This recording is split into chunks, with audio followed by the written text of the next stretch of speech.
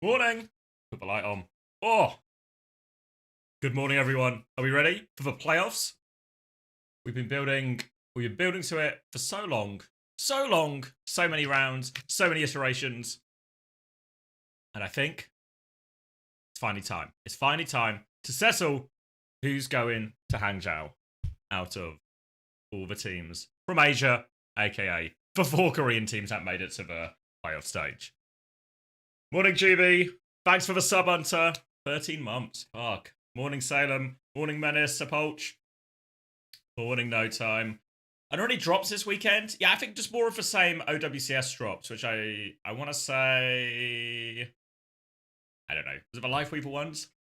It should come up with a pop up. Somebody more in the know will know. Hi, Disbel. But we're here. I need to do my pick'ems. I've got the clean feed ready to go. It's on a 10-minute countdown. Obviously, this part of playoffs is on LAN. So these four teams are at a LAN in Seoul. I don't know where they are, actually. I don't know if... My presumption is they're just going to be in the same place the Korea playoffs was. It says at the WDG Studio Hongdae, which I believe is the same place. Morning, Italia. Morning, Harold. LAN or LAN? Well, there's no such thing as a real Overwatch LAN. It's all just played on online servers. But they're going to be in the same building, which is as close as we'll get. Forgot how many scrimbucks you lost last weekend. Fuck, there were some upsets last weekend. Honestly, though, I don't know if we'll see upsets today. Morning, LeBron. You believe in Wei? Wei Zeta to China? A bold prediction. Let me show you. Have I got this? There we go. So this is our state of play. Morning, Shimus. Morning, Coleman. Zeta gonna win this? Well, I was watching some VODs yesterday. If you missed me watching the VODs, now the VOD of those VODs is on my Twitch, and it's going up on YouTube later today as well, on my second channel. But after watching, I only watched a couple of maps. I watched Zeta versus Falcons. Oh, predictions open. I watched Zeta versus Falcons, and I actually looked at it, and I think Zeta might be cooked. Let me break down what I was watching. So the VODs weren't that useful, really. Let me take you to some kind of color assault. So these are the two games from the Asia playoffs where we saw Falcons versus Zeta play, and we saw Wei versus Crazy Raccoon play. Now I don't think these were super informative of the matchups we'll see today, because Falcons and Zeta, off-tank teams, they just played loads of D.Va, loads of Zarya, loads of D.Va, and some Zarya, right? Whereas I think that only happens when Falcons and Zeta play each other. And I think the worry for Zeta is when we saw the Zarya matchup, it didn't look very good. It felt like Hanbin was gapping. But nah, Juby, don't listen. Close your ears right now. But Hanbin, best Zarya in the world. I think that was probably true before this. And he's maybe just reaffirmed his position as that after the performance in that group stage game. So the way the meta's leaning, it feels like the Mauga comp that Zeta initially had so much success with back in Korea playoffs isn't really working anymore. I feel like between people running D.Va and Ana comps, a bit of Farah as well, all of this has made the Mauga too inconsistent or too hard. So maybe there's a few ways to ban to it in certain places and stuff like this, but it felt like it's falling out of the meta. So now people are playing a lot more D.Va. If you're Crazy Raccoon, your solution to this is to play Winston. And I think the Winston matchup into D.Va has always been historically pretty decent. But also, if you're just a D.Va team, Zarya seems to be the one-upsmanship here. And I worry now, when Zeta, because if you look at where the bracket works, right, what you have to do if you want to be top two is you don't have to beat every team, but you have to beat at least one of the big three, right? So if Zeta can't beat Crazy Raccoon, maybe it doesn't matter. They can still get to the grand final. But the problem is, they'll have to run into Falcons either here, if Falcons lose to Wei, or they'll have to run into Falcons here. And at some point, they'll probably have to beat Falcons, or they'll have to beat Crazy Raccoon. So if they have to do that, and the matchup looks so bad for them, I know it was a 3-2, so there is like elements of close. Yeah, it was close. I think actually, this Esperanza that Falcons lost, Falcons had to really give it away. This 4-4 was an absolute scrap on King's Road, could have gone either way. But Suravasa got blown out of the water, honestly. And also the Suravasa is a bit more of an indictment, just because this is where they played Ram, which I think is lots of people's go-to this is people's go-to. They're playing Zarya. Ram matches up really nicely into this, and I think actually it didn't seem to work at all. I think Zeta could have played it better. I think Zeta's path to success this weekend is, can we improve at the Zarya or Ram comp enough to actually beat Falcons, or does our ability to play into Crazy Raccoon, because remember last time I played Crazy Raccoon, can their ability to beat for Winston with either the Diva or a Malga, can that reach a level that they need it to? I think it's exclamation mark. I want to say pop database, maybe. There we go. So yeah, so I'm actually really worried for Zeta out of all of this. Meanwhile, on the other side, the other teams we saw were Crazy Raccoon versus Way. And for whatever reason, some kind of handshake was agreed, and Way just played a Bull Tracer Sombra mirror against Crazy Raccoon, which I think has to firmly sit in the hot take category. They lost that mirror playing Bull Sombra into Crazy Raccoon, which will come as a shock to precisely 0 people. But I do think Way will have a slightly different look, some more curveballs to throw Falcons' way. But I don't think it'll be, again, it's like a little bit of a bubble of a matchup. So, to be fair to Way's credit, the decision, like the big picture decision, horrendous, right? Or a horrendous mirror to end up in against Crazy Raccoon. But the actual performance, they gave it a mighty good go. I think a very respectable, as respectable a 3-0 as you can. It was an absolute dogfight, to be honest. So, I don't know. I still think Way can throw teams curveballs. I don't know if it's enough to upset any of the big three. I think when I do my predictions, you'll see that I believe that is not enough. But I think, hot take alert, Crazy Raccoon and Falcons are going to end up in these 2 spots here. And Zeta are going to find themselves again. Always the bridesmaid, never the bride, you know? That's my prediction. Oh, thank you, Trooper Gaming. Whoops. All right. Sounds worrying, but thank you for the 2 months. You feel that? I mean, if they say, always the best man, never the groom. How do I unsub? All right, should I do my pick'ems as well, just to lock it in stone? So we've got, if you want to do the pick'ems as well, exclamation mark pick'ems, the forms are in the Discord.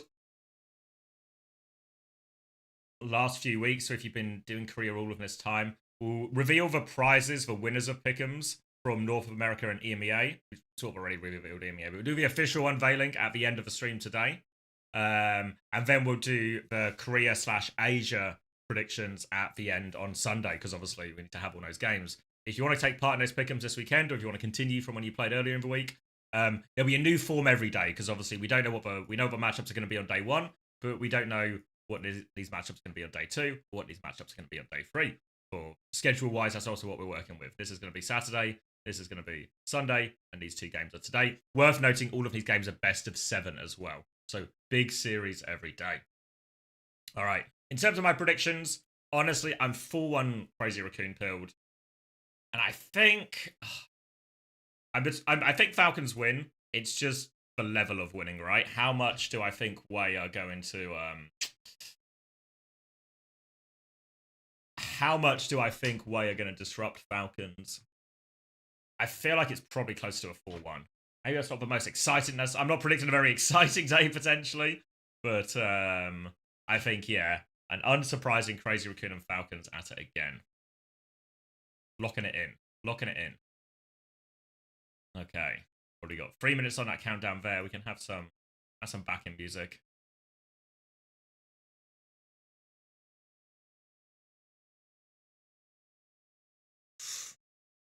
Think Zeta win 4-2. Taking the ball mirror.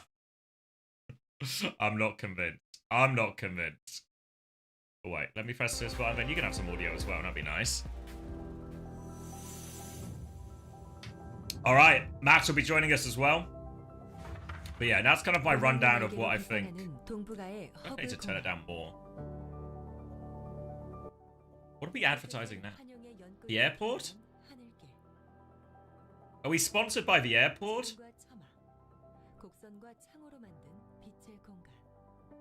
Does anyone? Yeah, should we buy a plane? Anyone got plane money? Thank you, Misfit7. Welcome back. There's another building.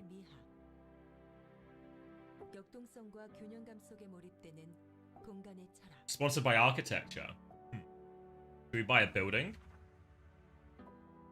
I mean, they're all nice looking buildings, no? Very elaborate, very fancy. Euro Millions 132 million tonight. You gonna have plane money? Nice. I'm excited to take our private jet later then.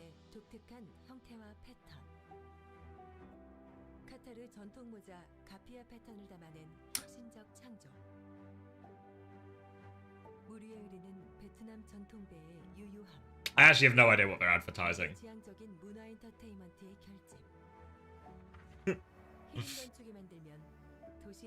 It feels like an advert for an architecture firm, no?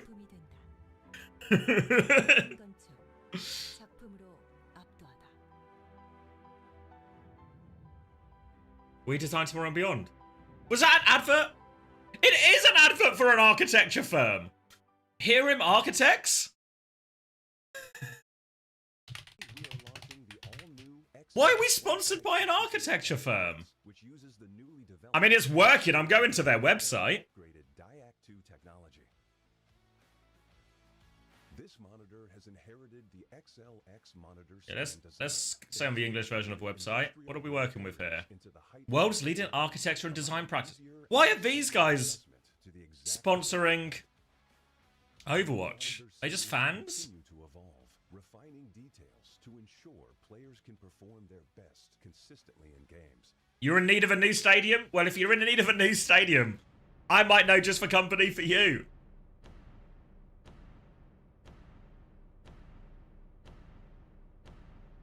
Love of a game? I'm so confused. I mean, I guess it's good news, but I'm so confused.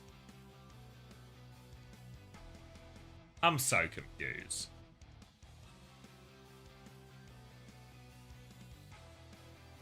No news in 2025? Oh, wait, you look at the dates. Yeah, 2024, they've done nothing this year? Maybe it's just a front. Maybe it's all a scam.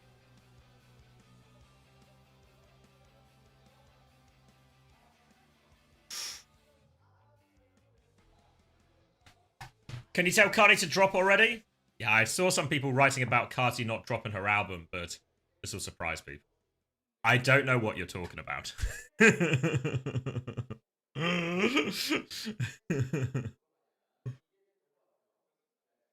Her?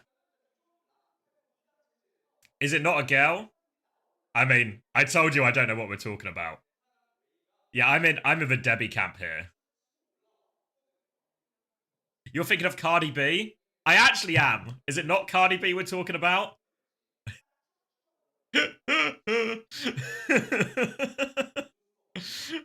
Playboy Carti? Oh. Okay. Not Cardi B, but yeah. Honestly, Jet, you've actually done such a good job there. Taking what I'm thinking of and I'm saying the wrong thing. I'm thinking the wrong thing, and you've translated it all. Greatly appreciated. Keeping me in touch. Bang some Cardi on? No, we'll get DMCA'd. I'm being told Wub greater than Carti at this point. When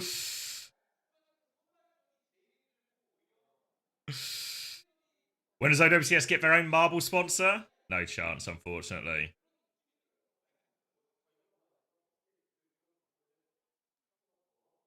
Do I know Not Like Us? No. Is this the album that was meant to drop?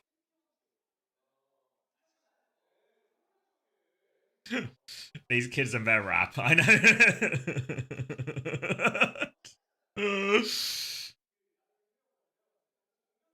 Unfortunately, it feels like I might be out of touch.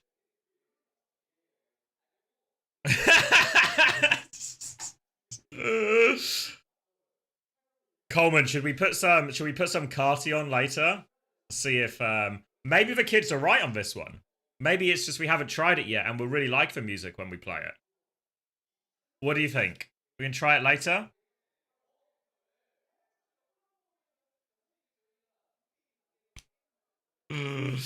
Is a no from you? I'll try and convince the guys. Let's see if Matt and Tobes are down for a bit of karting. I really think you would like Sky from his previous album. I'll talk to the guys. I can orchestrate. Surely I can orchestrate it. Matt's girlfriend is a child, you'll know that. Nice. We have our in then. I won't be good. I'm not planning to qualify it either. If you know, you know.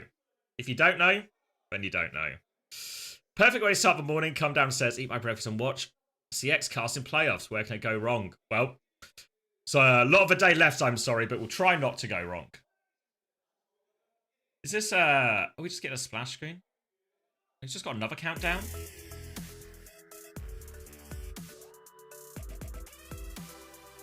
Cancel, Matt.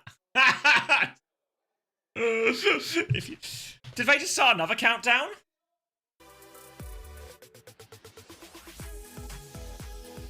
It's meant to be now, right? I didn't get the start time wrong.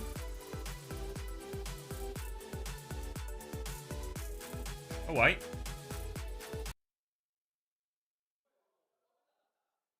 What am I looking at?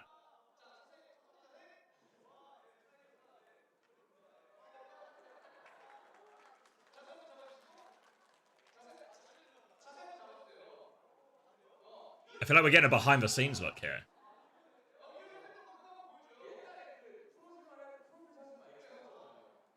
Have they all got... Where's my playoff jacket? They've all got these playoff jackets. Where's my playoff jacket? I'm going to message Craig right now.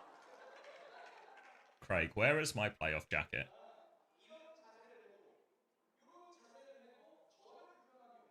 You ate it? Fuck. You know, what this gives me time for? I should do a tweet, right? Oh, live with Asia playoffs day 1. What's the right type of GIF here? Taking suggestions.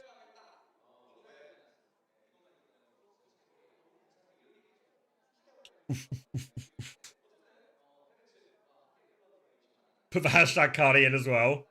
A giant marble. Playboy Carti. Is it with an I as well? That's how you know he's young. Is this Playboy Carti? Have I located the right fella? Yeah?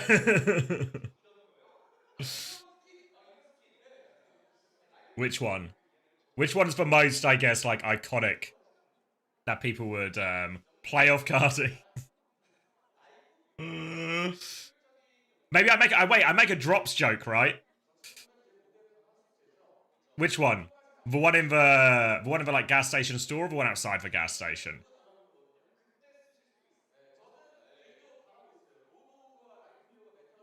I also mistook Carti for Cardi B as well, Juby. Outside? Okay.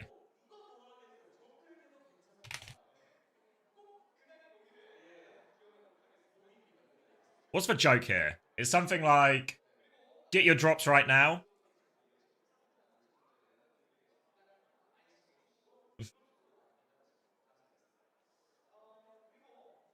How about just use this?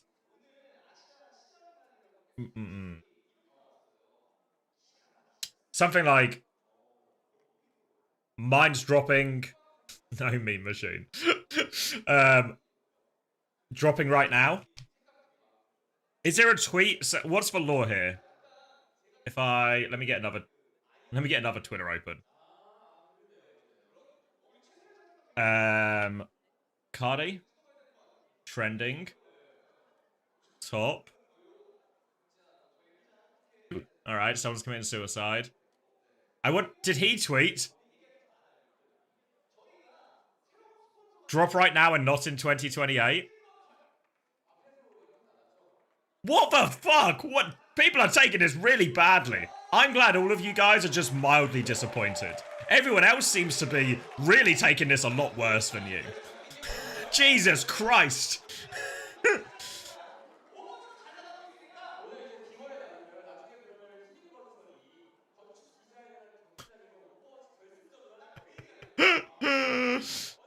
Even XQC is getting involved. Jesus Christ!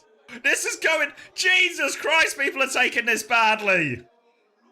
Was the album gonna be that good? Fuck me. Is there a single tweet on here that's suitable? Jesus Christ.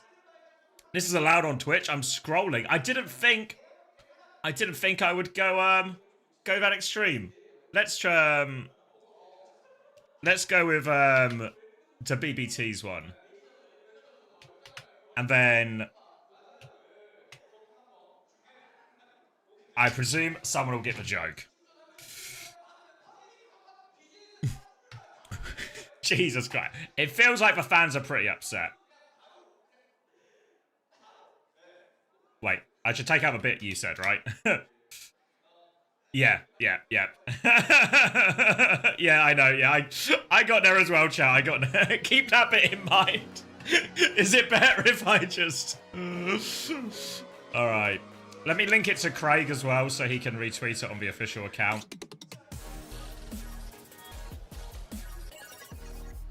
Where's Craig? I've not spoken to Craig in ages.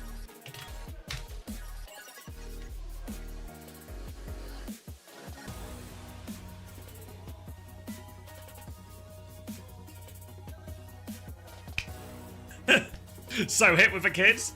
I think I've convinced people.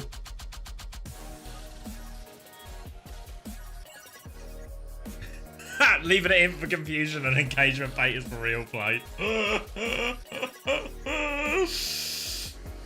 No, actually, funnily enough, the same thing happened to me. I was talking to someone, and then, for those who don't know, we had like the Face It sponsorship on our previous Uncoachable episode, and then the guy from Face It, Julian, he was messaging me, and he was like, "Can you add like a pinned comment like we did last time?" I was like, "Yeah," and he was like, "I was only half reading it. You know when you're doing one thing and you sort of half reading the conversation." Hold on. Yeah. Okay. Okay.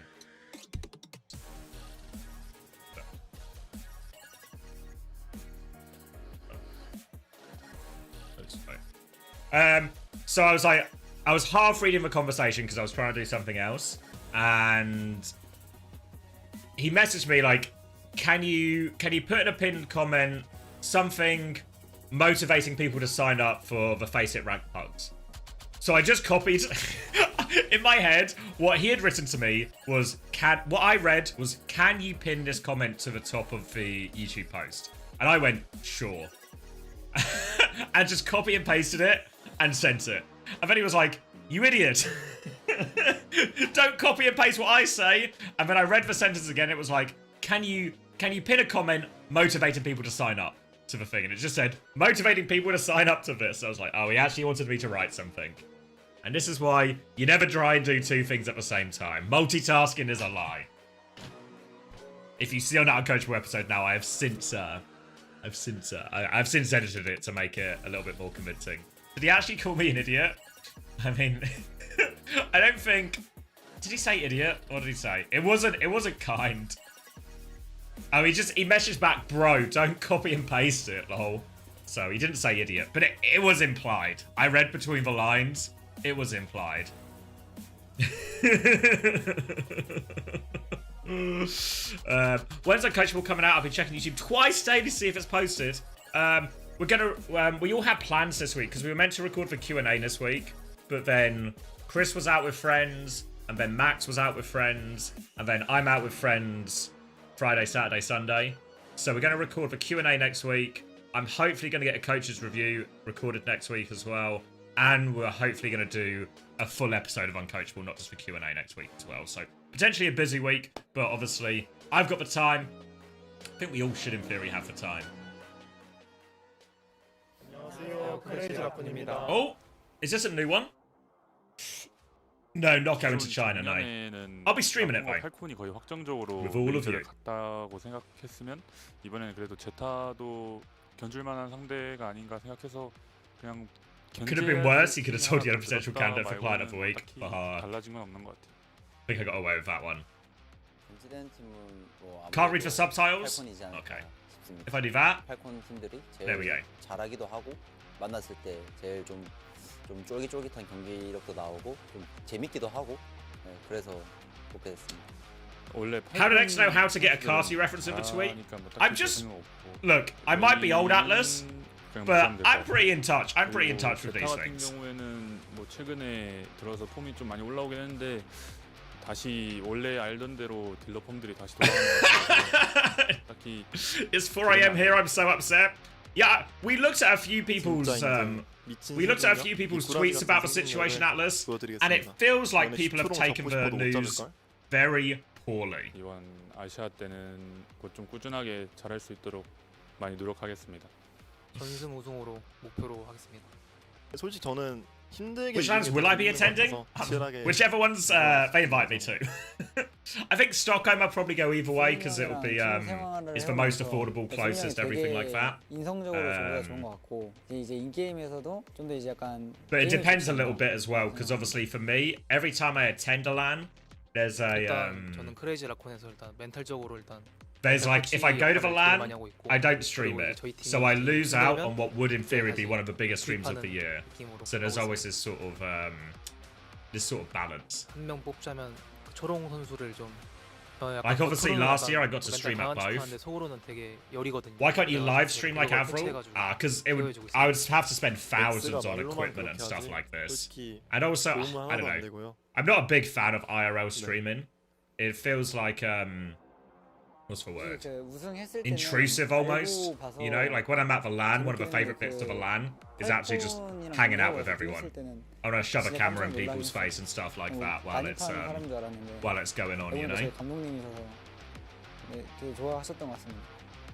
Plus, I don't have any of the equipment on stuff either, so 저희 that was like, 팀이 힘들 it wouldn't be 상황은 worth the 없겠지만 effort, I don't 아무래도 think. 이제 아무래도 그런 위기가 있다면 이제 저로 인해 극복하는 그런 모습을 보여주고 싶습니다. Yeah, like I feel like when we had when me and Max did the co-stream from Stockholm, when we just had it where because we had two mics and then like Tree would just come and sit down for a bit or Haddy or Chris would just come and chat for a bit. That feels a little bit better because it feels more like there's like a separate space for it, you know? So whenever people come in, they know they're sort of coming in for an interview type thing, you know?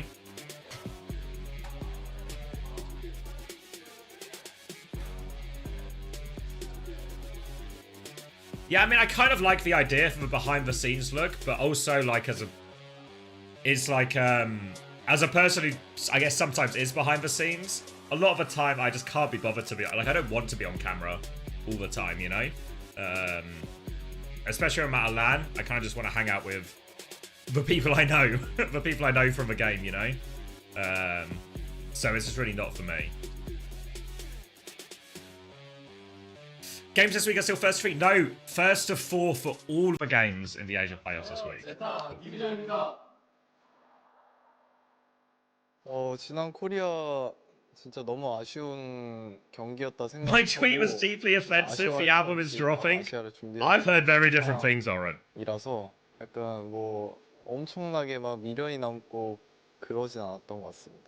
일단 저희 결승을 하고 Sure on camera a lot for somebody who's like being on camera. This is my burden to bear, Jubin. 아시아 경기들이 남아 있다 보니까 다음에 더 보완할 수 있게 더 나아질 수 있도록 그냥 파이팅했던 것 같습니다.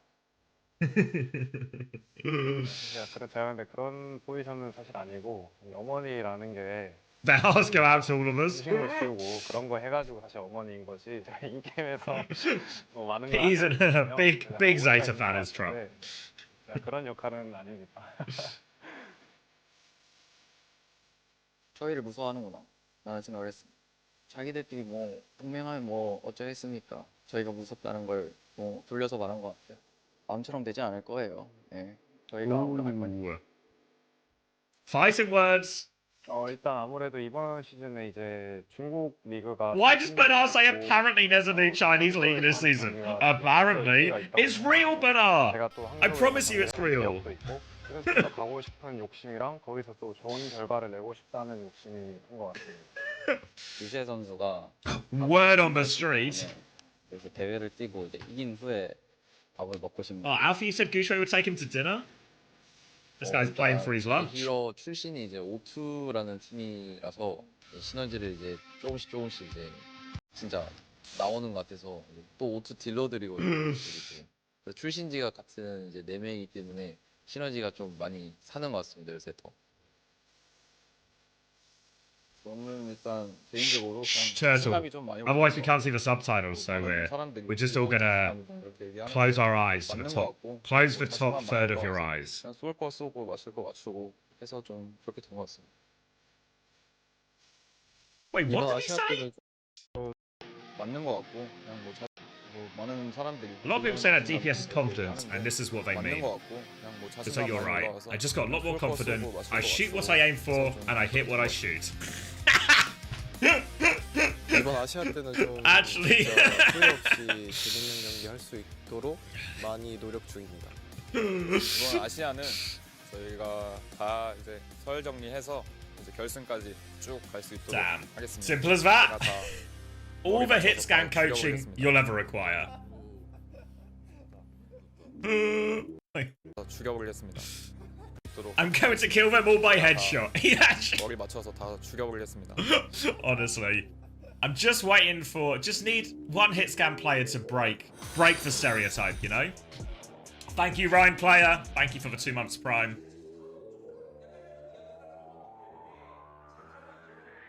Just hit the shot, mate. Aim where you shoot. Shoot where you aim. Where's Hunter? He'll be on any second. Any second now. I imagine he probably saw the delay. And then waited a little bit. He'll be here when the game itself starts. Is this LAN? Yep, we're on LAN. You don't need to take angles if you hit the head. Simple as that. Shoot him in the face. Don't worry about anything else. Alpha, you start in the first map. Alright, do we still have time on our predictions? Guys, there's actually like 17 seconds because we've had a delay. 10 seconds to get your predictions in. Quickly! Quickly!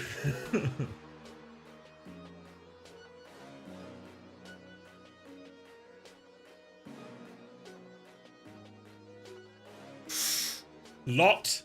Locked. 64% Crazy Raccoon.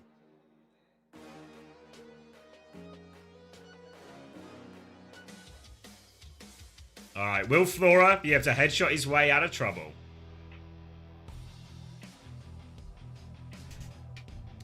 I mean, to be fair, Juby, I'm actually... They always like, they start the... There's always 20 minutes at least. Like, 20 minutes I feel like is the minimum we get, like, pre-show.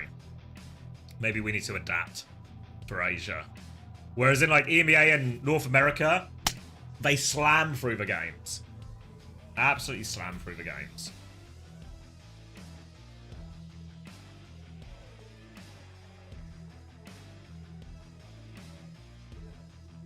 You're not crazy? My goat will shoot his way out? Alright, we got some Flora believers. That's why he did 10 to 8? Fuck. I don't know why there was the delay. Everything felt... To be fair, it feels like... Wait, are we not doing an interview either? Are we just jumping straight in? I guess they cut out the interview because they had to delay.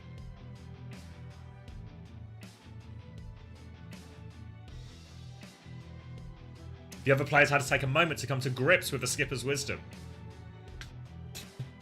Lips sitting there going, the head, you say?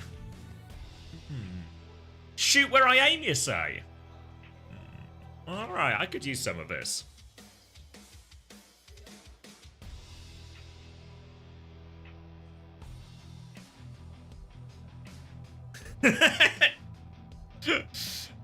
Exactly, Shubis. They have a very specific set of skills.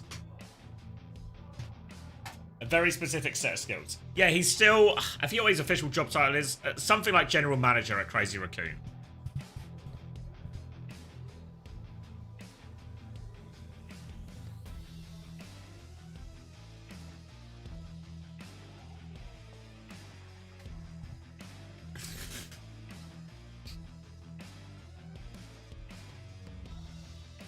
Yeah, Crazy Raccoon, they have Moon, Kong, and Pavan as well.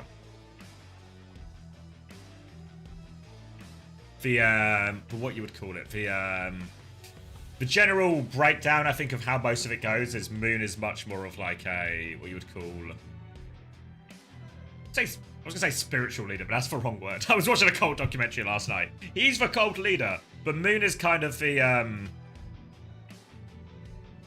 Kong is like the nitty-gritty guy. He's the Overwatch guy. And then Moon is like the...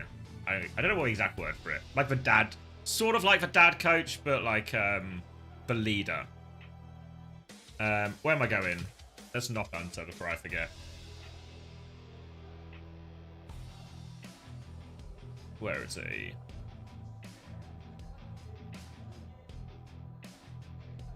Hunter.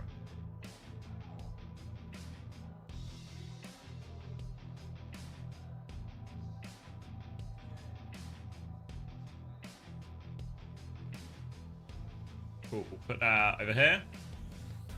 And we're good. But I also said he is the mother of the team and cleans up for them and does nothing in game. Yeah. Sounds about right. If you've lived with a house full of gamers, you know there'll be plenty to clean up.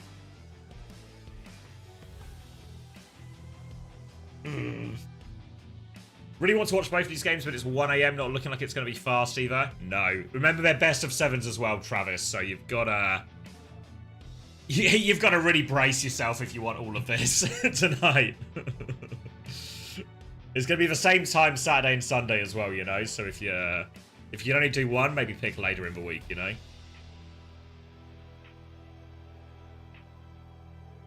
It's 8:30 and I haven't slept yet. It's not looking good. It's alright, only 4 to 5 more hours of Overwatch, and then you can go to bed, Joby.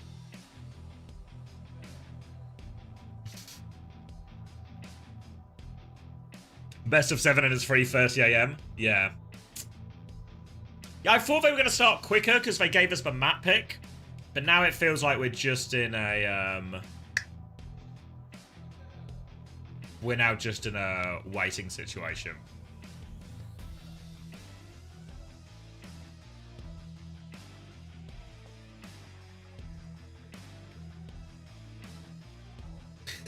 You have 4.5 hours until you start work.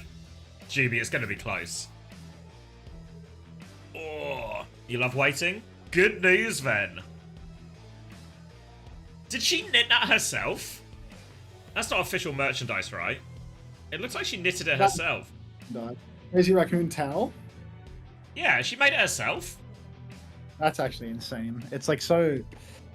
It's like dense, you know? Like, it looks well done. Looks very well done. Yeah. Look, it could be official merchandise. I feel like it's not good enough to be official merchandise, but it's really at the top end of homemade. Yeah, no, it's actually peak. Oh, this is saying it is merch. They're selling it at the stadium today. Oh, actually, okay. I'm less impressed then. Just showing off the merch then. Just, I want to know what that Lifeweaver meme says, you know? Probably something complimentary about old Weavy. Yeah. Auntie, if I see you at Stockholm, you're running me your pockets or getting taught the joys of British knife crime. There's no way that I would be a victim of British knife crime from you, Confusion. Let's be ridiculous. Oh, good games today? Should be. Well, I don't know. It would be like high quality games. I don't know how close they'll actually be. I think Zeta might be. I was watching some of the games yesterday, or some of the replays yesterday, and I think Zeta might actually be kind of screwed for qualification. Because they even... Yes! Really? Well, just because they played, obviously, like, even though it was a 3-2 against Falcons in the group stage, when I watched it back, Falcons had to really give away Esperanza to lose that map, you know? And then they smash them on Saravasa, smash them on Havana. So I actually think in this Zarya mirror, they won't win against Falcons. So if they can't beat Falcons, the only other way to qualify is to beat Crazy Raccoon, which also feels not very simple. Unlikely, yeah. Because again, it feels like they're going to rely on the Diva, and Crazy Raccoon is just going to play Winston, and maybe that's not actually... I don't know if I'd say like comp advantage, but it's like maybe a 55% towards the Winston, I'd say. Like, I think it leans that way. And then you factor in it's also Crazy Raccoon as well. That helps when it is Crazy Raccoon. Whatever comp you play, if you're Crazy Raccoon, you can just put like 10-20% on your win percentage or something as well. Yeah, it's one of those shoe honor comps, you know? And that's Yeah. a super handy situation to be in. Can we see the bracket? No. I'm keeping secrets now. I'm gatekeeping the bracket.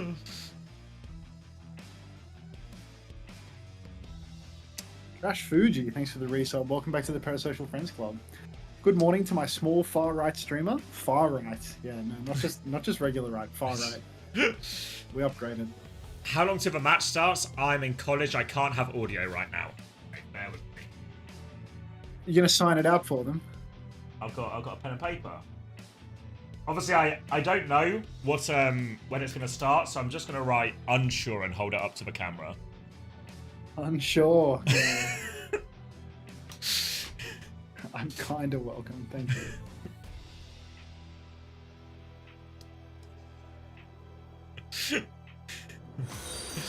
Thank you, Verif, as well, for the 12 months Prime. Wow, that's a lot of Prime. How do you even know who Pauline Hanson is, Confusion? Like, there's just no way.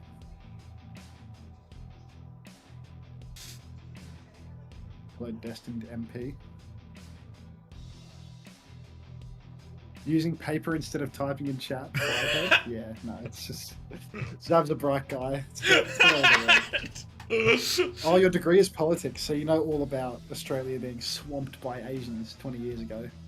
It's Pauline Hanson quotes, not my words. Good save. Yeah, Or- no, save. What do we think of the wordplay today? Repeat revenge? Repeat or revenge?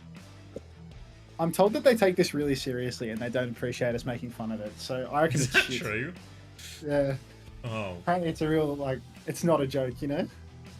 But every time I feel like they try and do a joke, no? Like they're trying to do it. It feels like they're trying to do a bit, you know? No, apparently it's not a bit. Like, they're just dead Oh. serious about it. Like, this is a serious thing for them. So when they typed hot as shoe and cool as fist, Yes, cool fist. that was oh, okay. Oh. Yeah, it's just shit, wasn't it? Yeah. Yeah. I mean, the hot as shoe one has kind of stuck around. Did you see it? I mean, people were liking the cool fist too, weren't they? Yeah. Did you see Oh, the Color did you- Hex, 44 months. Oh, Thank fucking you. hell. Welcome back. Yeah. Did you see the Nice floor block, mate. Yeah, interview you too. with Zeta Division Oh, today? what did the skip say? He was like, I shoot where I aim. I'm going to headshot them all. Reasonable.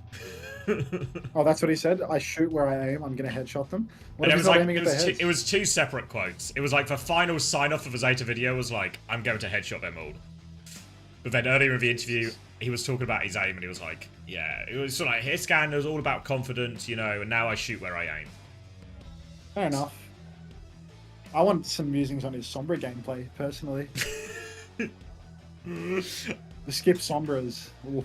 Ooh. Unfortunately, he also translocates where he aims, which is a much less successful strategy. Yeah, that shit is brutal. Not easy. Oh, here we go. Yeah, Harold has a quote. I'm going to kill them all by headshot. Reasonable. Thank you, Harold. No, you cannot knock me out, Baxter.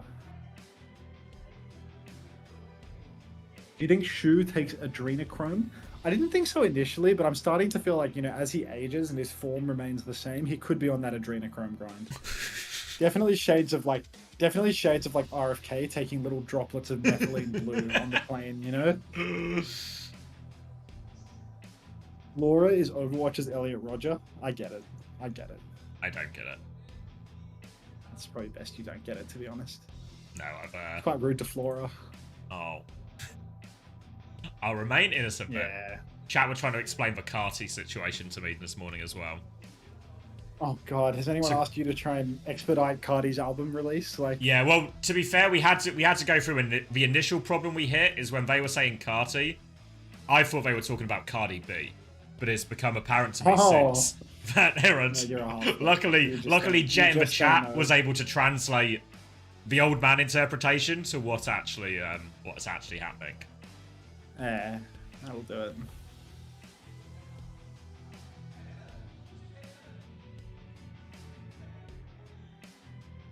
Not Cardi B, no. No. No connection. Oh, I feel like we've got progress. Oh shit, we might actually be getting into a game. Yeah, Malgaban. I feel like I had something. Malgaban, map 1. Come on, Zeta. Show me the money. You know what was actually really funny as well? On the Age of Playoffs, Zeta, whatever it is about Rascal, mate, every time there is a match point situation, like you think you have problems with bans on match point situations, but really you are just a poor imitation of Rascal, who once he gets to map 5 against Falcons, bans Hanzo when they have the first choice of ban. DPS Protect? Was it King's Road? It was Havana. Aww. Why? It was just... and it's just like... outrageous. Because again, in the Korea outrageous. playoffs, when we got to map 6 and it was like, need to win it to send to map 7, Bastion ban. And it's like, I just... Every time there's like a certain brightness of light, a certain luminosity that just fries his brain completely. Yeah. It gets really bright around maps 5 and 6, I'll be honest. Yes. Alright, shall we do like a little sync check? I feel like we're about to actually see gameplay. Yeah. 18, 17, 16, 19, 15. 18, 17, 16, 15, 14, 13, We're 12, there. 11, 10. We're Salute! there. How you doing, Karawi? Whoa. You making some money moves, Karawi? Did you get some jobs? Anything working out for you? Alright, so we see the Torby ban come out. I feel like that's not a huge surprise. Crazy Raccoon like to play a little bit of the Torb, but they are just going to go with something that very much suits their strengths here. The double flex support, ball, Pharisoj. We've seen a lot of Pharisoj from Crazy Raccoon over the days, but, you know, there's a Torb ban coming out from Zeta, and they're going to try and play the Hazard to go with that. Seems a reasonable enough choice in terms of alternatives to deal with the ball comp, but don't think the heroes are going to make too much of a difference if Violet's going to die this early. Bernard is now still trying to get onto this backline here. He's chasing down Lip and he's chasing down Chorong, but he's kind of just stranded behind, and this is going to be a very quick first fight for Crazy Raccoon. Yeah, look, I think even with the Torb ban, nowadays Hazard is just a difficult hero to pick. Going up against the Farah ball composition, Crazy Raccoon's comp overall, not a lot of targets for Bernard to catch. He can try and run down Shu, but he always has to duel the sleep. He can try and chase Chorong, but he can TP away. Same goes for Lip. Real deep spawn dive from Zeta Division though, and they've actually made it work. They've caught both supports with this Lucio Genji, and now Zeta Division, they're just going to run over to the point, get that flip right away. So as critical as I was of the Hazard, apparently it's going to work easily for them with that deep dive. Yeah, it feels like what they need to do more often is sort of try and like bait some of Crazy Raccoon to point, clear the ball maybe a little bit, then a chance to go. Also saw Violet and Alpha Yi trying to play very aggressive on the Lucio Genji sort of flank position, get themselves onto that back line. We're going to get Heesang swapping over to Echo now that can maybe deal with those things a little bit more consistently. Jumpin's trying to force for point, and this means Zeta can never really hold forward like they want to. Skip. Slam onto Flora, 9 HP. We'll get Suzu out of that one, and they can stabilize right now. Finn nearly has the Kitsune Rush. Will be the first ult on board. Now Bernard just controlling the space right now, and now they at least have the point. They can kind of just keep control of this area, Zeta. Oh, Zeta Division, I mean, they're all bulled up on the point, but they haven't really found their aggressive turn yet. Many shifts being forced out. That's 2 slides, a Suzu, a dash We've already for done Zeta it. Division, but still they haven't found their push timing. Crazy Raccoon are really just setting up, and they're going to go once they have their ultimates. They've got the mines, the rush, the nano all available now. In comes Heesang, but he's just going to get caught out by the skipper. No nano boost invested, nothing to keep him going. Juman not done with the fight yet. He throws down the minefield. That's isolated Flora. Alfie has gone down all the way towards the spawn side, but still there's a player advantage for Zeta Division right now. The mines are being cleared out. Looking like a bit of a disaster for Crazy Raccoon. Yeah, really struggling on this retake to get meaningful space here. They're traded. Trying to force for point. Now Kitsune Rush traded. Oh, the nade from the Ajax from Violet! Just as it was looking like this push was going to be difficult for them, they were struggling. The nade connects. Violet gets taken down before the beat comes off. And Crazy Raccoon, they don't just win the fight. They don't just claim the point, but they counter out one of the biggest ults there from Zeta Division. Just beat of the day. First beat of the day from Violet, and it's already an overwhelming disappointment. Like, be for real. Lep just says bro in the chat instantly. Like, it's unbelievable. Like, come on, Violet. What are you fucking doing, man? Like, just one time, bro. One time. It looked like Burner was doing so much, too. Like, he blocks off the Ana angle over on the coast. They have a rush on the point. They just grow up. Grow up. All right, Nano Boost available and Heesang's copy as well. Chorong is just going to pre-fight the Skipper with a double headshot over on the rotation. And this is bad to worse for Zeta now. They're being dived. Heesang cleans up Alpha Yi. Everyone is going to slowly bleed out from Zeta as they try to run away. But try as they might, nothing can stop these staggers from coming through. Oh. Can see the idea from Zeta Division, similar to how they eventually had success on their second attempt at the first fight. Ugh, but now it's going to get staggered out. They want to clear that side of the map here. They want to try and force Shu and Chorong to point. And then once they force that backline to point, then the dive, the engage is way easier for Banar and Alfie to get on. But the problem is they just lose 2 people on that rotation here. And you can see Crazy Raccoon jump in, working really hard to disrupt it. Obviously helps when Chorong just hits a dig from across the map. Now we're going to get slammed on the way out as well. Violet gets the Mega Vote. Pulse Bomb into the back is wide. Oh, Alfie goes deep with a blade, but he only gets 1, and he's just killed everyone on the way in. Like, they've tried to... They tried to just double down and go quickly. Heesang is hit by the downpour, but there's no one to shoot him. And that's just going to be it, I think. The touch is going to be maximum difficulty here. They're camping Violet, yeah. Minefield on the point. Violet's rolling out. No, Alfie will secure the touch on the Tracer. Finn has a rush on the objective as well, but Violet's going to go down instantly for that touch. Flores still has this clock, but he just can't find the timing to use it. Nobody's going to touch. Real mess for Zeta there. I mean, they were up, what, 80 to 20, something like that?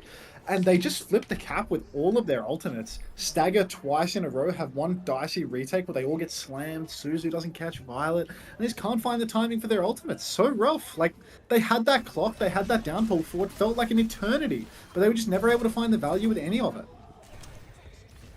No, I think it all kind of stems from that Ajax, right? Because then instead of being the... There we go, the slam again. But instead of being a big ult trade like this fight should have been, it's just a free retake, essentially. And then really no support ults when you play against this type of comp like Kitsune Rush beat. These should be your sort of almost guaranteed or heavily favoured fight win situations. So throwing one of them away, and then you have to try and do it the hard way without it, feels really difficult. It's going to be D.Va, Tracer, Sojin this time instead. Violet, booped. Is he okay? I think he's okay. He's okay for now. Playing with fire as he... I guess always does. Banara's now awfully low on point here. He's going to get slammed. The damage will be Suzu. Nade comes in afterwards right now. And Crazy Raccoon, they're just all over him. It's a mess on the objective, June, but I mean, he's tossing Burner all around. He's never able to shift onto anything meaningful. Just caught in the middle, getting tossed about, beamed by Heesang, shot on the side by Lip.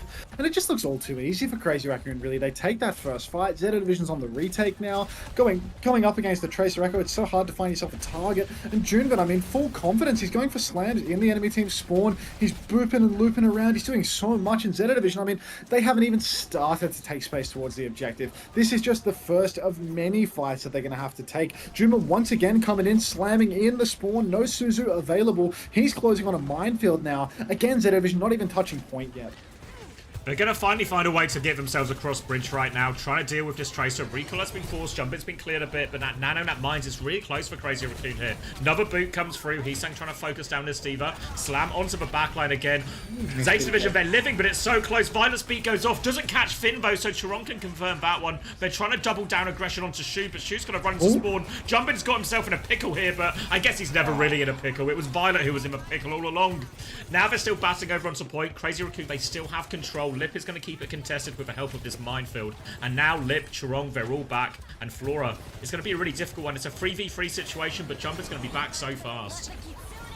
They can't even get the cap here. They're all back so fast. The B comes in from Chorong now. Flora is B-hopping around the map, skipping through that Kitsune rush, but there's nothing that can keep him alive. And Crazy Raccoon, even when it looks like they are down to the wire where they don't stand a chance, just so fast on the recontest. They stall the point for a couple of seconds, and Zeta, they can't even close it out. Feels like they're absolutely unstoppable here as Crazy Raccoon, Juma gets another kill onto Bernard, booping him off the map. Look at this, it's already 81%. Juma's going in spawn, he's 75 on another minefield, slams the Skipper once again. Flora finds a pick onto Lip. Beathead Tracer getting taken down by the railgun, but Zeta Division, even with this player advantage, you think it's going to be enough? There's a copy from Heesong. Juman slamming in main yet again. He almost has that minefield. Skipper, he's going to go for this clock here. Surely he jukes the sleep. He starts tapping the point. They might actually be able to get the flip off this one. Who am I kidding? Heesong, the clock is pulled, takes him down. Violet traded out. Flora's good for 2. The Skipper doing so much work right now. Chorong coming back into the Skipper's sideline for 1. And Zeta, they're actually going to get the flip. They've actually managed to do it there. They find their timing across point. The opening pick from Flora, and then Flora seals the deal with the overclock as well. And I mean, that's why he's the skipper. That's why he's the captain. That's what you need in these situations. He's given them a chance in this one. And to be fair, now they control the point. Should be a little bit easier just to, can they mark the ball? Can they mark the tracer? Keep the point contested. Keep control of the choke. Now it's going to be Shu who's going to have a really difficult time getting space. Who might be closing in on that nano boost perk is the only thing. As he gets closer and closer to that one, he can do such aggressive stuff every single time he has the nano boost. Doesn't quite have it yet, but he is about to be able to swing with it. Heesung playing very, very wide. Point touch has already pressured Zeta Division very much towards the objective, and Violet is just going to go down to Shu's nade. Pulse Bomb lands on Shu, but he has that self-nano perk. Alfie still secures the kill. The trades are coming back and forth. Alfie, he gets the touch inside the Kitsune Rush. He recovers his blinks that little bit faster, and he will get the stall. So Flip hasn't gone Crazy Raccoon's way. Violet's about to be back with the beat drop. He is here. He's been slammed up in the air. Doesn't get the Suzu. He wants that beat. He doesn't need to use it just yet. Come on, man. Come on, man. Bernard needs it. Bernard needs it. He doesn't have self-destruct. I mean, they don't need it. Yep. It looks so ropey, but Violet knows best, I guess. They're going to be able to stabilize. Really important that they hang on to that beat as well. Now, all of a sudden, if they get too close, nade onto Violet now. He beats this one. Will drop it against the anti-nade. Gets onto everyone who was around. Now they need kills with the tail end of this beat. There's a copy tracer coming out from Heesang right now. They're trying to double down to Flora. 2 tracers on him. Pocket coming through. Matrix is there. Violet is there. They're trying to help out. There's a Pulse Bomb. Suzu has been forced. Pulse Bomb has been eaten by Bernard. More pressure onto Flora, but more peel. Violet's now a little bit separated. They're still chasing him. Both tracers will finish that kill. That's now 2 players. Advantage for Crazy Raccoon. A chance to get themselves back onto point. Kitsune Rush has come out in response. They still have control of the point data. They need to make it work here. Flora finds one, but he needs more. He can only get one. Alfie's traded Shu in the back, but they trade it right back. And now Bernard, he's going to try and play for the touch. Violet at the other end. Bernard does get the touch there. Not out of it yet. It is Lijiang Garden. We can contest for ages.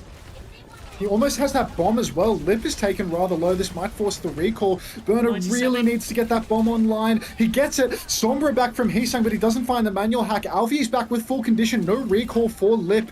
Only Violet down in this fight right now. Chorong's rather low on the point. The bomb comes out now. The remech.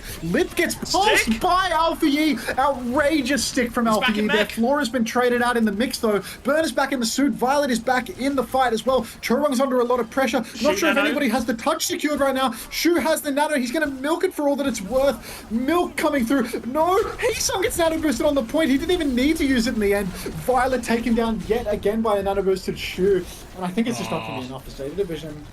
I was so close. I think the nano will get the job done in the end there. I think without that nano, they probably don't do it. They tried to find that kill onto Shu.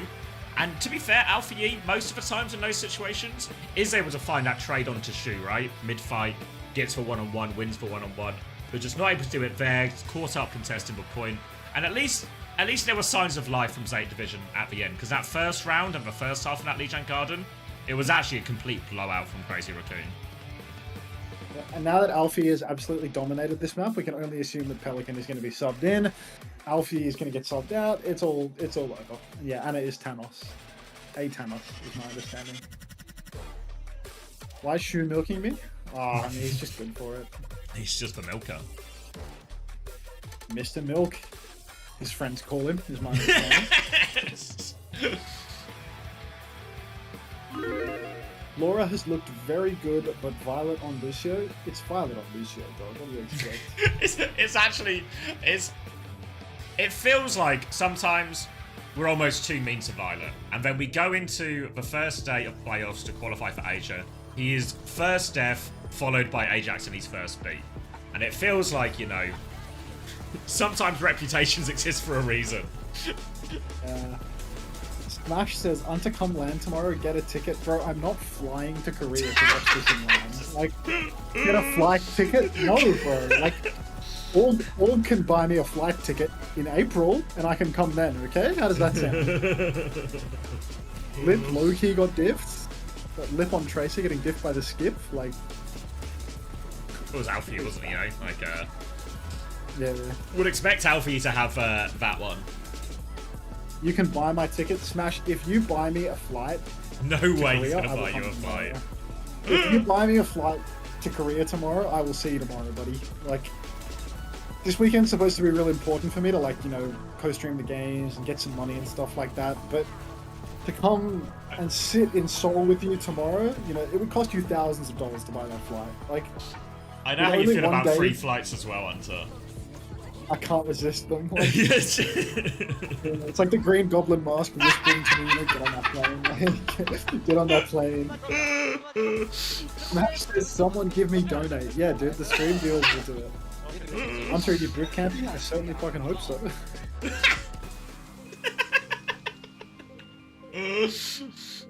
Would be nice, wouldn't it? What is that? Jonas with 1 bit cheered. See you in Korea. Thanks, Jonas. There's nothing like raising money for an international flight, a penny at a time. Oh, ironic. Thank you very much for 6 months. Welcome back to the Parasocial Friends Club. This money is for Smash. I'll be sure to hand it over to him when I'm in Korea. Oh. Thank you, happy birthday, Prash, for the 4 months of Tier 1 as well. The OWCX pugs were so much fun. Yeah, I've heard lots of good things about the Face It pugs, actually. Unsponsored opinion. Everyone seems to be enjoying them. Apparently we're getting help with applying for our visas. I saw that. Just now. Well, this ping came 2 hours ago, but... Thanks for the bit. Hashtag I did my part. Deprue. Thank you very much for the 5 months. Money for tickets. Welcome back to the Parasocial Friends Club. Smash, what do you think about Hunter? He don't fuck with me. He don't fuck with me. Everyone knows this. Alright, let's look at this form. You doing your visa application on stream? I don't think I even need... I don't even need a visa to go to China. Do you not? No, I think Australia and Korea both have visa-free entry for like 2 weeks. Yeah, I don't think I need. I think it only matters for Alex and the Americans. And it's like, it's a really easy country to get a visa if you have the letter of invitation, I think. 1,058 Australian dollars for Melbourne to Seoul tomorrow. Get on that. Is it direct? I've still got my visa from APAC. Sneak me in. Dog, it's the cost of the flights. Smash said he's my best friends in the world. Need 100 more sub for Hunter's flight. See? He fucks with me. I mean, what I meant to say is he don't fuck with me. My bad, my bad. We He need don't more fuck than with me 100 at as well, all. I reckon. Like, just Yeah, doing some quick definitely math more on than me, I 100. think. We're gonna need more than 100. Yeah, we need like almost 500 to make this worthwhile after tax.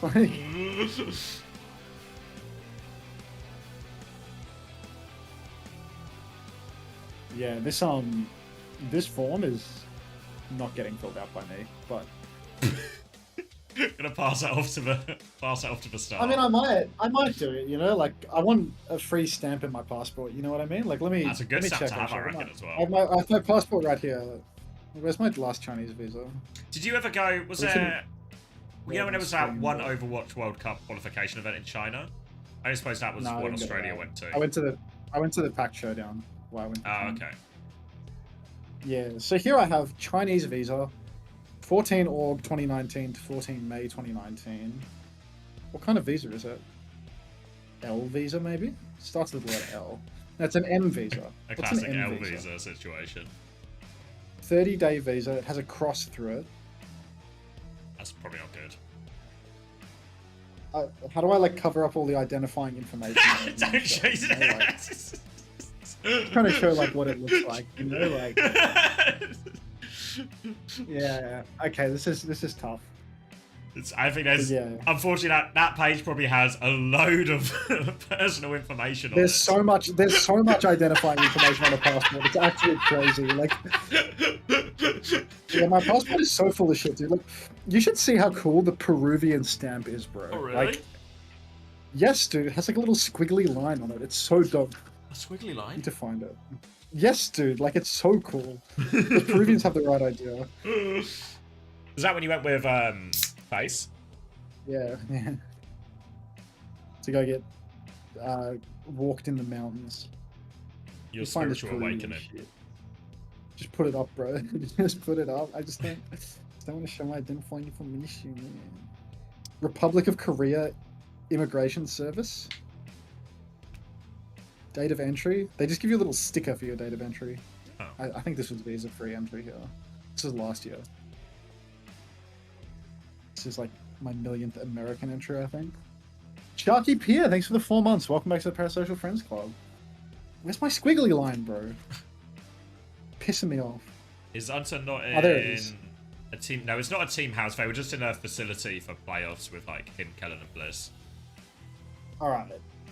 I think I'm covering all of my identifying information. Oh my here, god! I hope. I feel like this Look at is... look at how cool this squiggly line is on the Peru. Can you see it? Whoa, such a bad job of this. Making such a meal of this. Your camera is so small. Whoa. Oh, I'm a small streamer too. I'm gonna make myself a big streamer. It's Okay, like I'm having to like nose Look to at that screen the monitor squiggly to see thing. it. Look how fucking cool that is. Big ups Peru. Like squiggly P for Peru. Actual gas. Oh, it's nice, isn't it? It's so cool, right? Like, you know what? You guys are alright. Hitalia Music, thanks for the 7 months. Welcome back to the Parasocial Friends Club.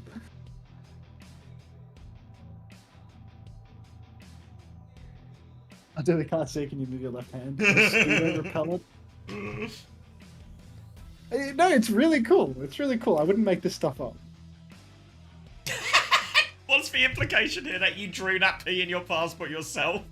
It's just like what I was saying. Like, it's a really cool P. Like, people are doubting me. Like, people are thinking, like, oh, how cool could it be? But then they How see cool it. could a P be? I mean, you say you have my tax file number. Like, I feel like you can find someone's like, you can find like, can you find someone's TFN by looking them up on the ATA website? I don't know, but like, anyone that has like an ABN, you know, you can usually find like a bunch of information about them.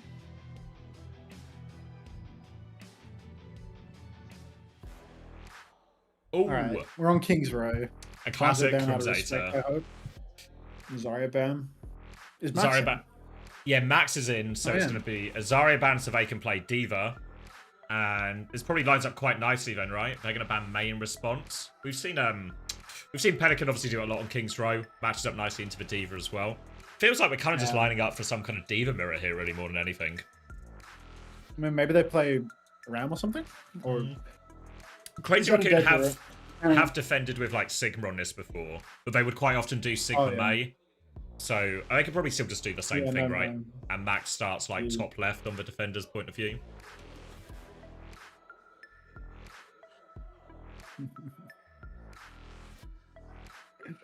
Oh, heavens.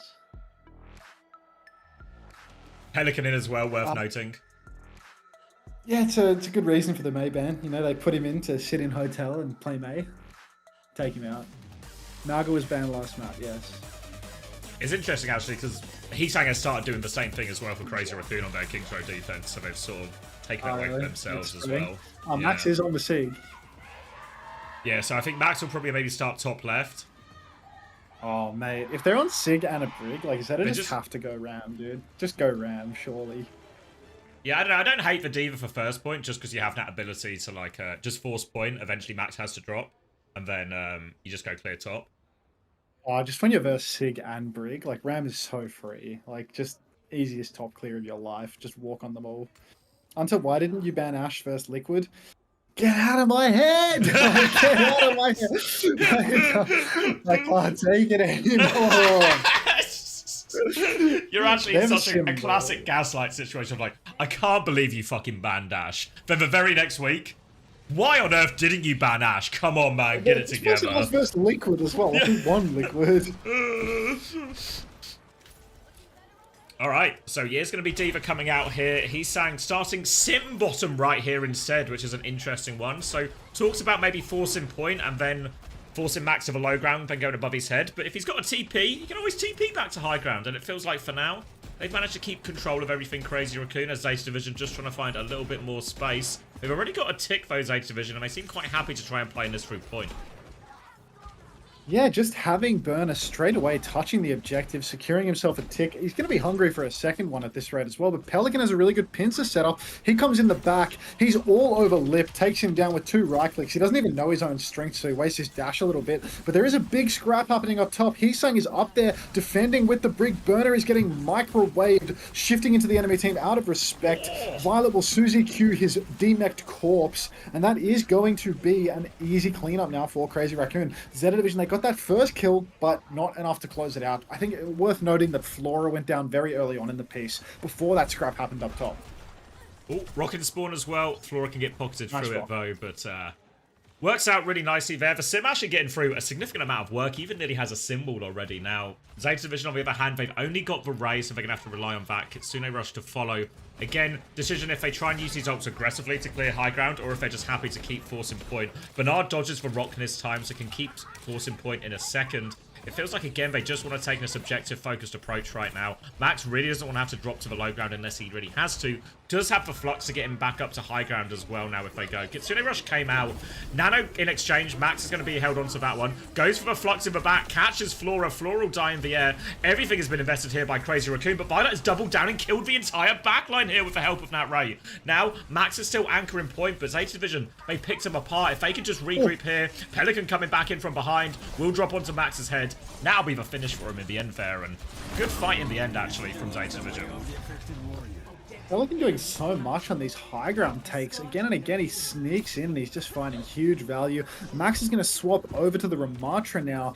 Decent point, second point for the Ram. You know, lots of tight chokes where you can throw up the shield, block a lot, get the slows and actually just catch everyone up in these tight chokes again. But, I mean, look, Zeta Division, I mean, they've got Bernard's bomb, right? There is a chance the Crazy Raccoon, they just have this stolen away from them to some extent. The fact that they have an ult deficit coming off first, they invested pretty heavily trying to keep.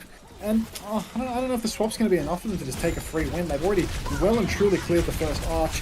Max is getting poked really heavily close up, and a deep push comes in with Pelly's Blade. Rally comes out but does nothing to counter out Pelly's Blade itself. Does look like Pelly might have dropped the ball a little bit here though, as the Blade will be countered out. Violet went down super early on in the piece. Burn is actually staggered, and this has suddenly turned into a mess for Zeta. Yeah, it looked like they had it when Pelican found that initial kill so early on. He's going to swap over onto Echo now. More stagger coming out onto Bernard again. Seems to be no matter what hero on, he's going to get staggered out by Crazy Raccoon at some point in the map. Now Max is holding aggressively on the high ground. Drops in his slow just to force him back. And Crazy Raccoon, they have control of this choke right now. They have the Bob if they get in any trouble as well. So they can match Floras at any situation. Echo swap. Yeah, the Echo swap, I mean, it's kind of good on this part of the map, but I still feel like it can be very tricky here if Lip gets the read on which direction he's coming from. For now, they're just trying to bully away point. There is like a Genji Brink group holding close for Crazy Raccoon. Here comes the Bob, and Pelican too far away. He needs to try and get the drop on Lip, like find a flank or find him engage. That kind of distance, that kind of range, it's all too easy. Now Charong's going to drop in behind. Does get himself traded, actually, dropping in for that one. But they can stagger out the baby... Oh. Well, they could have staggered out the Baby Diva if they wanted, but they choose just to take the kill. They will be Charong down, but Crazy Raccoon get the hold.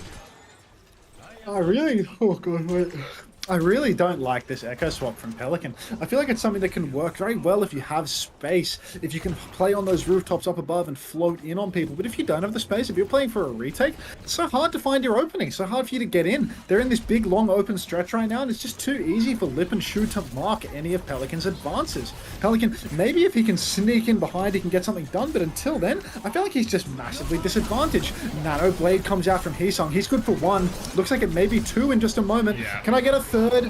Oh, it's a staggered burner. Oh, they missed the sleep from the sounds of it, but still, just fight after fight for Crazy Raccoon. Complete control. Pelican's only 45% on that copy. What's this, 2-3 lives on Echo now? Yeah, never really found any of these engages. You think of Echo into these sort of comp. Can they find those assassinations, chances to engage onto Lip when he doesn't expect it, Shu when he doesn't expect it? But so far, Pelican's just been mainly with the team every time, and it's been all too easy. They did use Nano Blade there on the defense, so there is ult advantage, but Crazy Raccoon, knowing they've invested heavily in the fight before, are going to hold forward as a result. And now Lip just has this really powerful angle. Pelican is trying to clear out this right-hand side, but it's not a great area really to fight a Genji. It's very strong for the Genji in these close rooms. It's going to be a 1-for-1 trade on Shu, which is good for Zeta. It should help them break this spawn hold. But they're just having their time bled off the clock this all the time here, Zeta. Little big yawn. Sorry, mate. I gotta have another cup of coffee at 8 PM or something. Falling weary. Lip gets an opening pick onto Finn, which is an absolute disaster. Violet tries to match in with the Kitsune Rush. Already, though, Choron, I mean, he's a rally Jax, but it's not going to matter because both supports are dead for Zeta. Maybe this is going to matter. Skipper gets another trade onto Max. He's saying he's actually dropping the ball here. He's saying this is an easy kill on the Skipper, and suddenly Zeta Division with no supports, they're able to clutch out tremendously. Somehow, some way, Finn's early death has been presence of mind as now they have Ray advantage for the final fight. No support ults for Crazy Raccoon. Blade, Bob, there are ults to play with, but Zeta Division have just as many, and with a Ray for Cart and Crazy Raccoon needing to touch it, as real a chance as they're ever going to get.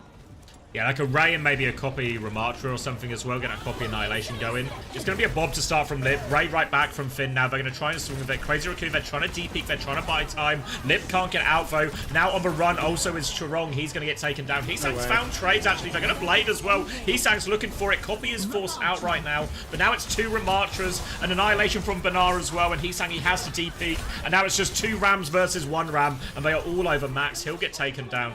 And seemingly out of nothing, really, Zeta Division are going to capture second point. Yeah, Zeta Division, I mean, they had the ults for the final fight. Even with Crazy Raccoon's investment, Zeta just had more to pour into it. And Violet, he went for a good play, played over on the side, split himself spatially from Finn. Constantly had an off angle. It meant that it was really hard for Shu to ever step up and help his team. Eventually, will actually go down to Violet. Lip's up top, but it seems that everyone knows it. Everyone is marking his position, and Zeta are happy to just keep on pushing the cart until Crazy Raccoon step up to the plate. There is a nano boost online, but Shu is going to flank because he has the perk. He can go aggro, and straight away he finds that value. He hits the nade, he hits a sleep, he takes down Pelly, and again, 1 ult, 1 fight win for Crazy Raccoon. Clean stuff. Pelican over to the Genji now as well, just will mirror it out. Gonna be basically everything mirrored except for obviously the Ana. Flora's gonna start with Overclock right now, trying to take some space, doesn't hit the first shot onto the Juno. Cleared a lot of space, but there's still a Genji and an Ana on the flank here, so they need to be careful. We're actually gonna get a pause right now. And I'm not sure if Zeta Division know it, but like Shu is in the Mega right now, and Heesang is even further to the right, so they've kind of walked into a little bit of a trap here since they've not found any kills. God. I mean, thankfully, they've had lots and lots of time to pause and think on their position. So, you know, nobody's getting caught out now, but ugh, slow burn. Yeah, Flora banged his knee once again. That could be the situation that we're in, actually. It's a classic Flora knee injury. A knee Pete. The knee Pete. Oh, that was a serious pun, by coat. the way. That wasn't meant as a joke. No, that wasn't one of those joke puns like what they have on the broadcast in broken English. This was a dead serious one. Please take us seriously, guys. Like, we're serious castles, I promise you.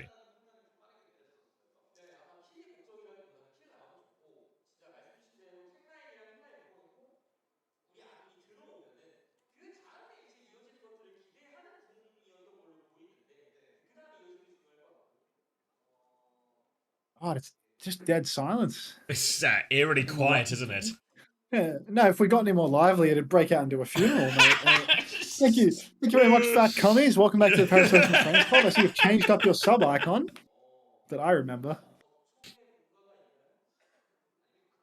Can you shrink the gremlin on the right by 20%? I might miss Violet's next Ajax. Give me money. Until what's your hair routine? Just look like a fucking greasy, unkempt degenerate is basically what I go for with my hair. Oh, I can see it. Yeah. I think most can. To be honest. Yeah. I'm no barber, but Until I think you're happy. I can recognize that cut. Yeah, not terribly, to be honest, Nog friend. Not terribly. That's Gimp. Yeah, that's Gimp. I need some water. Ooh, no sign of what we're pausing for. It's too small. Give me money and I can make it bigger. You guys want to help a small streamer? The more money you give him, the bigger he gets. What's my routine? Just cut it all off. Cut it all off. Actually, shave my hair this morning. Oh, we're right back into it. All right. Oh, nade's going to land from Shu. He does find that kill, and the positions that they were unable to clear do come back to cost them. It's a 4v4 though, so they continue rush to keep going at this point here. Sleep comes through onto Banar, slows down his aggression right now, so they manage to clear the corner with it here, Zeta Division. For Crazy Raccoon, they get their spawns, and they get another chance at a 5v5. Wins the final 15 seconds. Chirong has Ray, and Zeta Division, they have a whole lot of nothing, so Zeta Division, they need someone to make a play. They need something to happen here, because it's going to be so hard to play into this Ray. The nade hits Pelican as well. The Suzu onto everyone else. They're trying to kite out this Ray. 2 seconds left. They need to get the touch. Pelican is 1 HP. Chirong will find that. And there's no touch. They disengage the ult, but they disengage the entire point. Yeah, no, nothing but respect for Pelican there, deciding not to dash onto the point and give his own life, instead opting to die with the dash and just watch the cart not get touched. A classic respect moment there for Pelican, to be honest. It was a nice initial kite, but did not quite have the legs to finish it out. Game sound is outrageously loud as Shu nades himself up the stairs, TP's away to safety. Just so slippery, but Violet is there good for it in the end. Just up in main, swinging wildly. Here's the Pelican classic up on the high ground, but no, just tough. Just very tough for Zeta Division. But I'm very happy with the outcome of this game because I want Zeta Division to lose. I don't want to see Zeta Division to land. Oh, what's with the anti-Zeta Division? I don't like them. Oh, fair enough. Can you put your camera over the player cams and pretend like you're playing at the LAN? I'm extremely parasocial. You have the gift icon, so I can do that. For now, I'll just put myself over Bernard's face. Till I finish all I'm over Bernard. the screen. Thank you, Psycho Shiro, for that beautiful insight into what you're up to right now. Play Queen, bracket, SSG vs Nightmare was one of the best games ever in OWCS, by the way. You know what, Thenoris? It would have been better if we won, in my opinion. But thank you, Slate Man. Yeah. Can you talk like Bernard? I think I'd get banned. Hey, you want to hear my Bernard impression, guys? I do an insane Korean man impression. And now for my next impression, I'll do the entire Zeta Division team. And Young Chop shit. Ask Smash to cheat you. Smash has already told me I'm just not allowed to do the impression on stream. You know? Last time I did an Asian impression on stream, I got in big trouble. Oh. It wasn't an EQO situation, was it?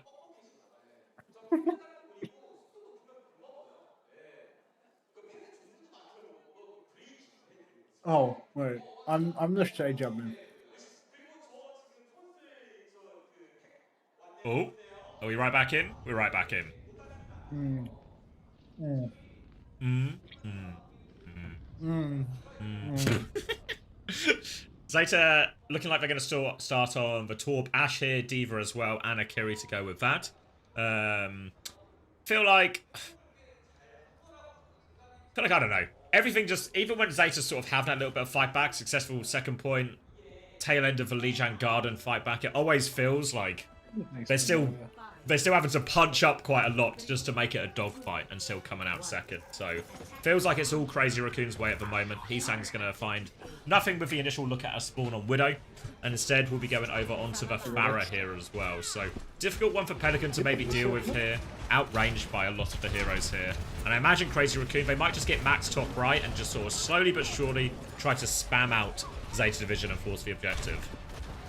Yes, PDK. Leaf comes out onto Flora, bending it like Beckham. The Shu has just gone for this fast rotation up top. But Flora, he manages to secure a kill onto Heesung and get the dynamite onto Shu. So really doing all that he possibly can here. Comes inside to 1v1 Shu. No way he loses this, right? Oh my God, the skipper nearly lost it after all that. So close. So incredibly close. Alright, everything will work out in the end. Skipper doing it all, though. Yes, needed a little bit of a helping hand with that 1v1 in the middle against Shu, but he got his helping hand. That's what friends are for, Max. So the Zeta Division, they will secure the hold, and Max is going to go on to the Diva now to play in more similar heroes. Heesang's also going to go on to the Echo as well. Max is going to start by taking top right here. Looks like they want to try and clear that angle, maybe lip swings through Hotel at the same time. Heesang's going to clear the turret. Then maybe IA up Pelican on this left-hand side here, but he has full pocket, and it's pretty much a stalemate right now. Pelican looking to snack as he gets slept up by Shu once again in the hotel. No nade coming through though because Violet has that Suzy Q ready and Max isn't there to eat it. Nade comes in later, but it's not going to matter because the skipper has swung over on the side, found a kill. Nano and a push from Shu as well. They're going for all the kills in the world. Chorong invested the Ray in the mix there. Flora, he's dodging Heesang up on that high ground. No trade for Heesang, and he's just going to go down late. Instead, suddenly the hold's starting to look awfully solid for Zeta Division, which is a disaster for me. The results head in favor of Crazy Raccoon. Did have to invest both support ults for that one, Zeta Division here. So Finn did well to find the nade and the nano through all of that big sort of melee and hotel. But now a nano advantage for Shu here. A chance to throw this one onto Max or onto Heesang. Whether he's a Bob to force the point. Flora with the swing through. He's going to start aggressively with Bob. And Lip is in trouble. Benar is chasing him down. He'll get that kill on Lip. That's one opening kill. Bob is trying to force the objective a little bit here, but shouldn't be able to get a tick. Pelican will clean that one up, and Zeta Division will just be happy with that 1-for-1 ult trade, get a kill, and get to go back. Lip coming back on Widow maybe here. Nano Boost comes out onto Heesung. He's looking for a kill, but there's still so much left to sustain him. He doesn't find anything. Pelican has kited it out with Violet. The Suzy Q was good to keep both alive. Lip is on the Widowmaker right now, but he's already been forced back to a rather passive angle. Bernard pressing forward, forcing him further back, but Shu finds the kill onto Finn. Violet is swinging in the back. He will find the kill onto Lip, but now in comes Heesang. He's going to take down Flora, and I think that it should be enough for Crazy Raccoon to cap this one. I mean, only Lip is dead right now, but Zeta Division, their touch is going to be dicey. It's just Violet and Burner right now. Burner being completely marked. He's trying to stall the touch. He has the bomb. Don't know where Violet is anymore. Bomb not going to be invested. Zeta Division giving it up. Yeah, just going to be a die on point angle there. Considered it, but would have been such a difficult one to come back into. So Crazy Raccoon, they capture first point after getting held up quite a bit. 3 minutes now from the second point. Molten Core still in the hands of Pelican, Copy in the hands of Heesang here. Lip is sticking the Widow as well, but as we get to this street stage of King's Row on second point, should in theory be a lot harder for Lip to find meaningful angles without having to take at least high-risk positions. That can be punished by Bernard if he sees him.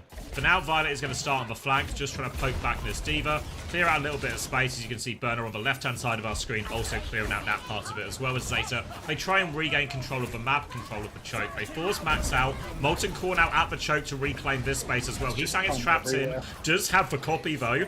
Will not be forced to use it, actually. Pelican's going to run into this Diva. Will get cleaned out. And Crazy Raccoon, they're just trying to disengage, but Max is going to have to invest for self-destruct here. They can't kill the baby, though, but they at least force that ult out. Crazy Raccoon very close to support ults. Pelican is dueling Heesung in the back, but Heesung, he's alone. He needs to use the copy to keep himself alive.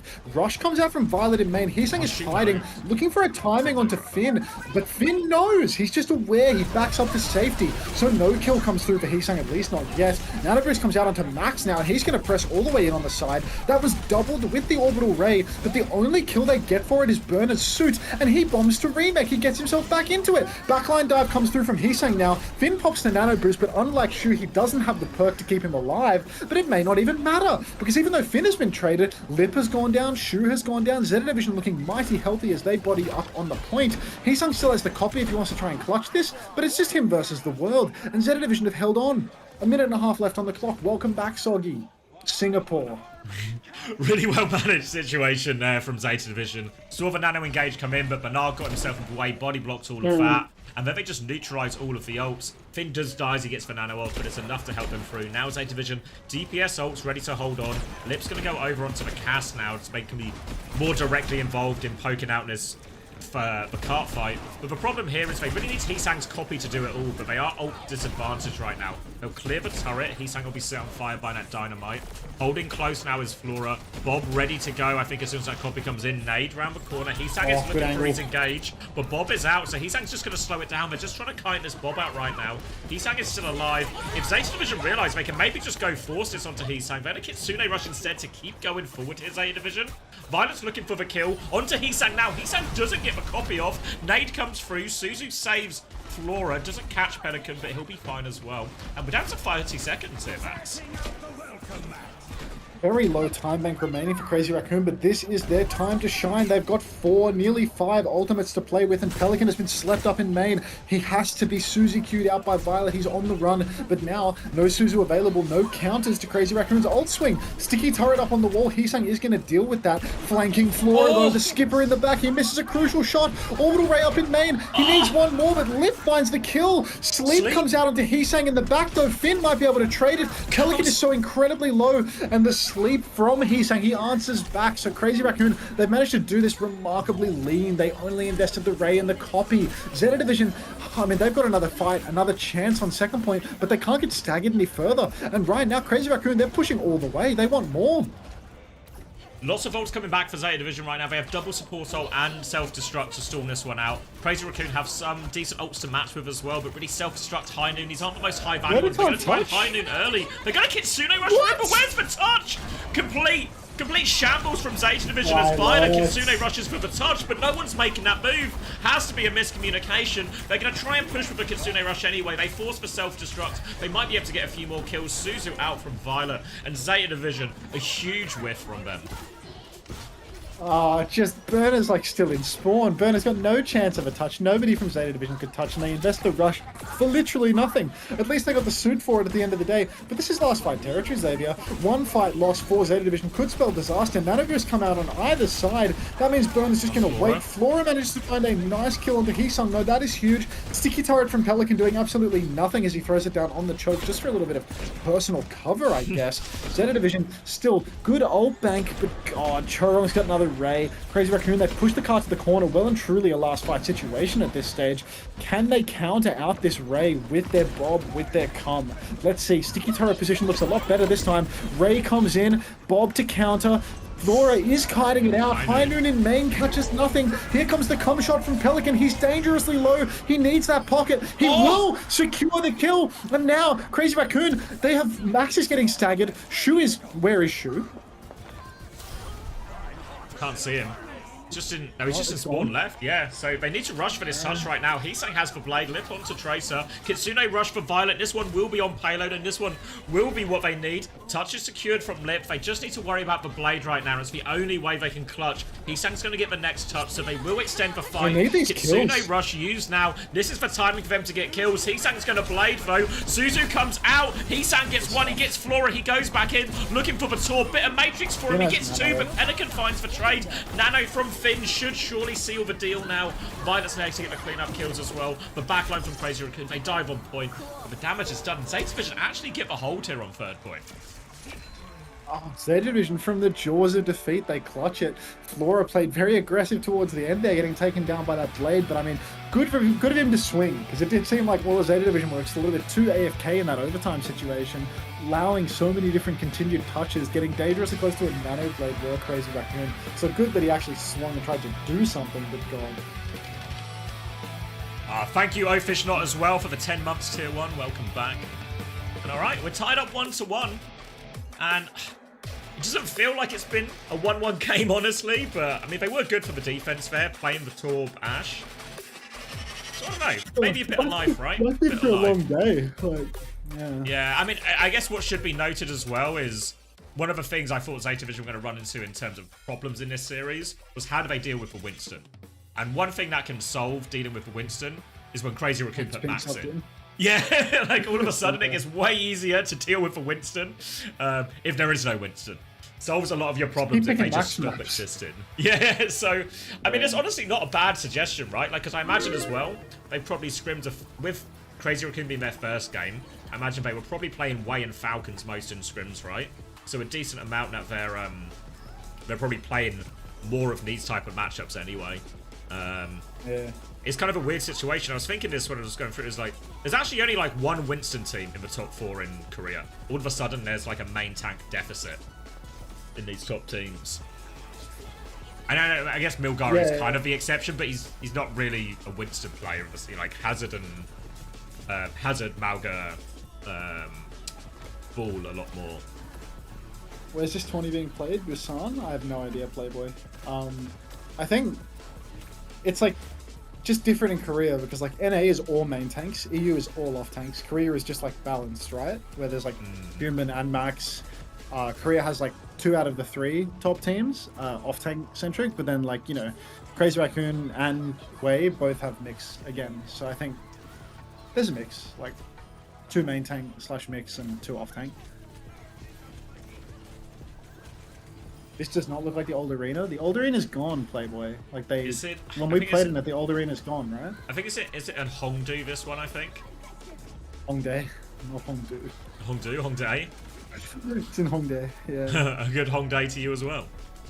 Yeah. Am I saying Hammond is not a Winston go? Yes. Oh my god. Wait, Dawn to Dusk, who are you? Who are you?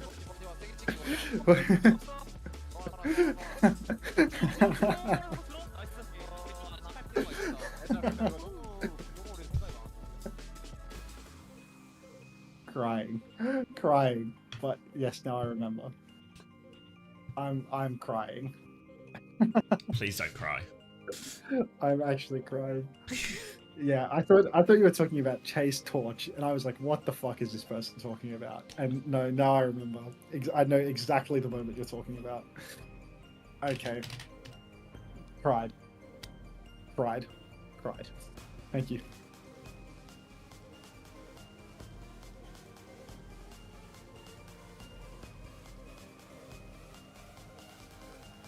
Alright, I'm gonna grab a drink then. What are we doing as filler? Oh, you reckon Craig's got skins for us? I didn't even ask. I think I've got a leftover one. I messaged Craig You've earlier. got Craig's sloppy seconds. I just got one I didn't give away. I messaged him today with like my tweet so they can retweet it, and he was like, "Oh, you're streaming today?" I was like, "Yes, Craig." I'm clocking because I told him in. that you're not. It's because I told him that you're not taking the host this weekend. Yeah, I think like, he's like because inflated those things. I'm gonna have to like finish promptly, but I'll be here for the games. Yeah. You know what my friends are doing? So obviously, my friends are coming over this weekend because we're gonna go suit shopping for the wedding. But Yeah. obviously, I'd got the weekends wrong, so I didn't realize I was gonna have to be streaming. So I was like, guys, are you okay if I just stream in the morning? Bit shitty host behavior, right? So you know what they're doing Saturday morning while I'm gonna be busy? They're getting a fucking Warhammer World. Oh. Never been to Warhammer World.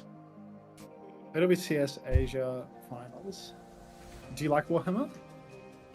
Not really. Well, not. I don't dislike it. I was never that into it. But the Warhammer workshop is like round the corner from me.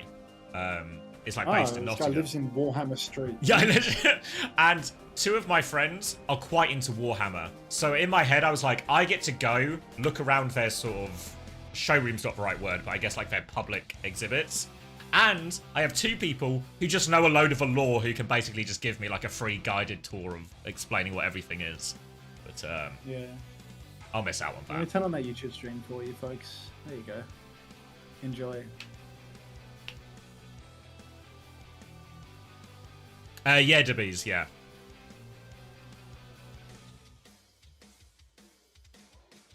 Jonas, thank you very much for the gift sub to Dawn to Dusk, who survived a 3-1. So respect to that. Thank you very much. Welcome to the Parasocial Friends Club. Check Discord, Mitch. Yeah, I'll check Discord, Mitch. I swear, if there's a black cock in my DMs, I'm gonna be furious, mate. Furiously horny. That too. Whoa, that's. Oh, that's a... Sounds like you've got cock. No knobs, no knobs. Oh.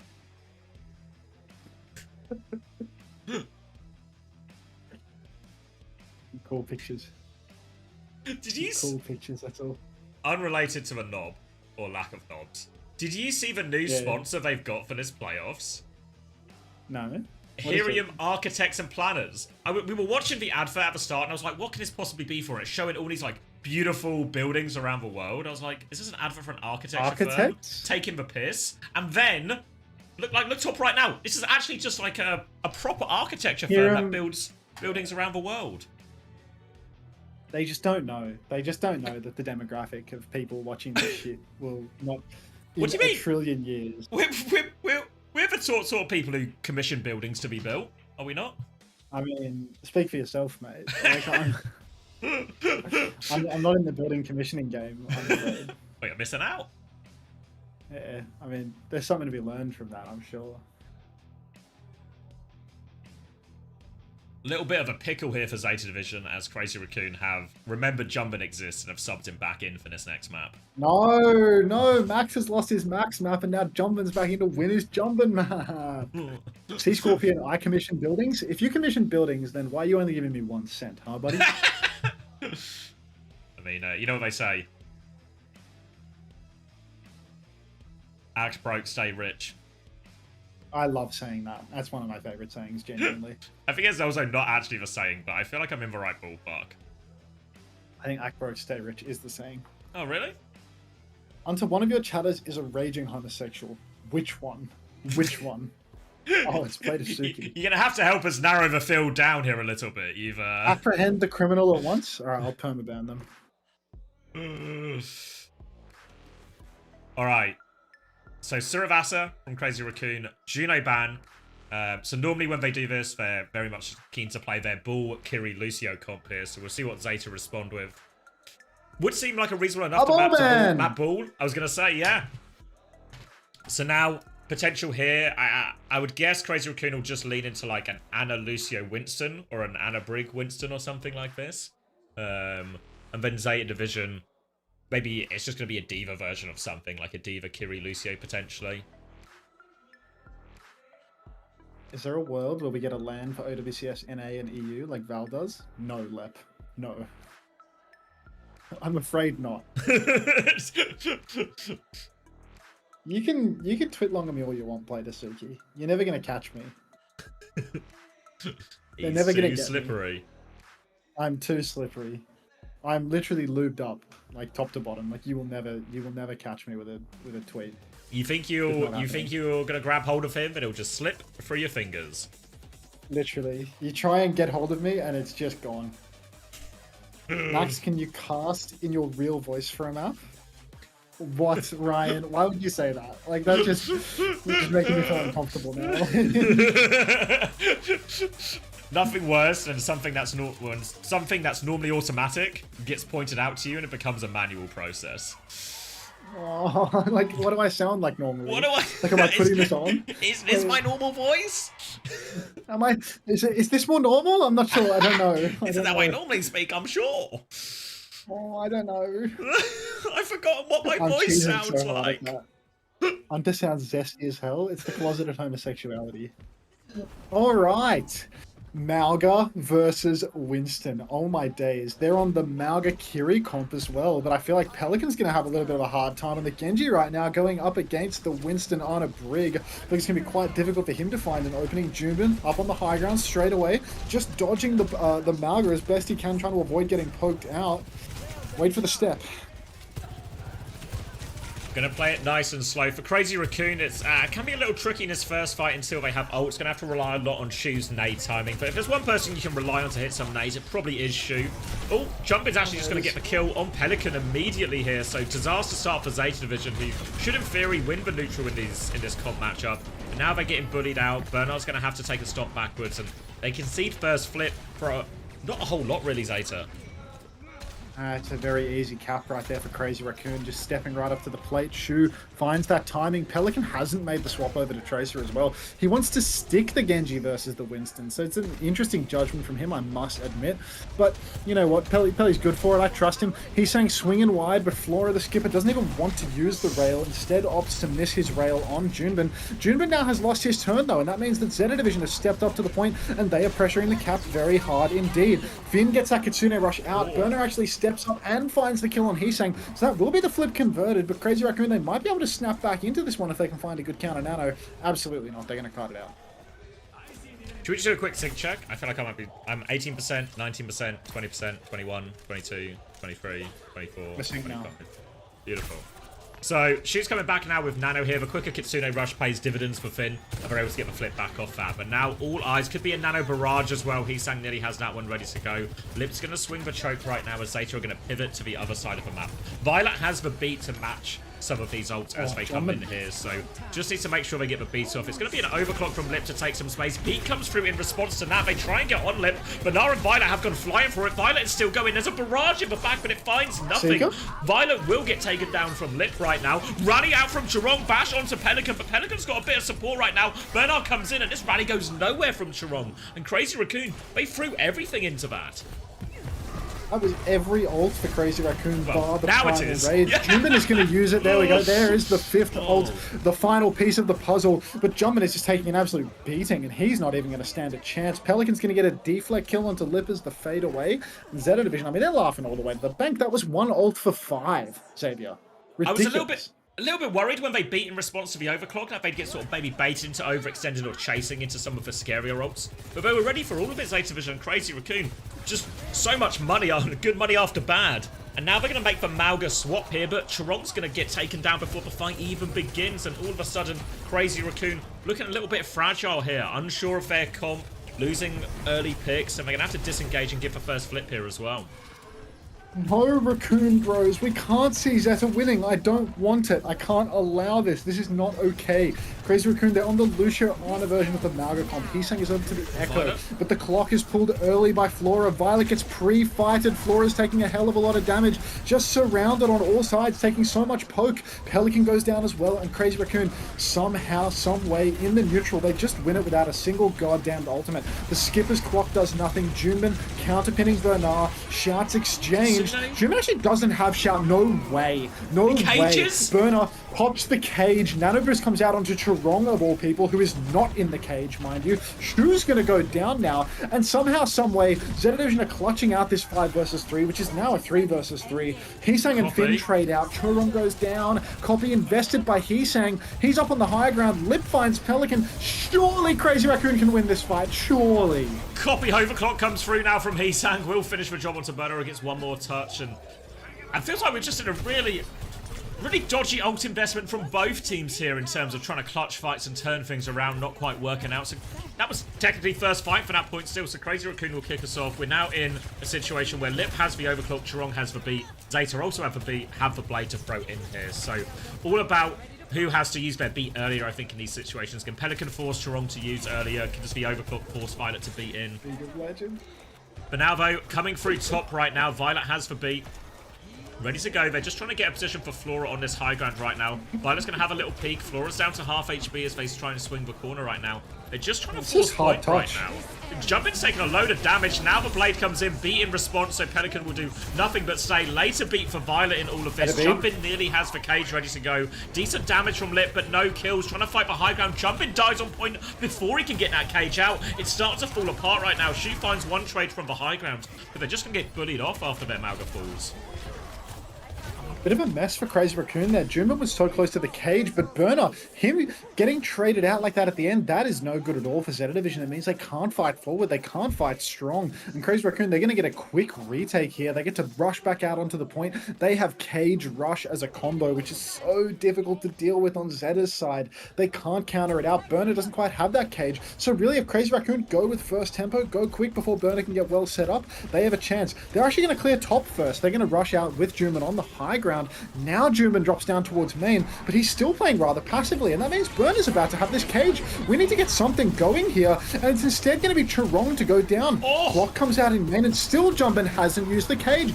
Both supports die for Crazy Raccoon, and that's going to be Zeta Division taking a 2-0 lead here. Heesang wants it now. You want to try and clutch? Heesang pops the copy, takes down Flora. He's pocketing everybody, charging up that ultimate. He's so close. Junbin needs to be careful to play his life, but there's actually about to be a rush and a cage coming out into the objective. Out comes the rush. Stomp catches poor little Junbin. Suzy Q is good though, and Burner's taking a beating inside the cage. The rush is good. Unreal how Crazy Raccoon have so much plot armor. Oh my god, actually unbelievable from Heesang.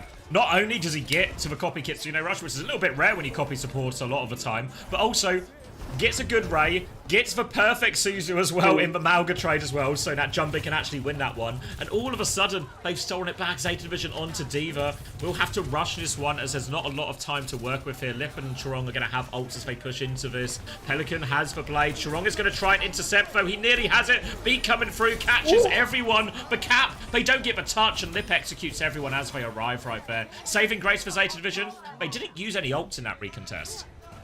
It was outrageously expensive for Crazy Raccoon. They just invested beat and clock onto a team that couldn't touch. So that is really expensive for Crazy Raccoon. They cannot be happy with that one. I mean, they've evened up the scoreline 1-1, but this next fight is going to be incredibly difficult for them now that they've invested 2 for that. Smash says, what a play, bro. I'm still absolutely reeling at when you said League of Legends Smash. Like, just, you fucking idiots. Unbelievable. Jumpman's made the swap back over to the Winston now. He doesn't have the Ana to support him anymore. Maybe he's just going to go for some big zapping inside Chu's Kitsune Rush, try and split off Violet's beat, but already no heals for Jump, and he's invested the bubble. He's had to back jump, which means Zeta Division almost certainly going to get this first cap free of charge. What is this monkey swap? Yeah, I don't get it at all. Without the Anna, without the nades to try and disrupt this Malga, it feels like for Winston's life is going to be so hard here. They've conceded the first flip for free, and Zeta Vision now happy to play it slow. They'll just mirror ults from here. Be in response to this Kitsune Rush. Kitsune Rush to keep going. 2 support ults for 1. Now they need kills, though, Zeta Vision. Copy. Jumping core on point. Copy will come through from Heesang right now, so he's buying more time. Violet's found a way to die in all of this, so Pelican is going to feel the need to invest for Blade. Chiron will give a beat off in response, though, Another one? and somehow they're just going to get it. They're just going to recover that. It felt like Zeta Vision had everything under control. They matched the Kitsune Rush with their beat. They Kitsune Rush to keep going. They lose Violet, which is a bit unfortunate, but then they have that. But somehow, some way, Heesang's copy buys them so much time and space. How does Chirong have beat again? He just beat it like literally 45 seconds ago. He beat it for Lip's clock, and then he's got another beat there to close out the fight.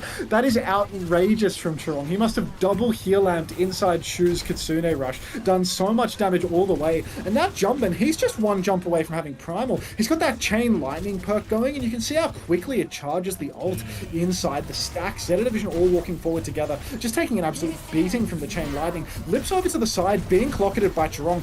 Both, oh my god, both Sojourns pull the clock, but it is Lip that finds more value. Jonbin ready to close out the kills as well, and that's just going to be trumps for Crazy Raccoon. A clean 5-man wipe, everyone pushing all the way to the spawn. Once again, Crazy Raccoon are going to try and make the touch difficult for Zeta Division. A pause out of respect. Bram is cute. Thank you very much for the 2 months. Yeah, thank you, Heesang. Welcome back to the Parasocial Friends Club. Game is done, Smashy. I mean, we always talk about Crazy Raccoon. The most dangerous thing about them is that there's so many players on the roster who can just pull up and clutch it for the team, right? We see Heesang hit a couple of really big copies. Chiron gets an outrageously fast beat. Like, literally back-to-back fights, right? Like, I know they played it slow and conceded a flip at the start of that point D, but still. And all of a sudden, Zeta Vision on the back foot. We see the Reaper swap come out, which, I mean, obviously does, in theory, put the Winston in, like, a lot more trouble in some of these situations. But I also just worry that all of a sudden now, when I look at Zeta Division try and move around the map, it's just sort of one 5-man blob trying to walk up and stand on point, and every time they stand on point, there's Lip on one side, there's Jumpin on the other, and they're having such a hard time actually taking control of any meaningful space here, and then that just allows Crazy Raccoon more ults, more opportunities for Lip, and eventually something always seems to give for Zeta. Oh, sorry, I had to empty my mouth again. Disaster. What's with all the pauses today? I feel like we're having a disproportionately large number of pauses, even for a WDG production. Like, what's their excuse this time? Finn looks so locked out, you know, like just playing with his. He's just thinking about how the fuck Chirong built another beat, you know? Like, why did he have 2 beats? Where did he get that second beat? Where did he? Like, I swear my guy charges beat pretty quick, but this is just ridiculous. I thought I have a fast beat guy. I joined this team, I got a fast beat guy. I'm gonna have more beats than everybody else. Unfortunately, I also have the Ajax first beat guy, so you know. Chirongo's unlocked the new level where he can also build the beats quickly, but chooses to get both of them off as well, which is a slight curveball approach here, but seems to be working out for now. Ask to Chengun or Moby or Rascal. I mean, I've heard that Chengun is... Ooh. Yeah. Oh, Valen OW. Thank you very much for the 7 months. Welcome back to the Parasocial Friends Club. And yes, mate, Kiss 1 and Kiss 2. Is there an imposter smash? Because the smash in Unser's chat is different account to the one that was here yesterday. No, Smash has 2 accounts. One for his phone and one for his PC. Smash the fucking idiot. So he comes in on his phone sometimes and he has a different account for it because, again, Smash is an idiot. Like, yeah, Pancake says, Smash of course. Yeah, like, Smash has the most insane, like, the highest Overwatch intelligence to real-world intelligence disparity you've ever seen in your entire life. Like, never met someone so smart about the game, so brain-dead about the real world. Beat comes out, they do get the touch. Violet has to open up with the beat, though, which means they have to push into Shu's Kitsune Rush. Heesang has the copy here over on the coast. He's just 1v1 juicing versus Burner. Somehow Burner is aggressively losing this trade, and it's just not going to matter one bit. Finn invested the Kitsune Rush up in main and all of that, but it is for naught as Crazy Raccoon take the lead 2-1. Really bizarre fight there as they come in with double support ult ready to use Zeta Division, so they should be happy just to take the ult trade on point, but somehow, someway, Bernard ends up in a 1v1 with the enemy Malga. Well, not even the enemy Malga. He's sang on the copy Malga on the coast here. Meanwhile, Zeta Division fall on point. Just feels a little bit all over the place of a sudden. They have the cage now, Zeta Division. This should be a slam dunk fight, even versus Chirong's beat, as He's up to this one a bit more reasonably paced, but he still has another one ready to go. But the cage should be too powerful here, even with the beat. But we've seen Crazy Raccoon get themselves out of sticky situations before. We'll see how they approach this one, though, as Zeta Division can start forcing the point once it unlocks. This cage fight's so deadly if Zeta Division can just get that touch. Both tanks stepping up to the plate. Burner's invested the shot incredibly early, though, which means that Juman, he's just able to jump deep. The cage is perfect, though, and Juman's not going to be able to survive through that. The beat is going to be worth nothing. Zeta Division, finally something's gone their way. They finally won a cage fight. The exchange is good. But Crazy Raccoon, I mean, already they're coming back into it. They've got the clock. They've got the primal. This is a coast-centric point, too. There's a chance for Juman to carry up. Oh, Chorong, you fucking virgin, dude. Get off life. Stop doing spawn grip tech. Every second counts, mate. Every second counts. Shu's going to cop a big dink there, but doesn't fall to it. Crazy Raccoon going to wait for this overclock and for this primal before they committing. But Zeta Division should have plenty of ults to respond with here. Both their support ults ready, a blade of their own. Should be enough to weather the storm. Can they come in, bubble dive onto the backline here, all over to Flora. Jumping will pop a primal to keep going. Beat coming out from Violet, catches everyone though, so they deal with these two ults. Kitsune rush trade now, and Pelican's looking to finish the job with the blade. Good for one. Jumping tries to boop him back, but then he'll run into the Echo as well. And Pelican's good. They have to invest heavily there, but they do win the big fight, and Zeta Division should be tying up 2-2 off the back of this. Yeah, big stagger there as well onto Juman and Shu means that the final touch is going to be borderline impossible. Zeta Division finally back in the driver's seat. Crazy Raccoon, they've invested heavily in all of these fights. Jumpin now once again doubting Monkey Madness as he makes the swap over to Malga once again. And honestly, their neutrals in the Malga mirror looked extremely dicey. It was by the skin of their pearly whites, by an unreal copy clutch from Heesung that they were able to win last time Juman was on the Malga. So I'm starting to feel as if Zeta has a very real chance here. That being said, Heesung does have his copy. Let's see if he can turn water to wine and perhaps even bread to fish a second time. He's done it on Malga, he's done it on Kiriko. Options here as well. Probably just Malga, I'd imagine, would be the most logical choice here in this situation. Chorong has the beat to back it up as well. But likely we're going to see Flora starting with this one with Overclock once he gets a clear sight of Crazy Raccoon and some opportunities. Sees them all grouped up on point right now. Echo to the right-hand side, so Flora's going to swap left. Does have those double thrusters right now. He's on the long flank. Full rail in hand. Shu's going to take one. Suzu has been forced. Beat comes out in response. Flora's still on the flank. He's going to keep pushing his angle, actually. They've doubled down with this beat push onto Banar. He's going to fall. Need a little bit more out of Flora right now, but they're going to fall to this beat push in the end. And Violet Finn just a little bit short of both their support ults. So close on the support ultimates there, but just such a good response from Crazy Raccoon as well. Shu, he instantly Suzus himself, doesn't get himself pre-fighted by that flanking clock, and then Chorong with the beat and everybody pushing main, and Flora, suddenly his turn has been completely lost. He's just missed the fight. Zeta Division don't have the ults to match. Heesung didn't even have to use the copy and all of that. Now we're coming up on a huge ult exchange. Flora? Heesung, I can't even see him right now, but Flora, pre-fight pick on the lip. Heesung in a lot of trouble as well. He will get that copy. Skipper misses a crucial shot. Mirrored Kitsune rushes on the objective right now. Heesung pins in, will lose his copy and his life right after though, and suddenly Zeta Division, they're going to try and greed their ultimates. Finn actually goes down, so it's an incredibly close fight, but it does look like Zeta is going to be able to hold on to that beat and that cage. So really, anyone's game at this point. Cage Blade, an incredible combo. Beat available for Violet, but Chorong, again, he's already 60% to another beat. This guy's a beat factory. The beat factory, and they need it as well, really, because if this is just a big ult trade on point, in theory, the beat from Violet will be the difference maker here. We'll see if Crazy Raccoon chooses to slow it down.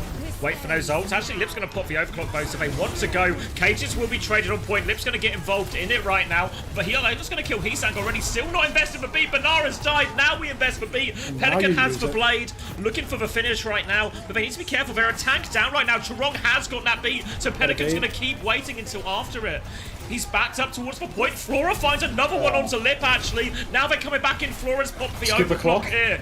He's looking for it. Misses Velucio on the coast. Jumps into Chorong. Body shot here. There's people all over him, but Heesang is on his face. They trade it out. Banara's back on point, though. We're entering last fight situation here if Zeta find a way to win. Pelican still has the blade. It's open for him.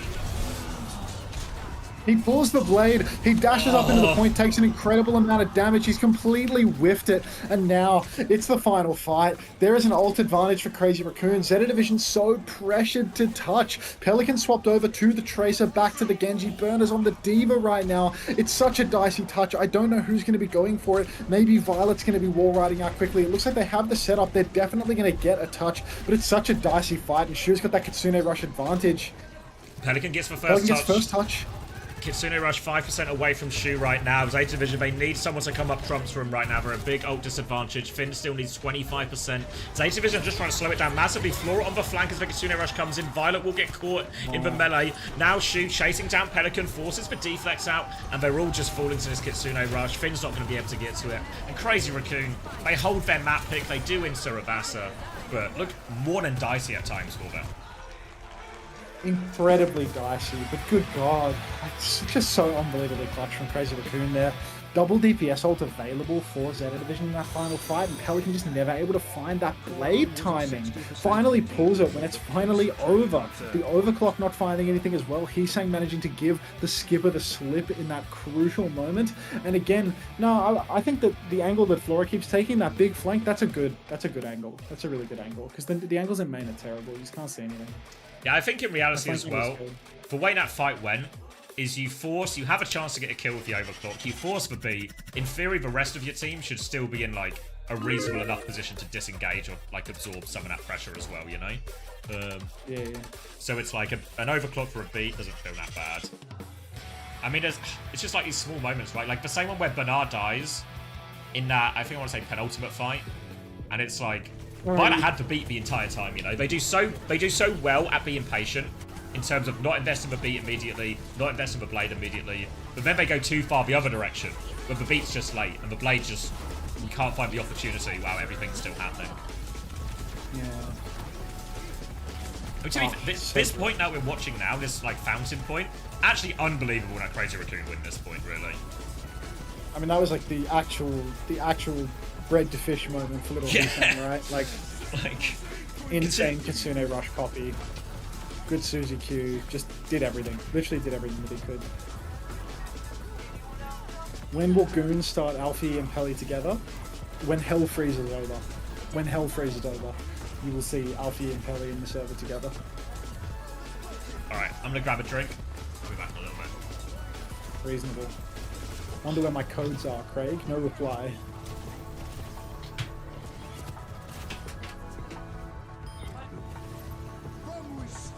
Oh. Bit AP. Flora is unbenchable. Oh, I should watch Punk is unbenchable actually. That's a good shout, me. I haven't watched Punk is unbenchable yet. Punk was unbenchable. Do you know when Cardi's dropping? None.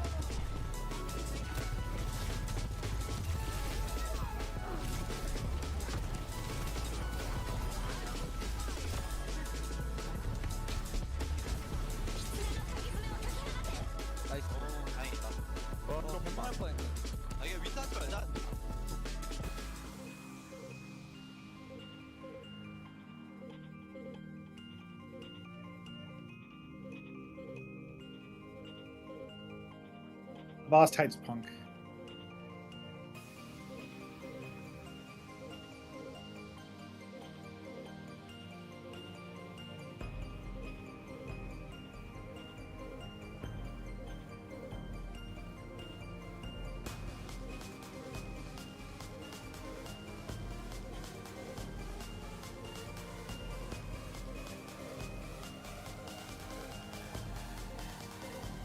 Fuck you, Avast.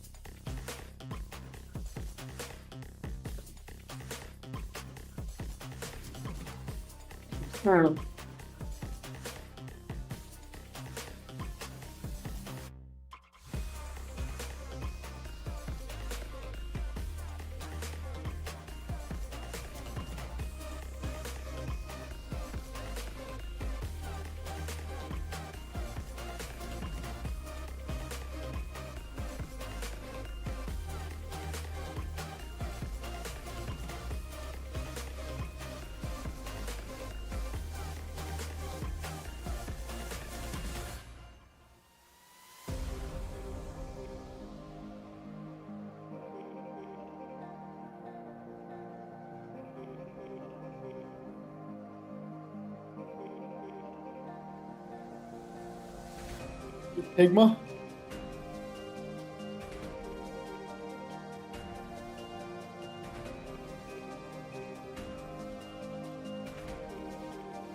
What happened with Aspire? I like kids. He ate Lynx's Blizzard.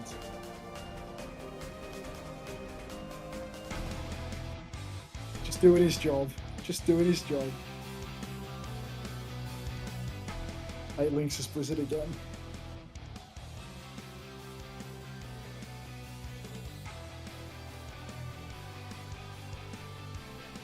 Oh, Yaki getting something eaten. What are the chances?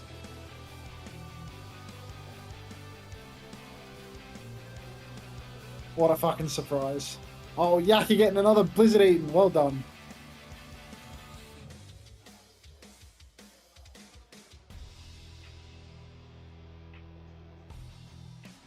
Where's the punk bomb on Rialto? I know it's in this video somewhere. I know it's in here somewhere. The bomb that re-rolled me to main support. You're banned, MX. He's first killing on Zarya, for Christ's sake!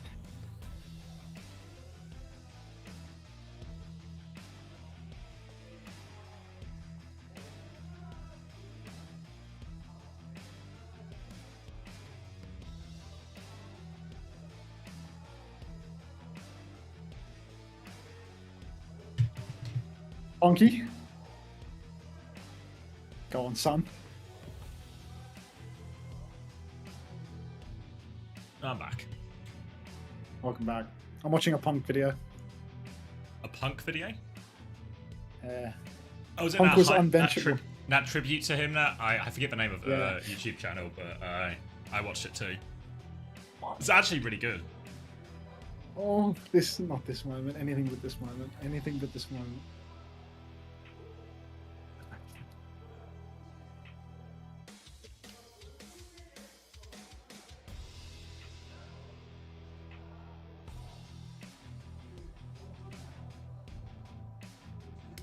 Yeah, first of all, what do I make of the Man United Stadium?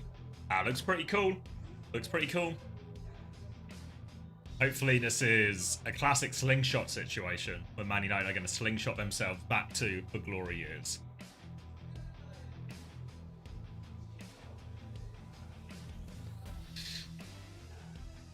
Live in hope, Rally. Live in hope. Go on. Oh, he's deafened. We're going to get the bands coming in. So Esperanza from Zeta Division and a band here. So feels very much like they want to keep leaning into the Mauga. Crazy Raccoon have already used the Mauga ban, if I remember correctly, on map number 1. So they're going to go for Farah instead. Thank you, Ryan. THXBBG. Just read out. Brian couldn't figure out the what notes stand for, so he's just going to read out the letters. Thank you, though, Ryan. Appreciate the 6 months. Welcome back.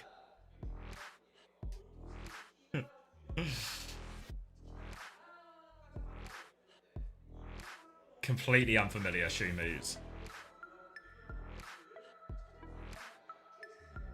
In this map, is Bull the best tank? I mean, if you're jumping, a lot of the time Bull is the best option. But the Farah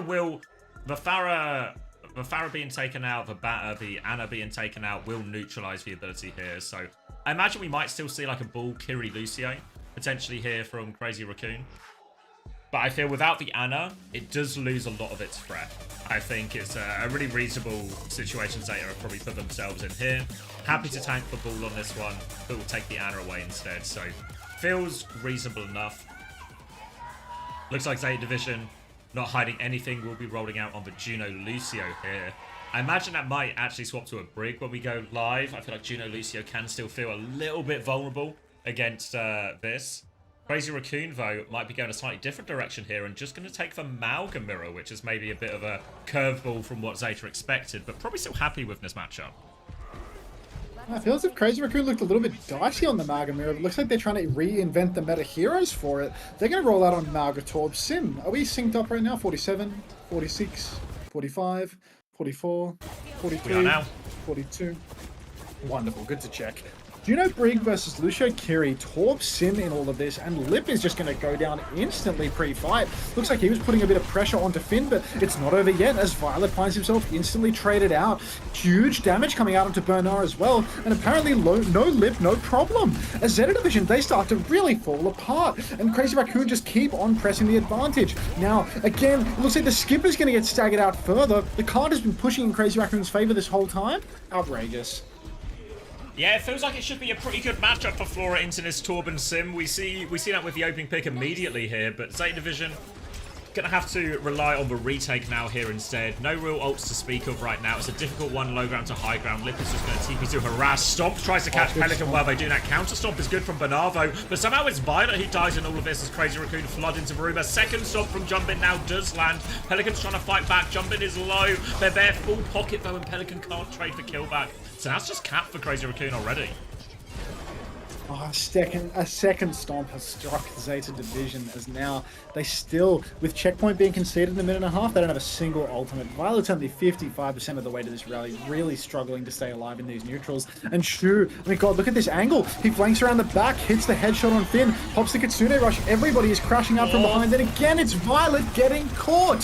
Violet goes down. There's trades. There are no trades. Crazy Raccoon, they're winning this fight clean. This is absolute domination for them. Zeta Division can't find their footing to even begin winning fights. This is outrageous. Car's going to keep rolling forward now, and Crazy Raccoon, full momentum here. Zeta Division finally have some of their ults to respond with, but they are behind on ults. Even though they have the Ray, Jumpin has a significant Cage advantage. They have the Molten Core to combine with that, and I think even though Ray into Cage normally is a fight-win situation, with the Molten Core, it might just be too much. Bernard's taking so much damage. He's trying to live in the bus station. Suzu comes through. They break the Cage. He gets out, but he's so low, he dies right afterwards. And the Ray, he gets beaten by this combo. Chiron does have to beat as well, so it's a heavy investment there, but considering Flora throwing the overclock, it's just going to be so many meters to kick us off. Oh, Rally and Cage soon, mate, I swear. We are going to get them sometime today, I promise you. But Crazy Raccoon, just complete control. Rally going to be so difficult to get off with the Symbol available as well. Symbol comes up, Violet gets caught again! Violet just can't fucking get it together as Bernard is on the run. The Symbol is splitting the point down the middle. We're at 135 meters in 3 minutes, Xavier. Full cap being threatened now, 2 seconds to touch. Burner stomps onto the point, he still doesn't have the Cage. He needs it so badly. Violet, he comes out with the rally. Finally, Lip will fall. Burner uses the pin. Burner is in a lot of trouble, but he doesn't have to use this Cage because finally Zeta Division are able to win a fight. This is 140 meters in 3 minutes, though, Zav. Pack it up. Absolute disaster start for Zeta Division. At least they finally have ult advantage for a little bit, but it's taken so long to get to some of these ultimates. Hisang's going to have another Molten Core. Shu's going to have another Kitsune Rush in all of this. Zeta Division, such an uphill task now. Maybe the silver lining is you lose 140 meters so quickly. At least they've still got 6.5 meters to start the comeback, but it's going to be so hard to win so many consecutive fights. Now coming back, Ray available very soon, Cage and Blade available too here, but the Molten Core Kitsune Rush is going to make that Cage so scary. Cage doesn't catch anything, it gets deleted by the Molten Core and Kitsune Rush. Zeta Division do kite out a good part of this. They're trying to flip the map, they just die as they come in. The beat to respond to the Blade as well, and Zeta Division, just as they get a little bit of a respite, it goes all wrong again. They never turned off the close spawns either, so Lip, even though he went down, he is just going to get an immediate close spawn back into the fight. 5 minutes, 47 seconds on the clock. Zeta Division, they do have the ults to hold on here, right? They've got the Ray, they've got the clock. They have a fight in a big open stretch. Nice little sticky turret action, though. That is keeping Bernard busy early on in the piece. Now, long fight. Orbital Ray is available. Violet very nearly getting himself caught yet again, though. Already critical HP. Bernard just goes down pre-fight. Violet as well. Finn uses that Ray a day late, Natola short. As Zeta Division really just cannot survive versus this Torb composition. The level of poke taking it in the neutral is out of this world. Maybe Junkbuck was onto something with the Torb in the mirror here. It does seem incredibly strong. Doing so much damage in these frontline trades here, and Bernard's having such a hard time surviving. Now they come in, Jumpin has the Cage ready to go, Stomp comes in, overclock from Flora right now. Jumpin being quite disciplined here, just an investigation until now. It's mainly just to shield off the overclock. I feel like he could have invested in that earlier, so this Cage gets nothing.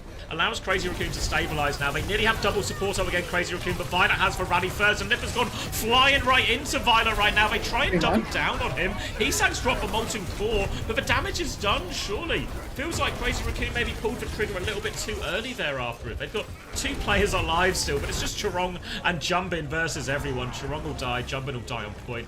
Zeta Division, they hold once more at their spawn, but that's 2 more minutes off the clock.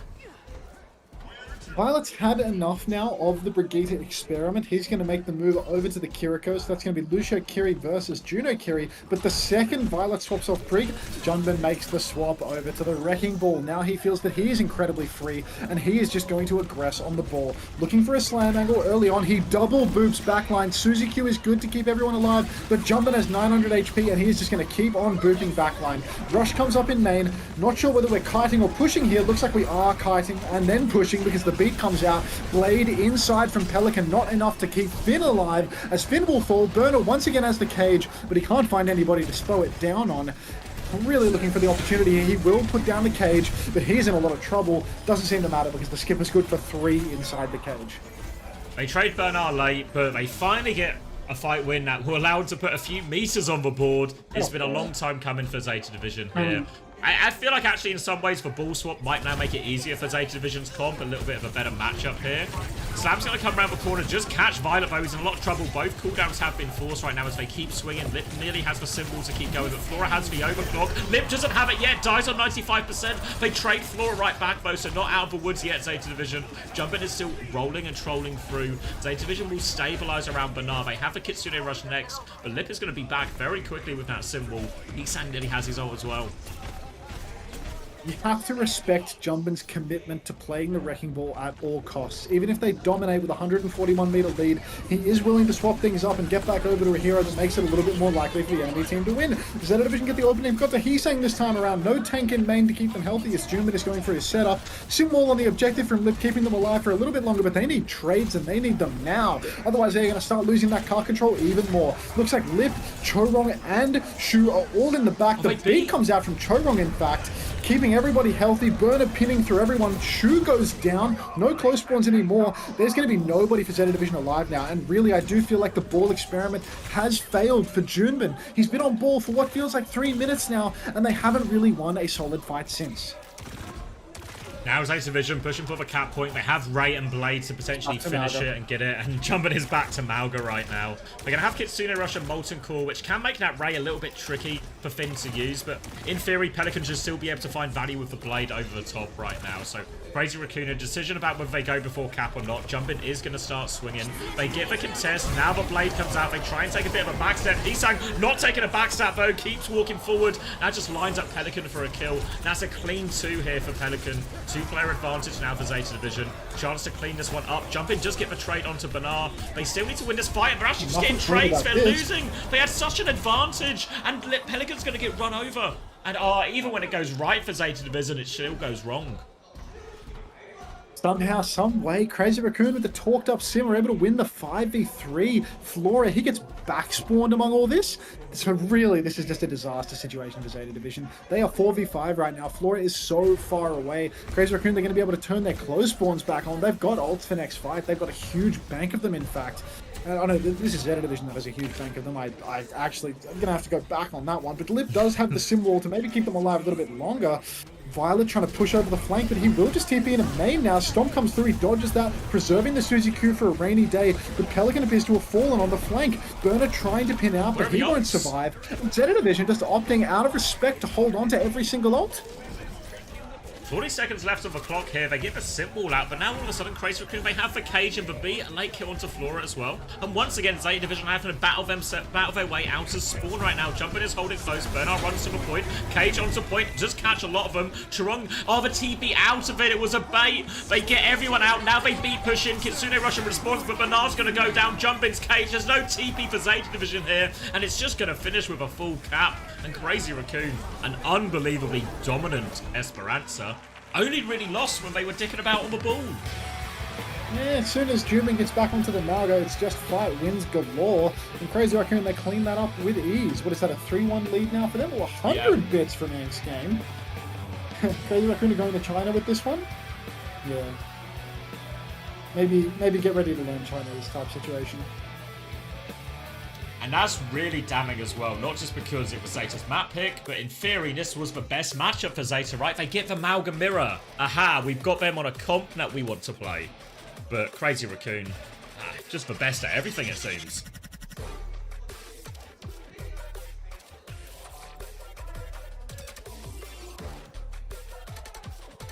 That is the worst text-to-speech ever.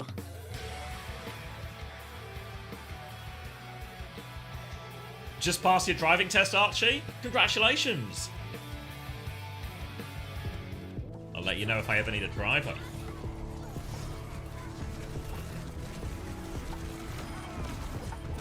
Here's one. Thanks for the dollar egg skin. Here's a nice easy one for you, Max. Axiom asks, what do you even do here if you're Zeta Division? Give up and then...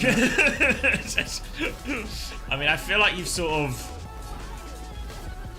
You've done all the things by this point of the series, right? You got the Malga Mirror in a couple of situations, you narrowly lose on Suravasa, but then you get absolutely dominated here on Esperanza. Now I don't know what your options are. What mode is left? Is it Escort left?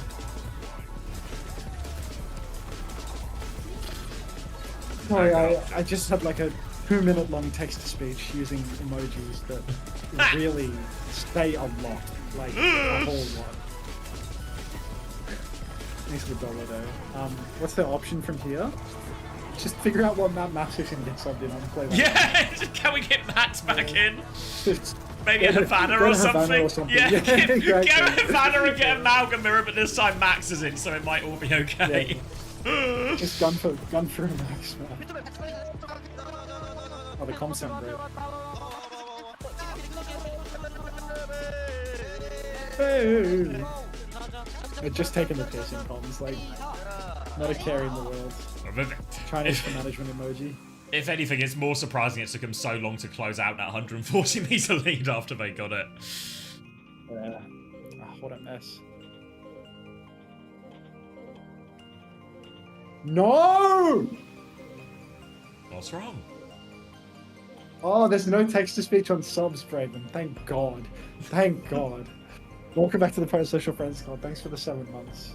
Oh, thank fucking God. Thank God there's no text-to-speech for subs. Like... Is Gibraltar in the map pool? Yes, Gibraltar's in the map pool. But I feel like that's... I mean... I feel like that's even more of a death sentence if you're Zeta Division right now. Yeah, do not go to GB. Alright, let's finish watching this video. Oh, Parso23 with the resub. Welcome back to the Parasocial Friends Club. Thank you very much.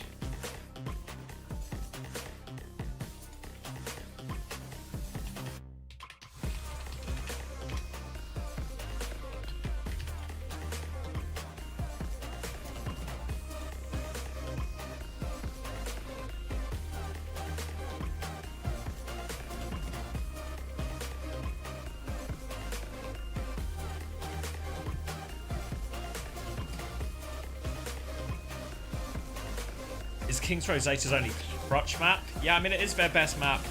They love to pick it. But I feel like Zeta have actually got the matchups they want in this series quite a lot, right? Like, I think draft-wise, Zeta have got what they wanted.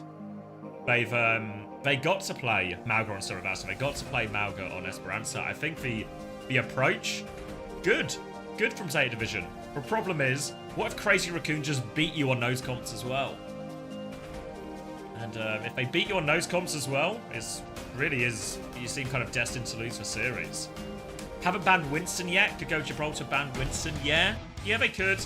Still have to play into Vienna. Would probably just be a ball instead from jumping, you would imagine. I feel like Havana and forcing Max in. And then if you take the Malga matchup and Max is in, you probably feel a little bit better about all of that. I'm trying to see who they have in right now, Crazy Raccoon, because you have to do the rosters before the submission here. So yeah, Root, Rialto, a couple of maps we haven't mentioned are also options, but I feel like you kind of run into the same situation when these maps are actually pretty good for Winston a lot of the time as well. I mean, you could go Rialto and ban a Winston, you know, maybe try and force that Diva matchup here. That could be reasonable enough. Same with Root, right? If you do some of these alongside a Winston ban, they might start to feel a lot more reasonable for you. Which one's the worst ball map here? I mean, I don't know. I mean, obviously, Jumpin might just make everything work, but I do feel like Rialto probably feels like a pretty bad ball map as well, as does Havana, to be fair. Let me do the preds for you. Map number 5, Zeta versus Crazy Raccoon. There you go. Sub in Max and have him play Winston. Alright. It's gonna be Gibraltar? Oh my god. Maybe they are gonna do Gibraltar and the Winston ban. Sorry, busy crying. Oh, dry your eyes, Juby. Maybe the reverse sweep starts right here. So I guess it's gonna be they're gonna ban Winston, and this will force Jumpin probably just to play Ball or something like this. And then we'll just get like an Anna Brig Ball type comp coming out from Crazy Raccoon, and it will be maybe a Diva Anna. They're gonna ban Brig actually, so they want to leave the Winston open, but they are instead going to target the backline here. So the idea is if you don't have a Brig, it's a lot harder to deal with a Diva. But oh no. Oh no. Yeah. BS Lights is on the same. Yeah. Thank you, JM Armu, for the Prime. Obviously, one of the side benefits, a pretty substantial side benefit actually of banning Winston, would be you also protect Diva. So now Zeta Division have chosen aggression instead of defense. Still a few wry smiles on the side of Zeta Division here, so maybe they know something we don't, but this is starting to look a little bit like what has turned into a relatively good draft so far from Zeta Division this series into a final map fumble. And unfortunately, I promise you we're not just trying to be mean, but the narrative about Zeta Division choking the match point draft just seems to continue. Pelican, high five out, trying to rally the troops here. But this is starting to look like a very dodgy situation that they've got themselves in.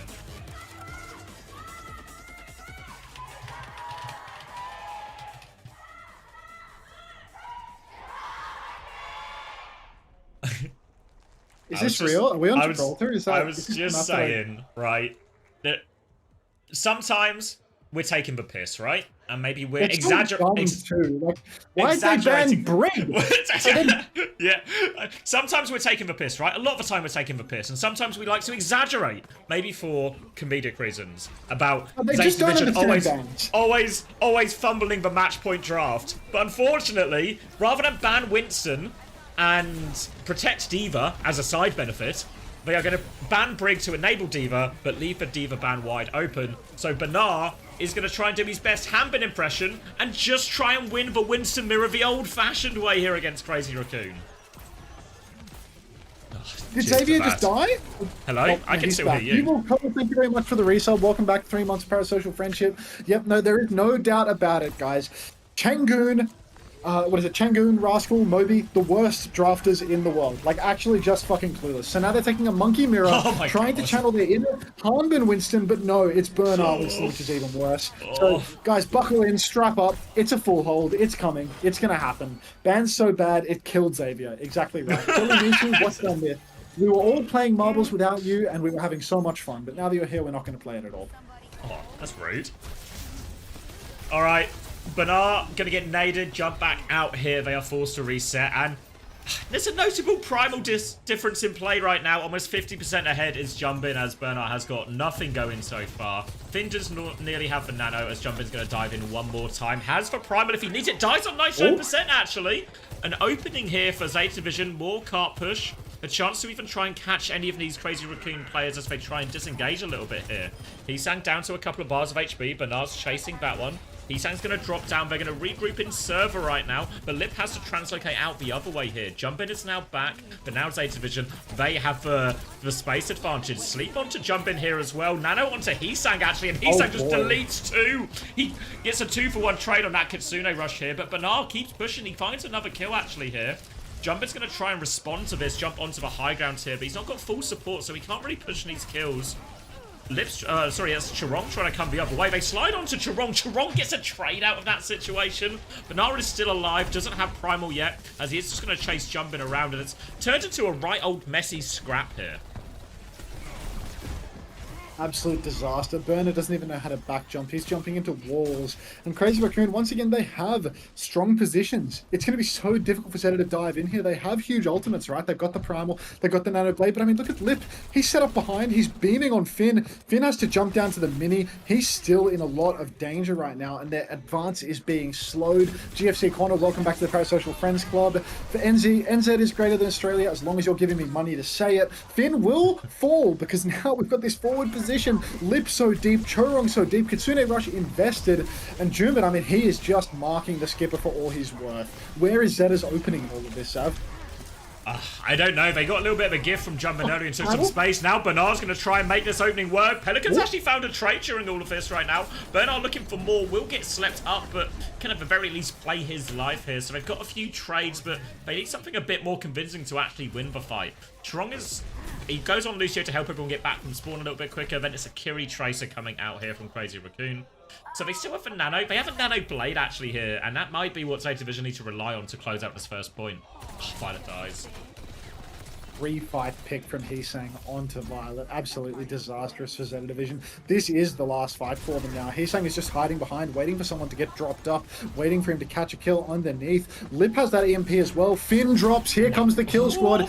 In comes Junbin. He still has that Primal Rage. He's just buying time. Both supports are hand up in spawn though, and there's only 15 seconds left on the clock. Finn has managed to get the perk. Lip actually goes down after using the EMP. Not sure if that was an EMP Jax or not, but the Blade is actually good for Pelly. He's taken down Shu in all of this as well. It's a 3 versus 2. Make it a... Oh, God. It might just not be enough. He gets a kill! Junbin actually doesn't get to the Mega. Burner's coming back on Ryan, but it's Heesang and Chirong. Wait, It's Pelly? a 1 versus 1? Pelly's doing it! Pelly's doing it all! He keeps the overtime going! Lip is there trying to beam him down, but Banara's back just in time. Now Flora has the overclock, and Crazy Raccoon, they don't really have too much ults at all. Jumpin is going to go back to the ball. Heesang has the pulse bomb coming back. They have one more shot at this Crazy Raccoon, but the overclock could be the finisher here. All eyes onto the skip. Back onto Burner. Skip has such an opportunity. Burner jumps up top, misses his bubble, does not block the Ana. Skip pulls the clock, takes down Heesang and Chirong. Junbin trades Flora, but Pelican is good for it onto Shu. He's slept up, but it shouldn't matter. There's too many players' advantage. The sleep goes wide. He doesn't even want to nade himself. Finn is just going to nade Lip instead. And now Zeta Division will secure the cap. Skin of their pearly white situation. Pelican coming in incredibly clutch. 2 fights in a row here, but they're over the line. The Bernard Winston holds strong. Just about gets them over it, and now they kill Lip late behind them as well, so they can get the first part of this push for free. Maybe even set Finn up in like a more advantageous position. Crazy Raccoon have a chance of a retake. They have the Kitsune Rush soon. Bernard's trying to farm Ben close. We'll get forced back for now. Needs to be careful not to get caught with sleep or anything like that.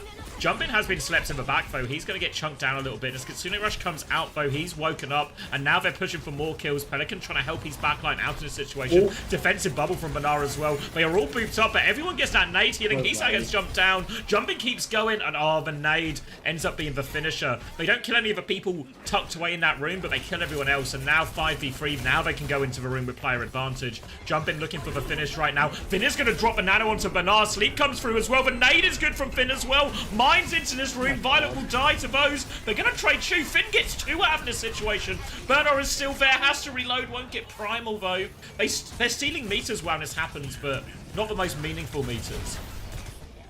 Oh, Junbin, I mean, he sort of messed up his slam here, but it's just incredible how he's able to mind control so many people every single fight. How has he hammed up 4 members of Zeta Division's backline into the defender's first point spawn? Like, how does he do it? He's just so good at corralling people with the boots. EMP from Lip is massive on the ground. Flora and Violet are both going to fall, and there's just no reason for Zeta Division to invest ults at this point. They just have to go next. Crazy Raccoon, they've got the cum shot, they've got Shu's nano boost. Zeta have so many ults to play with on the retake, but none of the space with which to do anything.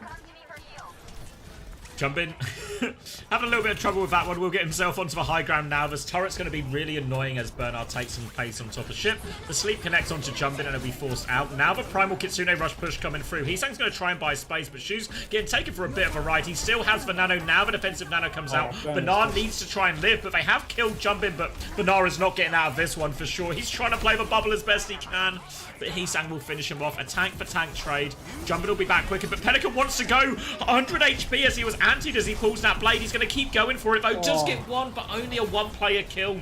Flora is pushed forward to spawn, but Jumpin's already back. Kitsune Rush on mines on point. They're out of time, Zeta Division. Bernard is back on Doomfist. The nade from Finn doesn't do enough. Bernard can get the touch, but it does a whole lot of nothing, and Zeta Division will get stopped right here. So incredibly close to a nano clock at the end there, but Pelican just doesn't quite find the value that he needed to with the blade taking an absolute beat down. Was Finn dead with nano there, or did he die at 99% or something? Because that was so close to being a nano clock for the skipper and Finn, so close to a clutch. Incredibly tight margin, but good grief. It just feels like Crazy Raccoon now on their attack, they're just going to be playing against Bernard and the Monkey, and they're just going to roll right through it. It was an absolute miracle that they were able to cap out first. I think... I mean, an insane clutch from Pelican, right? Like, there's so many things like this moment right here where Pelican clutches.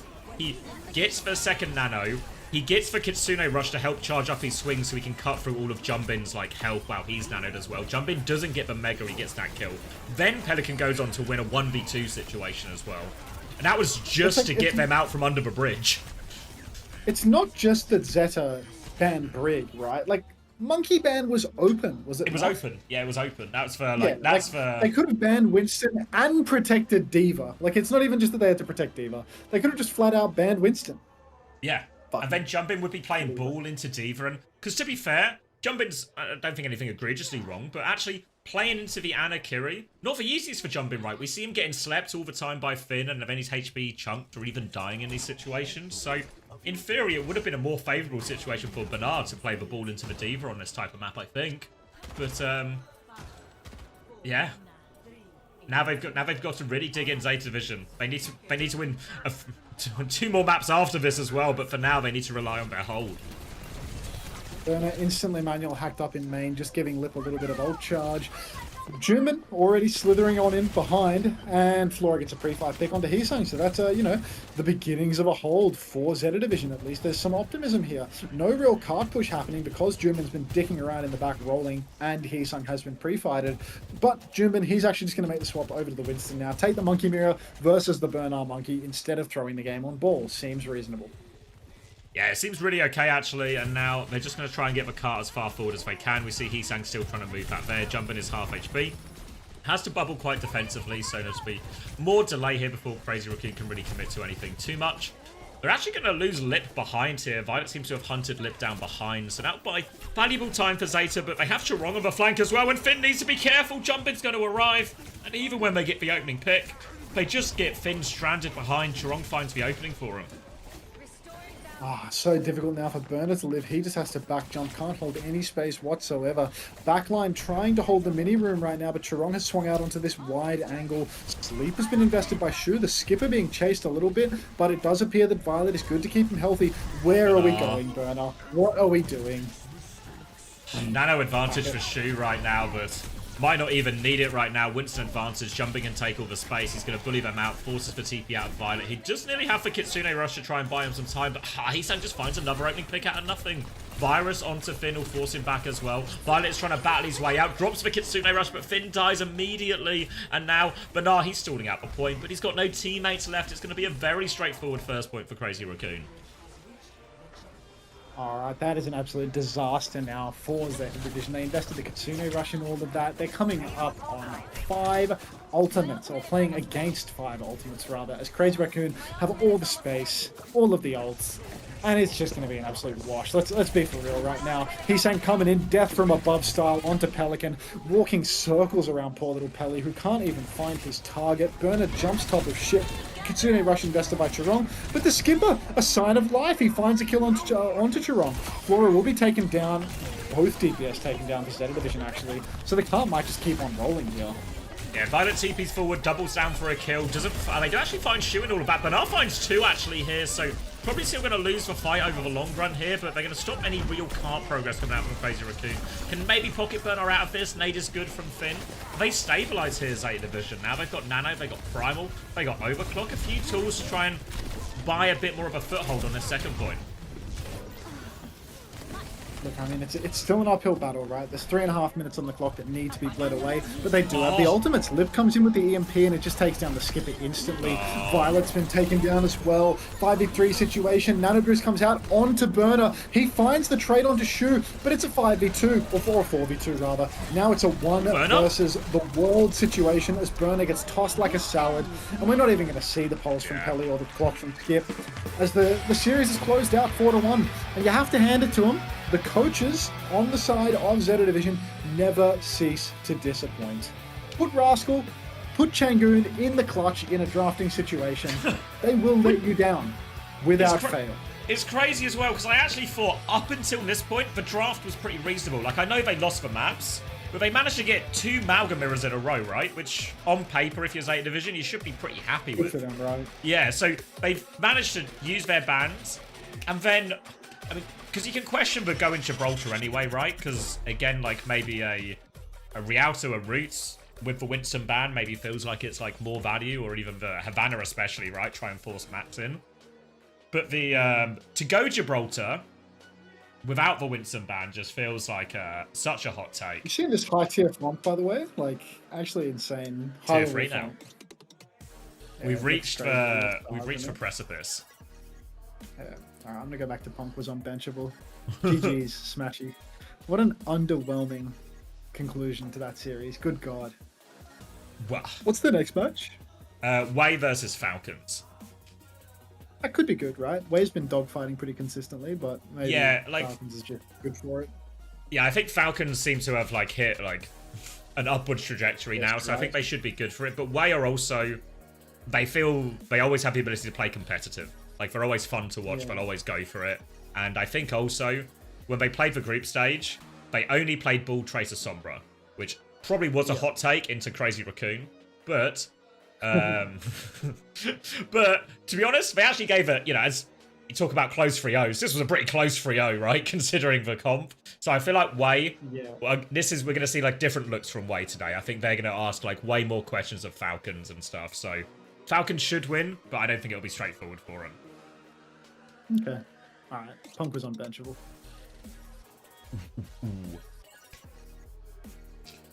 Alright, so. Way more. I've fallen into another word trap. Bloody Way. Alright, let's get updated. Oh, it's not quite updated yet, but we'll get a look at our bracket. Obviously, Crazy Raccoon are going to go here. Zeta Division are going to go here.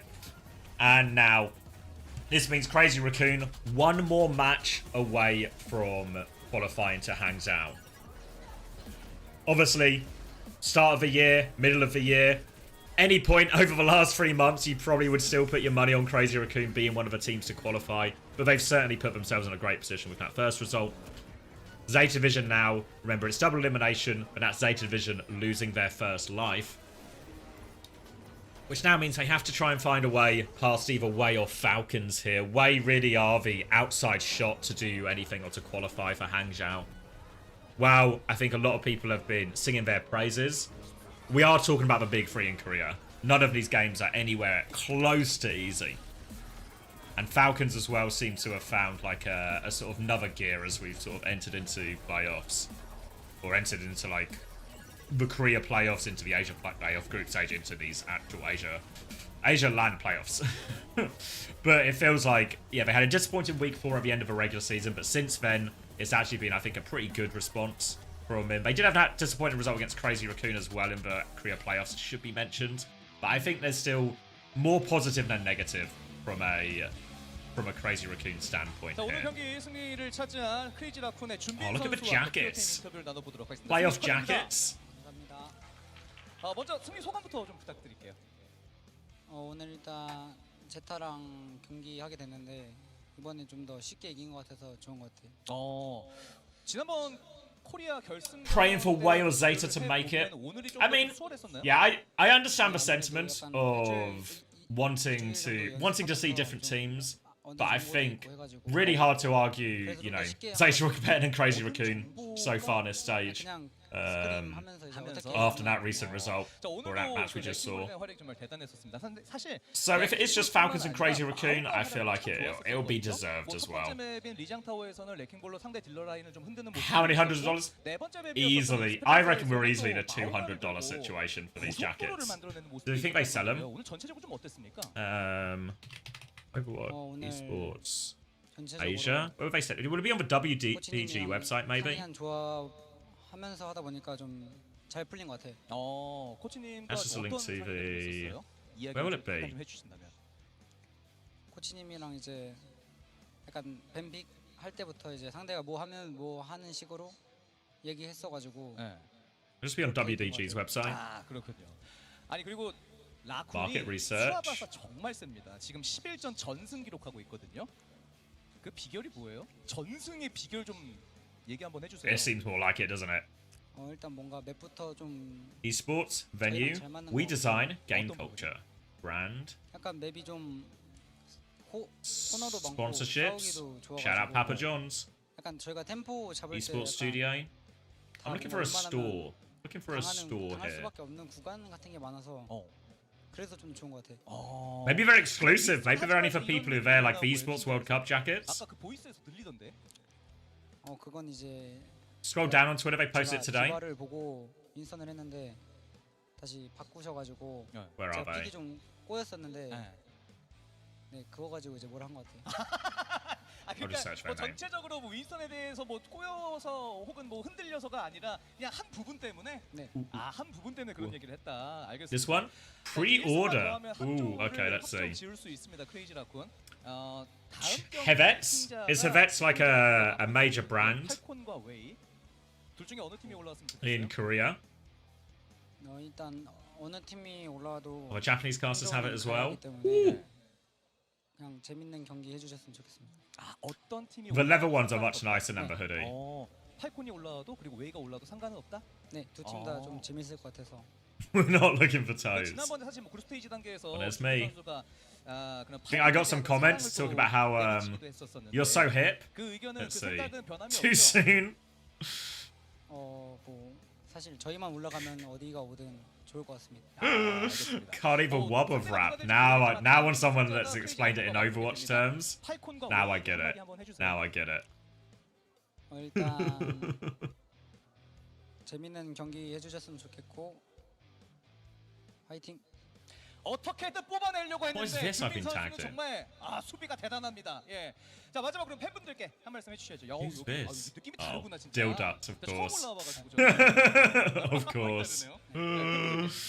일단 저번 주에 온라인으로 경기에서 되게 오랜만에 오는 느낌을 받았는데 오늘 오랜만에 다시 그 오프라인 경기에서 되게 좋고 내일 경기도 응원해 주시면 감사하겠습니다. 감사합니다. You're my scapegoat, boss. Low key though, they might give you code for giveaway.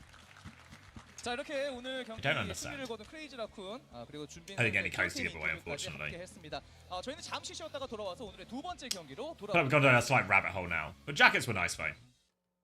Jackets were nice, but it's interesting that they're selling them. I kind of like it. Like, well, the Esports World Cup did them, and they were just exclusive.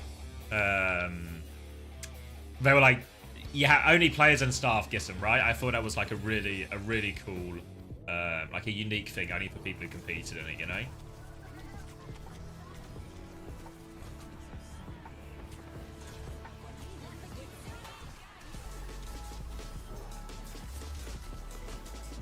World Cup did that too. Wasn't it only the shirts though? I feel like the Overwatch World Cup merch. The nicest thing from the Overwatch World Cup was actually the water bottles. The water bottles were so high quality. I've still got mine downstairs.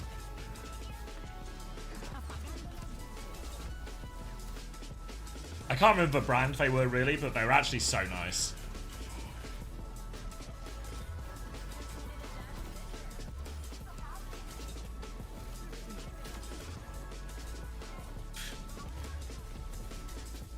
Are you and your girlies gonna party since early? No, we're going suit shopping this weekend. But it's probably not gonna be a late one because I have to be up early for the playoffs.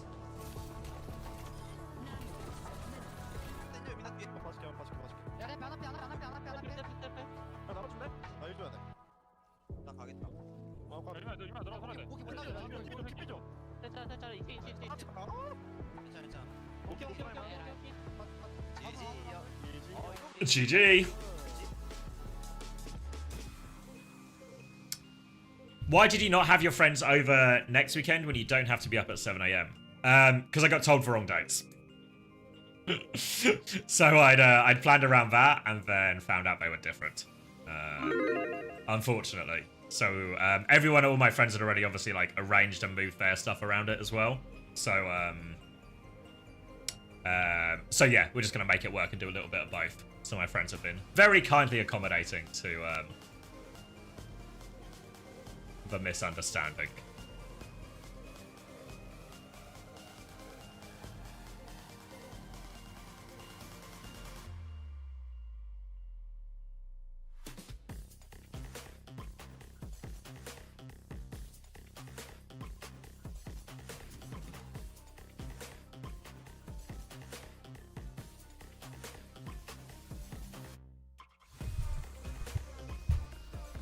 Will Majid even play?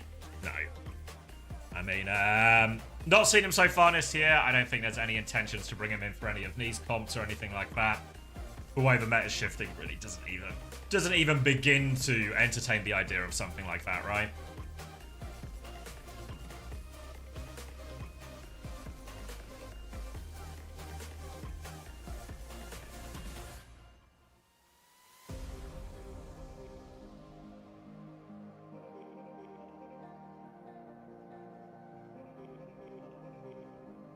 He looks so motivated, though. I don't think that's true.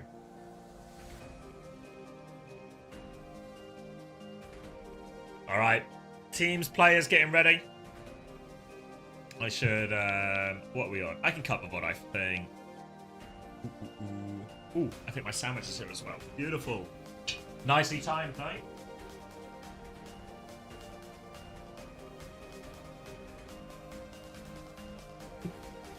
Sausage sandwich.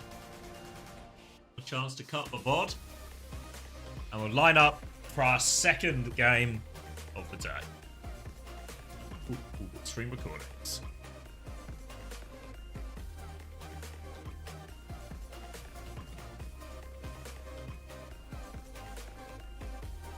I've already pressed the button, GB.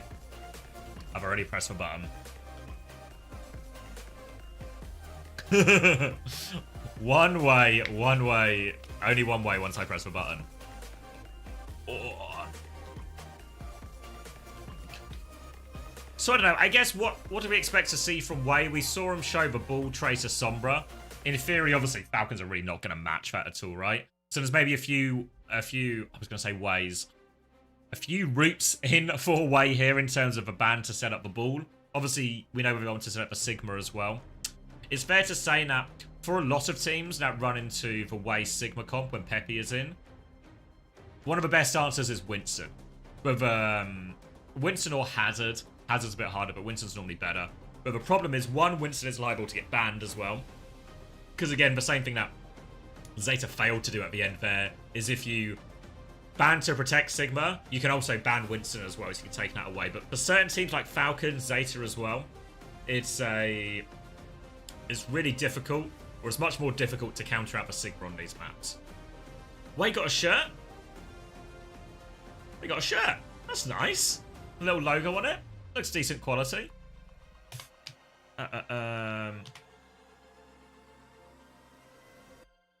Zeta Division versus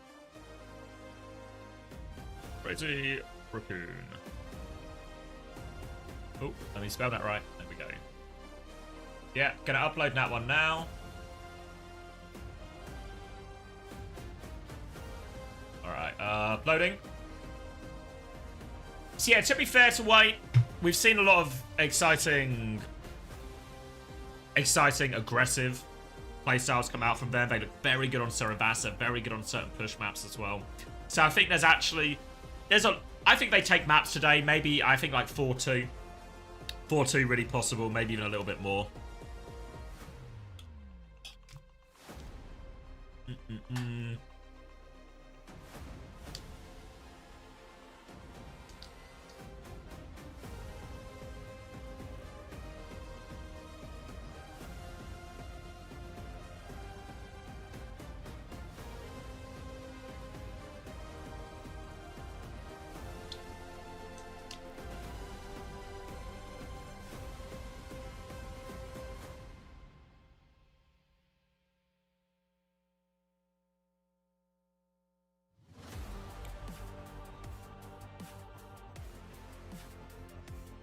You think Way get 4-0'd? Oh, really? You're going the other... I was going to say the other way. His bloody team name.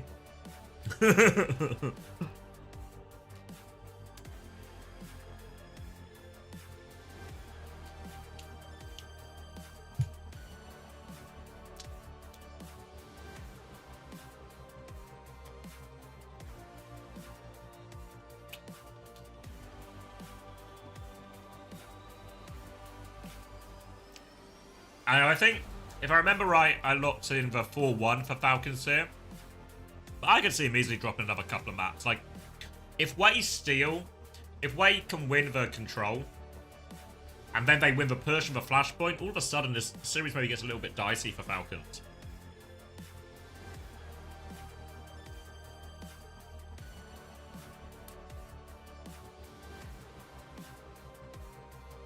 I think, to be fair, we might also see Falcons try and rely on the Zarya to solve the Sigma problem as well.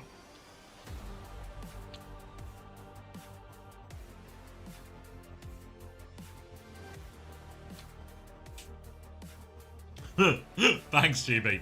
I meant it more as like the control is. I think there's a real chance Way take flashpoint and push, regardless. But I think if the control map is like the most 50-50 one, if they win that, then the series is open.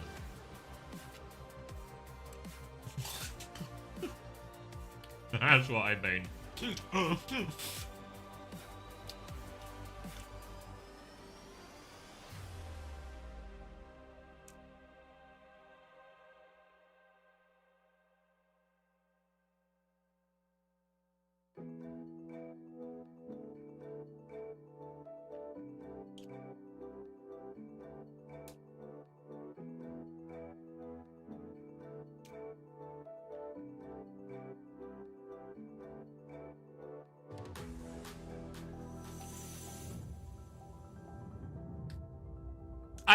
I think it is a little bit Yeti coded, but oh guys, wait. Anyone looking to commission a building?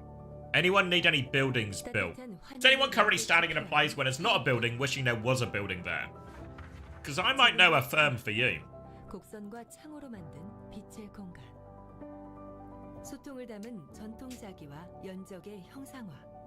Give these guys a call and they will build you one of these buildings there.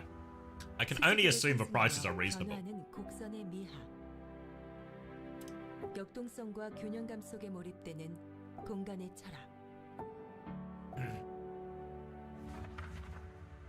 I think what gives me more hope for Wayne and Yeti is, one, the Yeti run, the Yeti Miracle Weekend was actually a weekend where they went 1 and 2, right?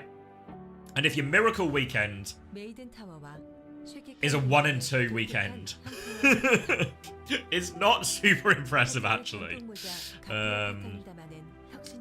But with Way, they've actually taken series, and also even after they had their like really good week 4 result where they beat T1 and Falcons in regular season, they also that playoffs where they lost to Zeta Division, I think it was the upper bracket semi-final maybe. Even though they lost that series, I actually thought Way, there was a couple of maps where they actually looked unplayable.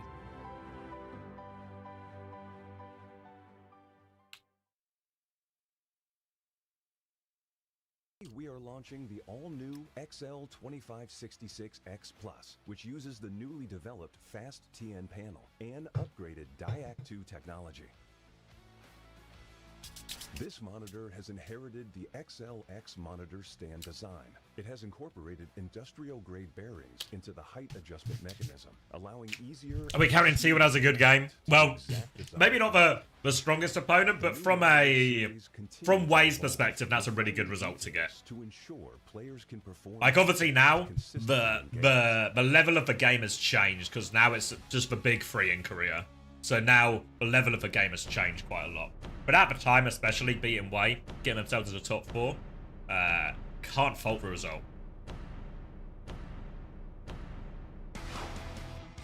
So we pretty much got a whole month off now. It depends what you mean by a week off, right? Or a month off, rather. Because when I look at my calendar, it doesn't look like a week off at all. Because I'm streaming maybe 4 out of those weekends. Like, I think there's going to be China the next 3 weeks. Or the next 3 weekends, rather. There's going to be promotion relegation in that as well. So we're going to be like... We're going to be half off, right?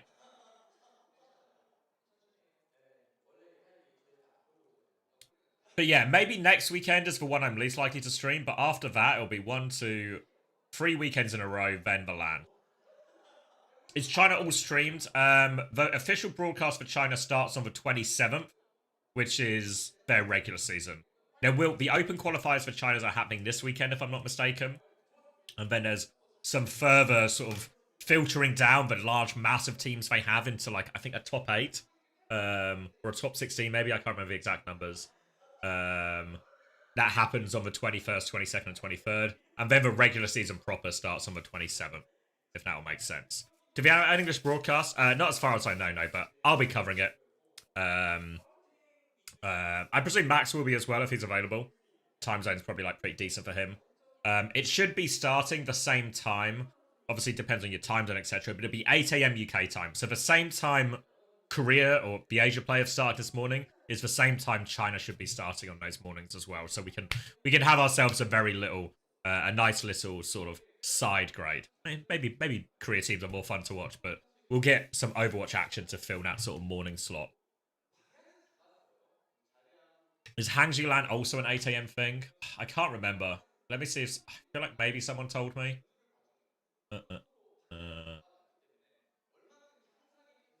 Might be lost in the DM somewhere. And maybe I only got told dates, actually, for that one. 안녕하세요. 팀 팔콘입니다. Oh, Team Falcons! 저희가 준비해온 거 Let me minimize it so you can see the subtitles. 변경했어야 됐는데 그냥 그러지 못하고 그냥 준비한 것만 신경 쓰다 보니까 Not the official broadcast, Poops. It's the weekend after for the official broadcast. But I think it's only going to be a Chinese language one. 저희가 그 준비한 거를 못 보여줘가지고 아시아는 이제 그거를 최대한 많이 보여줄 수 있도록 거기에 포커스를 두고 Recommend preparations better. 했던 것 같아요. Why do they put EMEA team versus Seed 1 teams? Well, it's just because of how the seeding works. Like the seeding, if you look at the bracket, it's a bit confusing. But if you look at like the 1, 2, 3, 4, 5, 6, 7, 8, blah blah blah, I think it makes a lot more sense the order they're in. The only one that's questionable, I think, is China's seed 2. I think it's too high. That should be 8th seed instead of the 6th seed that it currently is. 우선 제타가 잘하는 팀은 틀림없고 지금 특히 더 잘하는 것 같긴 하지만 결국에 이런 해외 가는 메이저 대회에서는 매번 마지막에 미끄러지기 때문에 결단력이 없다? 3등일 것 같습니다. Prediction is 8 to 3rd. 힘든 점은 조금 있는데 그래도 뭐 할만하다고 생각하고 자 이것 때문에 뭐 진다 이런 느낌은 아직 못 받고 있어가지고 솔직히 유리한 거는 맞는데 투탱이 그것 때문에 저희가 졌다고 이런 느낌 못 받았어가지고 Hamlin reckons, I reckon I'm doing fine. 처음 프로를 시작했을 때부터 항상 잘한 모습만 보여줬다 생각해가지고 Oh, thank you Benji for Genji OW for the 9 months. 팬분들한테도 뭔가 Thank you very much for a prime. 이미지가 되지 않았나 싶어요. What do you think Magic does all day? Spectate scrims? Nah, I reckon he just chills, honestly. 할만하다 느낄 때가 많긴 하던데 늘 할만하다 생각했으면 좋겠어요. 결국에 저희가 이길 거기 때문에 일단은 다들 많이 증명하고 싶을 텐데 네, 이번에 Yeah, I mean, I think to be fair, like in the off-season, Magic did have offers from EMEA teams that were interested in signing him, but he chose to stay with Falcons. I And I just want mean, to say I hope everyone keeps supporting us and thanks, Magic. we'll qualify to China and win. 이번 코리아에서는 좋은 성적을 거두지 못해서 좀 많이 아쉽지만 그래도 아직 큰 무대가 많이 남아있고 저희 팀 더 잘할 수 있으니까 그냥 끝까지 믿고 응원해 주시면 감사하겠습니다. Yeah, I mean, it's hard to argue against. You can make this sort of whole thing about like competitive prowess and wanting to fight and improve and all of these things, etc., etc., etc.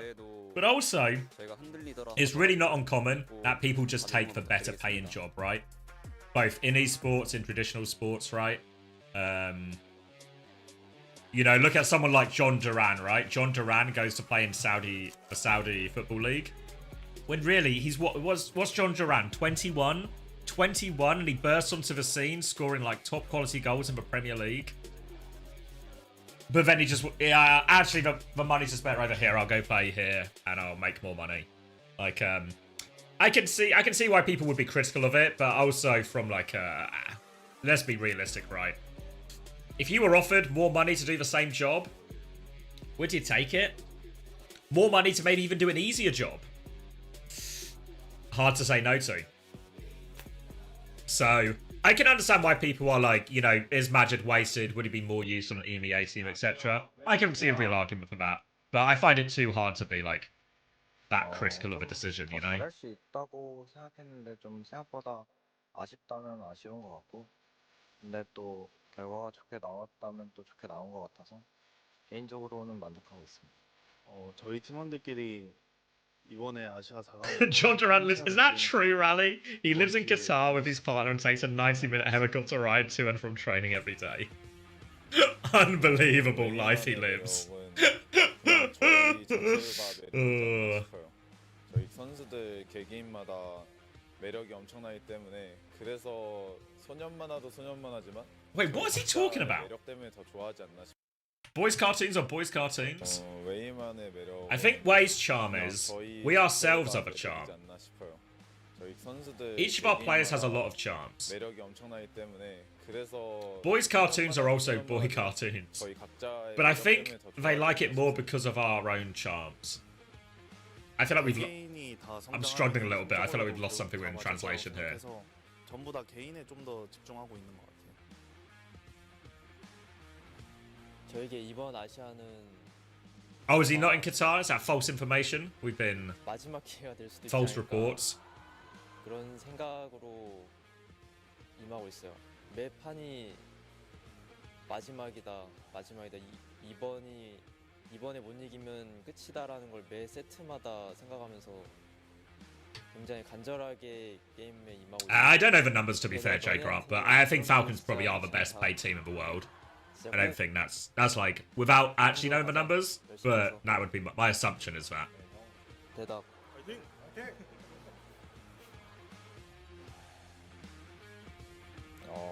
장점이라고 하면 아무래도 일단 서로 영웅폭이 다른 게 장점인 것 같고요. 어떤 메타가 와든 서로 이제 It's Bahrain, but yeah. Oh, okay. 메타가 바뀌었을 때 뭔가 위험이나 부담감 그런 거는 좀 적은 것 같아요. Oh, okay, I see. 예. So they're just sort of circumventing that restriction. 메인 탱커들 그런 거를 이제 잘하려고 열심히 깎는 게 노력하는 것 같아요. 무시했다가 이제 머리 맞고 죽을 수도 있으니까 조심하세요. 탱커 차이 내겠습니다. Milgari promising a tank div. 저희 돈도 안 받고 이 정도 하는데 돈 받으면 더 잘하니까 꼭 스폰서 붙여주세요. 저희 웨이 Oh, really? Alright. We'll get to the bottom of this John Duran situation. But either way, wherever he literally lives, the principle's still the same, right? Of like accepting a larger money contract. Why is Magic on Falcons? Yeah, it'll be brand appeal essentially, right? You get the same thing in any traditional sports, right? Like people always like the football example again would be like English. When you talk about like transfer season and stuff, people always talk about English player tax, where English players cost more. Because there's always, I think, a desire for all teams in the English Premier League to have an English star or two. So it means that their price becomes inflated because they're more high value. New shirts, fine.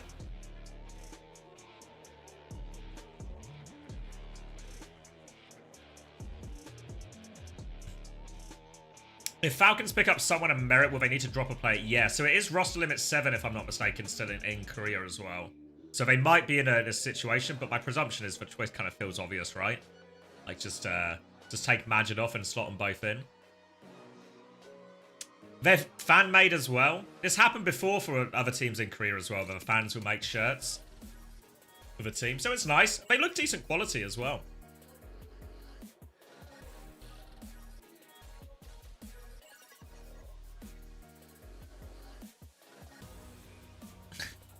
Merit doesn't do it. Yeah, I can see the argument. I don't know what merit really adds to the team in a lot of situations. But also, I think Merit and someone are always very keen to play together. So I won't be surprised if whatever ends up happening with them ends up them going to the same direction.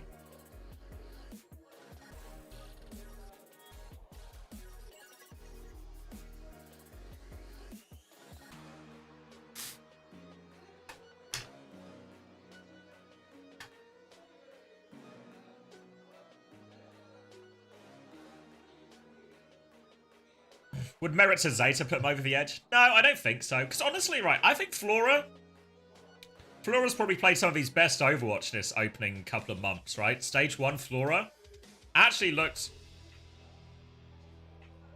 Do I say best hit scan in the region? Maybe not. Maybe it's like, it's really close with Stalker. I feel like Lips had like a fairly quiet stage by his standards. But I think what's fair to say is actually, if you do the rundown of the big three teams, Lip, Flora, Stalker, felt this stage, Flora's right up there with them, right? Right up there with them.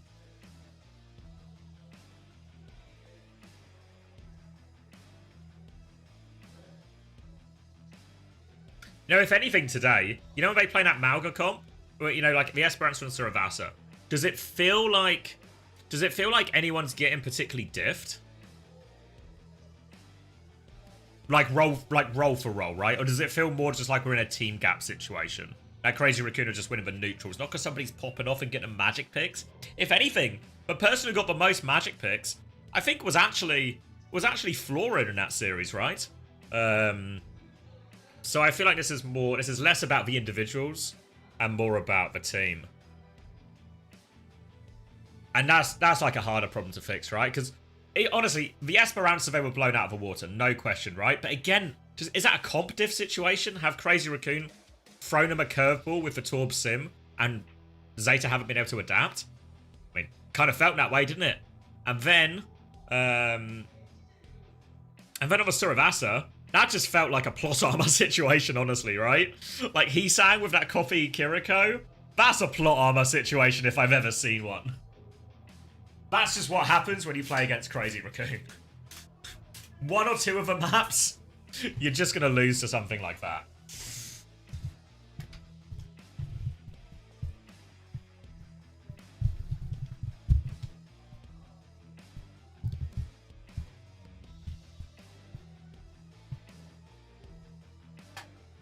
Flora used to be bad. Yeah, I agree. Like last season, I think Flora was a weakling. But I think this stage, he's not looked like a weakling. I don't think their problems today had anything to do with necessarily individual. Like maybe Violet had a particularly bad Esperanza, right? But it felt more like a comp problem, right? Like because again, like you look at Esperanza, Pelican did nothing, right? But is it Pelican's fault? Is it just awkward for him to try and get value and like? Do they need to run a Lucio version there so that Lucio Genji can maybe try and take over more and win through angles more than anything? Because they lose the frontline fight. We actually saw when we were watching TU versus Alcacia yesterday in the replays, we saw the same thing happen to TU on Samoa.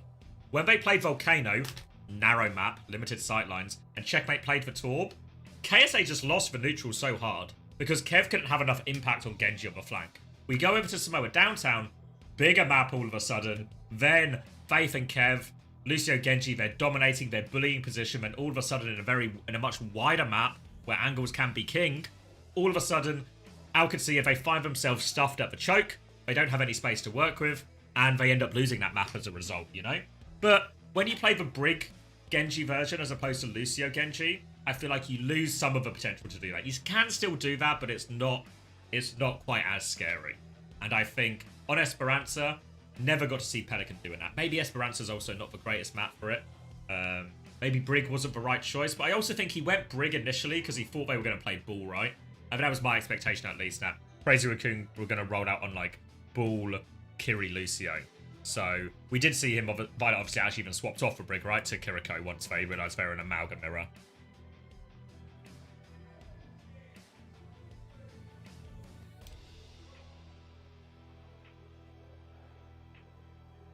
No idea, mate. That's one theory is that'll happen, right? The theory, for those who haven't heard it, it is just a theory. I should reiterate, but the theory is that Falcons, now originally Someone and Merit were on T1, as that was very much like word on the street at the time. But then all of a sudden they are no longer on T1. T1 have a different roster. The theory is like, what if Falcons did buy Someone and Merit off of T1, but there was some kind of non-compete clause or something for stage 1 or something, so Falcons would just have to cop it without him for the first part of the year. Obviously didn't make too much difference to T1's results, right? If that was the case. If that does turn out to be true, didn't help T1 that much. But, yeah.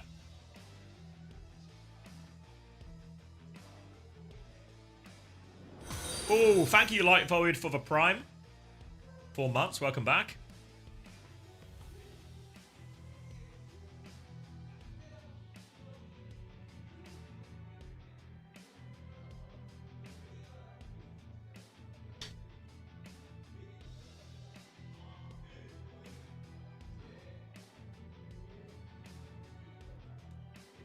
Yeah, but they can always cut someone, right? Like if they just move Majid to like an ambassador role or like a streamer role or something, right? I think it's probably really fine. Again, it's all a theory, right? But I think in terms of things that I don't think that'll be a problem for them, right? I don't think that's going to stop them doing the deal if they want to do the deal.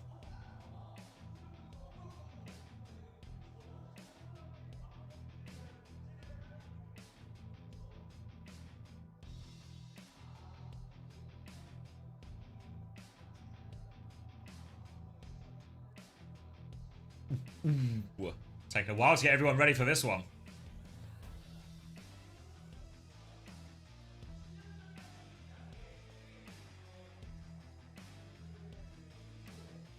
Yes, Arthur. Why Jib? Well, we thought Jib so they could ban Winston, but Zeta clearly had different plans, so I don't know. How have the games been? I only had the one series for Crazy Raccoon versus Zeta series, and it was pretty underwhelming. A couple of good maps in there. I think the King's Rover Saravasa probably fall into that for the most part, but I think Zeta didn't really feel like they got close today. Like across all 5 maps, didn't feel like they got anywhere near close enough to actually threaten taking the series off them.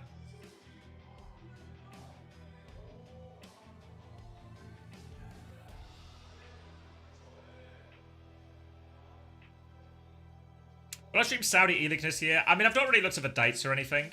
Maybe the playoffs if there's like enough good teams involved, but my priority is always going to be OWCS, whether that's like China or the promotion relegation as well.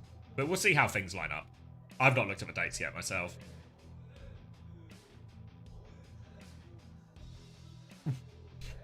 Yeah, I think one thing that's maybe underrated with the original T1 roster that people were talking about with Someone and Merit compared to Donghack and Proud is you don't lose a lot here, I think, in terms of player quality. But I think a lot of people are underestimating the impact someone has to the rest of the team. I think having a player like Someone there will...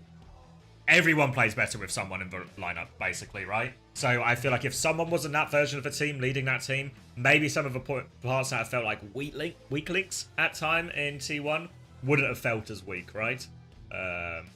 So I think there's like... that's the biggest loss for T1. That Someone is really that sort of build a team around play, you know? Like, you'll get the best out of players if you're playing with Someone.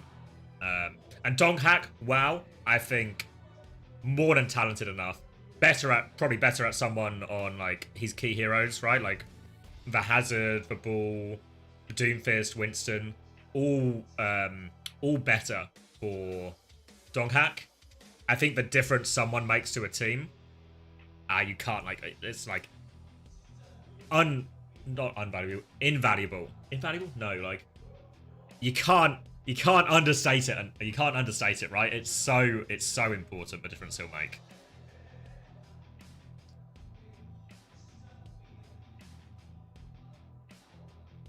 The intangibles, exactly, yeah.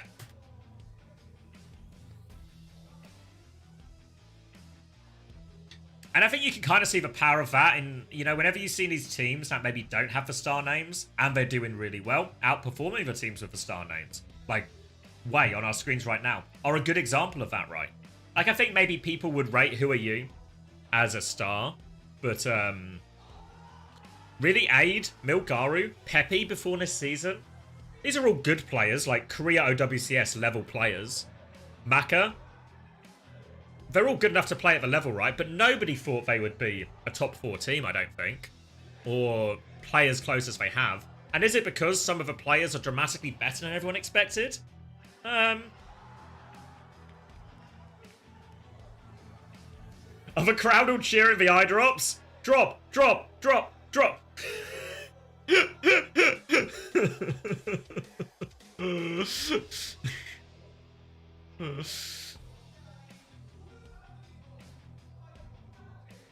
But, yeah, has anyone Wei... It's not... I don't feel like Wei has been, like, some kind of individual has overperformed massively as, like, hard carrying the team. It just feels like the team is playing...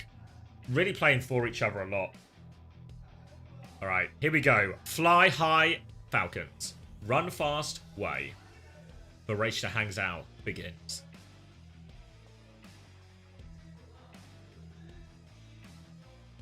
But it feels like all of a sudden we've seen like pop-off performances from Maka, pop-off performances from Pepe, Milgaru, Lizzie Min. Obviously Who Are You as well, but even Aid. Like literally every player on the team has had their moments. But I think a lot of the way word trap. A lot of the style that Wei play is based around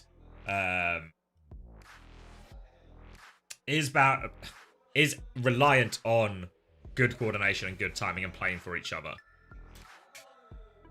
So I think there is like a greater than the sum of its parts type situation with Wei. That would be like I guess the cliche saying that would go alongside it, but I think it's really true, you know? I don't think if you necessarily take a lot of these pieces and just put on a Falcons or a Crazy Raccoon roster, they do exactly as well.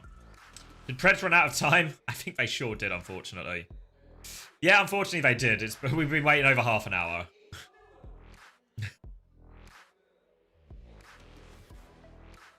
Yeah, maybe we're just going to have to start doing them later for Asia because just can't trust him. Yeah, I know you delayed it as well. It's been almost an hour. Yeah, that's really hard to anticipate. Because I also don't know... I don't know what the trigger should be that it's actually time to open the Preds either, right? But it's okay. You want to do some counting and shit? We can do some counting. 28, 15, 27, 14, 26, 30. 25. Are the doors open? Oh wait, no. I'm behind you. Hold on, wait. Okay. Let me go back to live. Yeah, oh wait, click now the doors live are button. open. 17, 16, 15, 14, 13, 12. The doors have been open for a long time. Control point unlocks in, yeah? 9, Yeah, 8, we're there. 7. We're synced? We're there. We're Okay, synced. that was getting dangerously close. Either way, nice little bans coming out on map 1. The anti-diva ban. Wait a minute. Wei have banned Brig for themselves. What's that all about? So they're making it easier for Falcons to play Diva. Hazard ban comes out against Milgaru, but no. We've got point positioning early on for Team Falcons. Wei setting up for a dive. Slam comes out from Milgaru in the back, but he's already incredibly low, and he just gets full beamed by Stalker. Who Are You? Just good for it, though. Takes down Chio. Aid finds a kill into Stalker as well. So, somehow, some way, they have clutched it out, and they are going to have the first fight. Wei. Yeah. We've entered the word trap period of the stream. But it does work out. They deal with Milgaru nice and easily in the end, actually, here. And I guess for Brig ban, sort of the idea is it makes it easier for your ball as well, but it's kind of double-edged sword, right? Also makes it easier for Hambit. Now Fielder and Chio actually stuck at the back of a map right now, separated from the point here, so they're trying to force point a little bit. But Fielder's just trapped in here. Disruptor shot goes out, and Fielder's just on the run. No escape though, no HP. Easy kill for Aid in the end, and now Wei can turn their attention back to point. Main source of healing gone. They're all reliant on Chio's. Hambit's going to get naded and forced back as well. And they're kind of just trapped here, Falcons. They're trying to force for point, but it won't go over. They find the Who Are You kill. Kind of out of nothing. Maka's going to throw the nano out now to try and seal the deal. Boot in onto Chio. He's going to get deleted with that one. Now dealing with the Echo, and they should be good for the cleanup here. But Stalker actually wants to copy out of this, but Aid's just going to try and give him a runaround. I think he's given him a runaround, but they're losing people still, Wei. They're not out of it yet. No, not out of it whatsoever.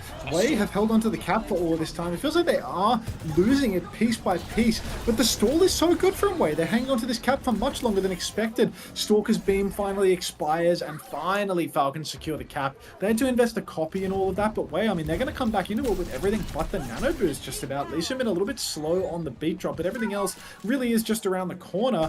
Fielder resetting up to top as well. He wants that far back high ground positioning, but if Wei can sneak around the back, I don't know.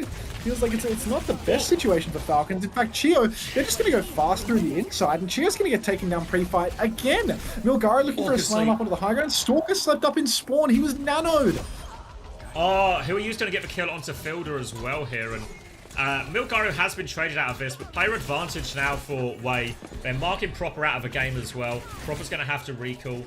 Just slowing it down. They're probably just going to move back over to point here. Falcons trying to stall it out as long as possible. They do have self-destruct on Hanbin, actually, so they can keep this point alive for a pretty long time by time for their respawns. And Wei seems to be... They're dawdling a little bit here with turning the point.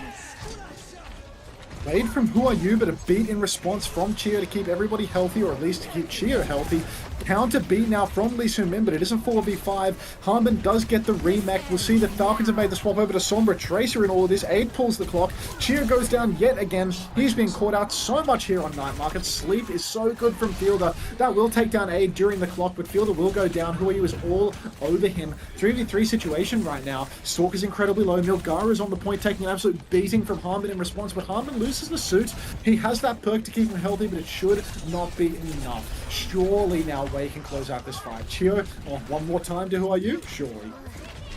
Pulse comes out, actually. It's going to go wide. Chio gets another touch. Proper is still around there. There's still another sleep comes out to Who Are You, and Proper will get that kill. Fielder has just been finding him all map long. Slam comes through as the point will finally go back in Wei's favour here, but they had to work so hard for that. And Maka's maybe had a bit of trouble with his wall climb here. He's really low on point. They're chasing that one down. He's going to die to Stalker. Disaster for Wei. Absolute mess. No luck at all in the dogfight. And now they're retaking into an incredibly difficult scenario. We've got Stalker with the EMP for this final fight. Wei so pressed to touch. Lee Soo-min is going to have to wall ride in for all he's worth. Fortunately, Stalker is too busy hacking up health packs to actually hack Lee Soo-min off the point. Milgara coming in on the coast, goes for the slam, will be booped off the map by Chio. Absolute disaster scenario. And now Stalker, he's on the point. He's incredibly close to that EMP. Doesn't quite have it yet. He's in a little bit of a spot of bother, but it's not going to be enough. And the Falcons are going to close out this round. Unless Hua, you can get a 1v5. I mean, he's always good for Chio in these situations. Every single fight, Chio, just a quickie, but it's not enough. No, it all comes down to that final hold from Wei. That really wasn't too much of a hold at all. Absolute disaster for him once they... I think it was like an 80% fight where they finally battled their way back on. Ugh, fucking word traps. But... then they lose it for free, and then it's just too difficult, really, here. Interesting to see that Milgari's doesn't feel bullied off the ball at any point yet. Even playing into the Ana, playing into the Sombra, and having a pretty hard time in a lot of these situations. Still just committing to that. Obviously, I think mainly his go-to swap would have been Hazard in these situations, but obviously, Falcons banned that out. Good grief. Apparently Smash has been coaching up Garland not to TP like that. This is familiar knowledge. And yeah, you know, you TP like that, game is done. Enemy watching you, game is done. Aid's so good, but Aid also getting swept. Now we've got, Malga versus Ball. Malga incredibly strong here on Control Center. Milgara already being poked incredibly low. Who I use had his deflect burned, and Harmon is trying to chase Milgara. You can see his gaming posture well and truly in full effect right now. And oh my days, I don't know how Wei's going to find their opening here. I think it's so hard to play the ball on Control Center. Yeah, they've got control of the white room right now, Falcons, and they're going to try and clear out this ball before moving. Hack comes through, catches him. I don't know if they can get the kill, but they certainly get a lot of damage on him here, and Milgara is having to be on the run. They trade that Sombra kill, and actually Huayu's come and found 2 kills, so Huayu has found a way to get the opening out of this. Now they'll clear Hanbin off point. They can start walking forward, and as they tiptoe out of point there, just an opportunity for Huayu to take some of these 1v1s or hit some of these combos. Oh, good grief. I mean, look, first cap has gone the direction of Wei. It's so hard. Yeah, it's so fucking hard. It's so fucking hard. But anyhow, Falcons, I feel as if point pressure is always going to be a big deal for them. As soon as Harmon gets the step with his little heart of gold when he gets it up, going to be so difficult four-way. They're going to need to rush in for the touch. That being said, Harmon doesn't have two hearts just yet. So until he's got that, until he can really start pressuring that cap, Way, they can just keep playing for the setup. Aid is playing wide, everyone playing wide and slow, poking a lot. Maybe now the two hearts are online, I'm not too sure. Maybe that's just two players. But who are you? Wide and slow is not going to work out for him as Fielder rips off his head early on. Aid has to dash onto the point to prevent the flip, and that's going to be a cleanup for Falcons. Late trade onto Chio. Apparently someone is always good for a kill on Chio, and they're not quite done with it just yet. Way, they don't want to give up the cap for free. Hack comes out onto Milgaru. No support ultimates to keep them online though, so surely this is the end. Surely. Taking a while now, Proper will get the clean-up, and that will be the flip going through at about the same time as well. Maka actually finds another kill out of all of this too. The Falcons, they didn't have to invest any ults in the grand scheme of things here, so they get it for free. They've got 5 ults coming into the next one here. Way, they have 2 ults of their own. Their support ults, which are probably their strongest, but it's not going to be a match for the 5-bank from Falcons. A huge ult bank for Falcons and the point control to boot. Super difficult situation for Way to be in. Lots of counter ultimates for Falcons as well. You know, the Orbital Ray, the Cage, the EMP, all great responses if Way try to aggress. Kitsune Rush comes up onto point for Way, but straight away Falcons are happy to just match that. EMP comes in deep and Lee Soo-min, he's caught by it. He can't counter beat. Marker goes down as well, and with no healers online for Way, almost no hope at all for them to clutch this one out. Stalker is just chasing down the Wrecking Ball, but who are you so consistently good for his one? Stalker, he's caught Milgaru in the back though, and that means Milgaru is going to die rather late. Mark is going to make the swap over to Ana now. He feels like he needs to try and counter out the Mauger a little bit. Yeah, I think if it was a reasonable swap, can put Hanbin in a lot more difficult situations. The problem is, it's still going to leave him quite vulnerable. Milgaru has actually got Winston as well. This one I'm a little bit less convinced about here. Into the Cage, into the Ray, into Mauger on Control Center. I feel like it's going to be very difficult for Milgaru in all of this.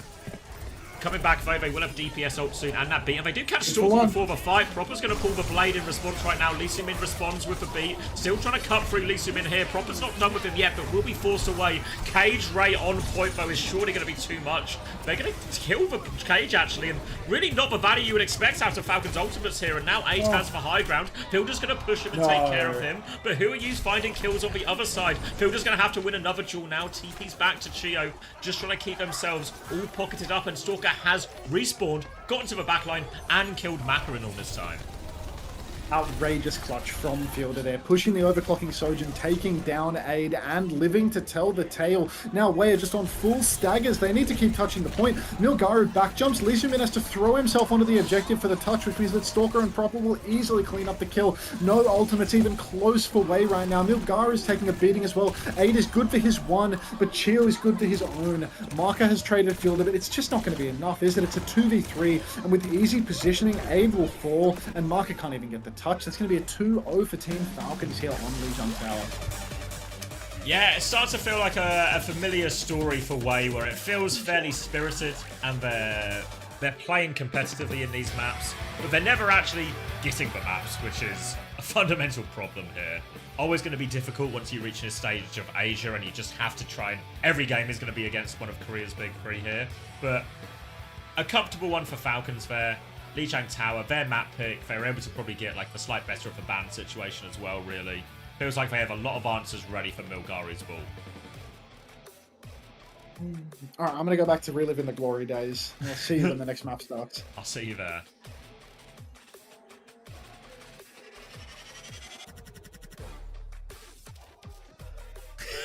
Sorry, Jacob. I've actually just seen all your messages about the John Duran situation.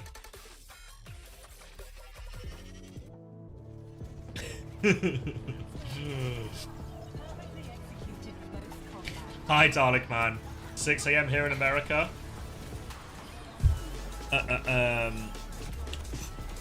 Morning string theory.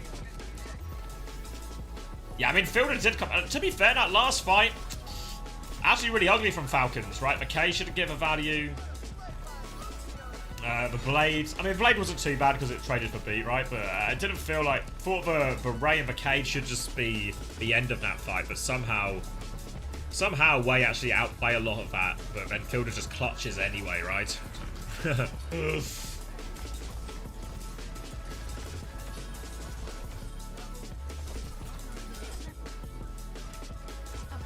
What's the score? Yeah, 4-1. It's double elimination vote, so Zeta will play again tomorrow against the loser of this game. Obviously, that will be lives on the line for Zeta.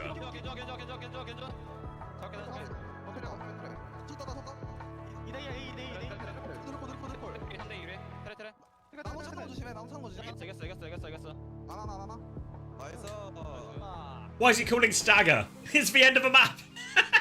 Do they use it for something else? Stagger this, Anna. She'll be late to spawn in map number 2.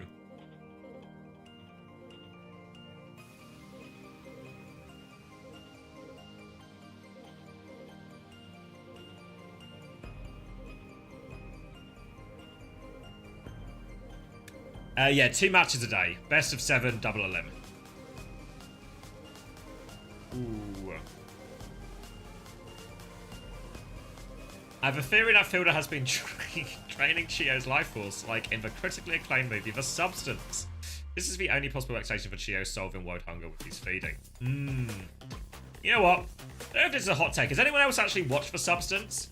I feel like it was a good movie for maybe 2/3 of the movie. Then the last third of the movie, like, ruined the rest of it for me.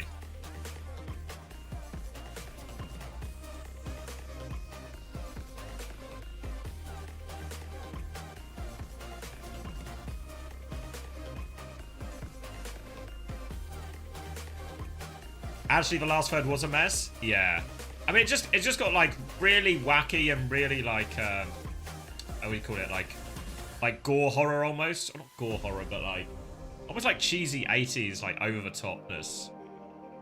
So yeah, I actually was really enjoying the movie. I didn't enjoy that last third of it though, which kind of took away from it for me as well. I think there's also like, would you call it recency bias almost, or it's like the last bit of the film I enjoyed, or the last bit of the film I saw was the bit I enjoyed the least. So it makes me almost feel less of the rest of the film, even though in reality, when I think back to it, the first 2/3 of that film were really good. I was late to a friend's watch party and only got to see the last third. That's interesting, because my friends were watching it, and my mate Toby, I think it was, he fell asleep for the last third. I said to him, don't ever go back and watch the last third. Just let it end there. What you've actually done is you've got the perfect version of the movie. To say come. Thanks, Popple. Brian does like to say come. Welcome back. Thank you for the 9 months.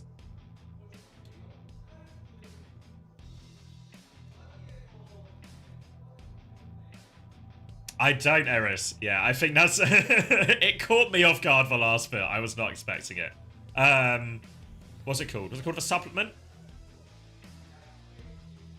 I forget what it's called now. Someone literally said it like 5 seconds ago, but my brain is... The Substance, sorry, The Substance.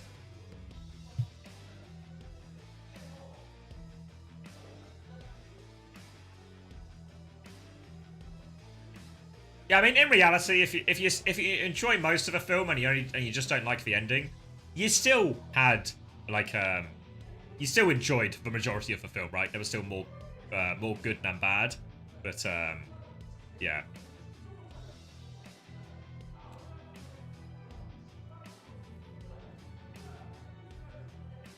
Not seen Speak No Evil though. What was the last film? Has anyone watched Anora? I watched Anora on Tuesday. I really enjoyed that film.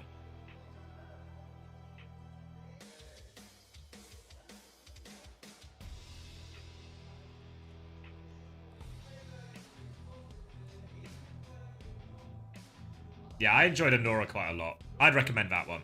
What about Mickey 17? I've not seen it. I want to, though. I know my fiance was keen to watch it as well. But yeah, I thought Anora was really good, actually.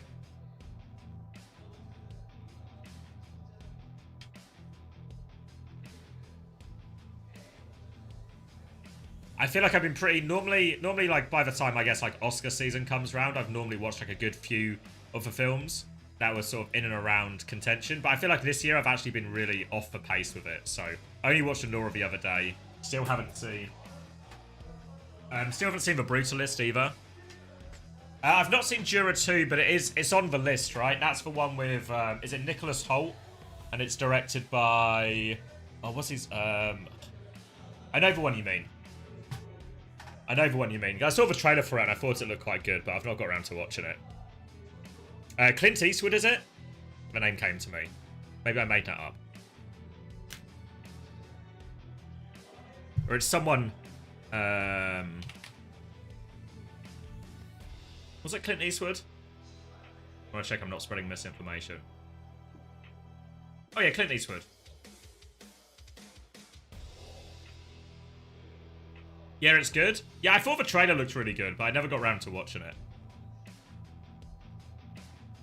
I've only seen Flow. I've not seen Flow is also in the, like, on the list, but haven't watched yet. Honestly, more films are on the list than I've actually watched. I'm a huge hater of films this year. I've only watched Conclave. Yeah, Conclave is another one I've not watched. Actually, when so me and my fiance watched a film on Tuesday, and that was our 50-50. We had a Nora or Conclave, and we went in Nora's direction. So I'm sure Conclave will also, we'll get round to it. Oh, did she? Oh, really? I mean, she was really good in it. She was really good in it. Morning, Space. Morning, Agent. Watch party of films? I feel like I'm going to get DMCA'd if I try and watch the films. I feel like Twitch and YouTube are going to hate that. Did you watch The Substance while eating? No, we weren't eating. No. Don't normally eat when we watch films. Like, if you sit down to watch a film, like, maybe we'll have, like, some crisps, like a snack or something, but we won't have any actual food. We kind of knew to a degree what we were getting ourselves in for, so we sort of steered clear of it. Yeah, I think it came out last year, Smile.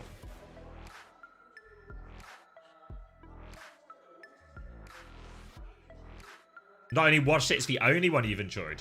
Check out Anora if you haven't already. I thought Anora was really good. Alright, I guess it's that time we have to speak about Overwatch again. Oh, no.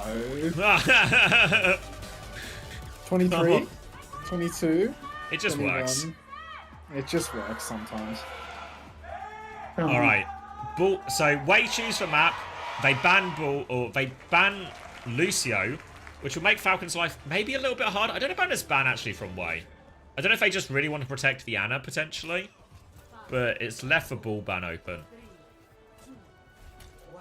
Yeah, I think it makes a lot more sense to protect Lee Min on the double flex, to be honest. I think you see this lineup versus Falcons, and it's just not like a great off-tank map across the board. I think if you have a choice between protecting Milgaru on Bull and protecting Lee Min on Kiri, I think it makes a lot more sense to protect Lee Min on Kiri, to be honest. Yeah, I guess Kiri has to play a flex support as well. Yeah, I guess it's true. I guess the only one you would do is if you could if you use like the Diva ban or something, right, to really put Hanbin in like an awkward situation hero pool wise. But it's also possible they want to save that Diva ban for a slightly different situation. You know, like that's a really powerful ban if you're Wei.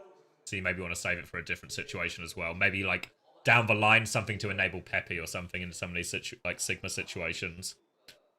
Oh yeah, reasonable. Also reasonable.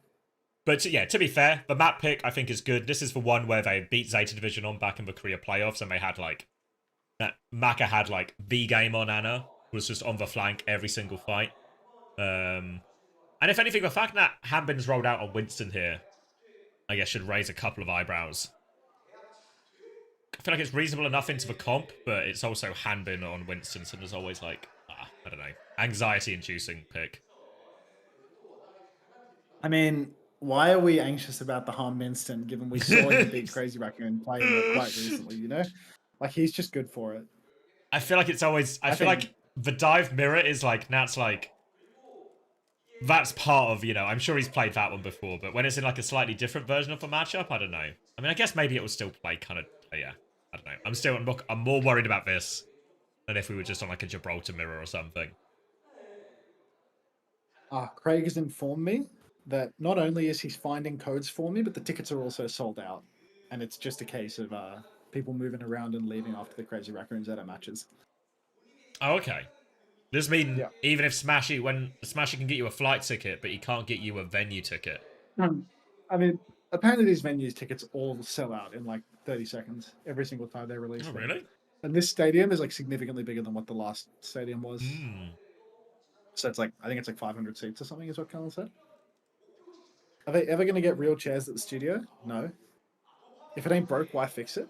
If you can sell shitty chairs to people, why sell good chairs. Yeah, like if anything, they should do like a Ryanair tiered system where at the back you just have to stand. Oh, yes. They did that Yeah. when I used to work at the cinema. Our cinema didn't have it, but at like other branches or other like other Where you had chains. standing seats for a cinema. Well, no, not standing seats, but they had like VIP seats, so you could pay like double the ticket price to have a reclining chair. Oh right. I mean, I've heard of reclining like you know, like premium cinemas, like full on, but I didn't know that they you know mixed them, right? Class mixing. Yeah, I yeah, thought because usually you stayed in your rich man's cinema, you know, rather than being like reclining right next to the paupers. Like well, yeah, that's crazy. because what you used to get is people would not buy the tickets, wait and see if anyone sits in them, and just a couple of minutes before film starts, oh, no one's bothered to pay them. I'm just gonna move seat into the nice seats. I don't mean to concern you, but Harman has been antinated and not forced back from the choke because Milgara has not swung enough to actually poke him off the corner. Lee Min is on Kiri to cheer on Brig, and I feel like the Brig is borderline useless here, where it's going to be really hard for Cheer to ever actually mark the side because so many of the Kiri flanks are wide and open, which means that it's really difficult for Cheer to actually fight anything face to face in this matchup. Plus, he's forced to play Brig into Hazard, which is not a very good matchup. Yeah, it puts him in a pretty difficult situation because if he swaps over onto the Juno, it then becomes like a greater vulnerability really for his backline as well here, even if he gets more value individually. So in the end, he might just be left, maybe just hit the whip shots on the Hazard. But actually, Maka is up to his old tricks. He's flanking again. He's hit asleep. Looks like Falcons will be fine, but they had to concede a lot of space. And just as I say they're fine, Hambin really isn't fine at all. Another nade catches onto Proper. This is just going to be more and more push here as Milgara gets another kill. The hanky is so good, and now Milgizzy is just on the push, keeps pressing forward. Falcons, they've made swaps now. Stalker over to the Sombra, but already we're looking at 45 meters and like no contest, particularly in sight. Manual hack onto Aid. He's in a lot of trouble, but he will get peeled. No Suzu. The Suzu missed him, I want to say, but Maka's good for it in the end. And now there's double support ultimate online for Wei. Fielder has the nano boost, but the rush comes up in main. Nano onto Handbin. Not sure who he's zapping right now. Maka doesn't actually have that nano boost yet, but he's kited out through main. He's taking a bit of damage from the Harmbin Winston. Harmon's jump comes short though, and he's just wasting time. Maka trying as he might to stay alive. He hits the sleep, but it's all too late, Xavier. Where's that nano boost? Where's the aggress from Wei? Cart's been stolen in all of this too. Well, yeah, Makara just ends up getting stuck in this one-on-one here while the rest of Wei are still trying to go forward. So it just felt like pulled in two different directions there. There was maybe actually an opportunity to turn and put more pressure onto Hambin in that situation with the tail end that Kitsune rush. Get that nano and keep going. We're going to see Milgari swap onto the Winston for the mirror here as well. So might make Stalker a little bit less directly impactful. Could always swap back onto the hit scan after this EMP. But one thing Falcons do have is plenty of ults to throw into this next one. They've got the EMP ready to go. They've got the Primal, nearly a Blade, nearly a Rally. Everything short of that Nano. Maka, on the other hand, going to have to rely a lot more on this Nano. He's got eyes on Who Are You right now. He's getting close to his Blade as well. So might be a Nano onto the Genji. Try and set up a later Blade coming through. Doesn't even need the Blade, though. They've just deleted Fielder and Proper out of that one. They're going to try and trade on point here if they can, Falcons, but they'll just take the reset and a clean one-and-done fight for Wei. Pause out of respect. Thank you very much, WDG. Love to see it, really. Just, I was thinking, I need a break. I want to take a breather. Getting all tuckered out from that almost 3 minutes of 3 minutes of Overwatch. No, almost 3 uninterrupted minutes of a map. Like I need to get a pause time for sure.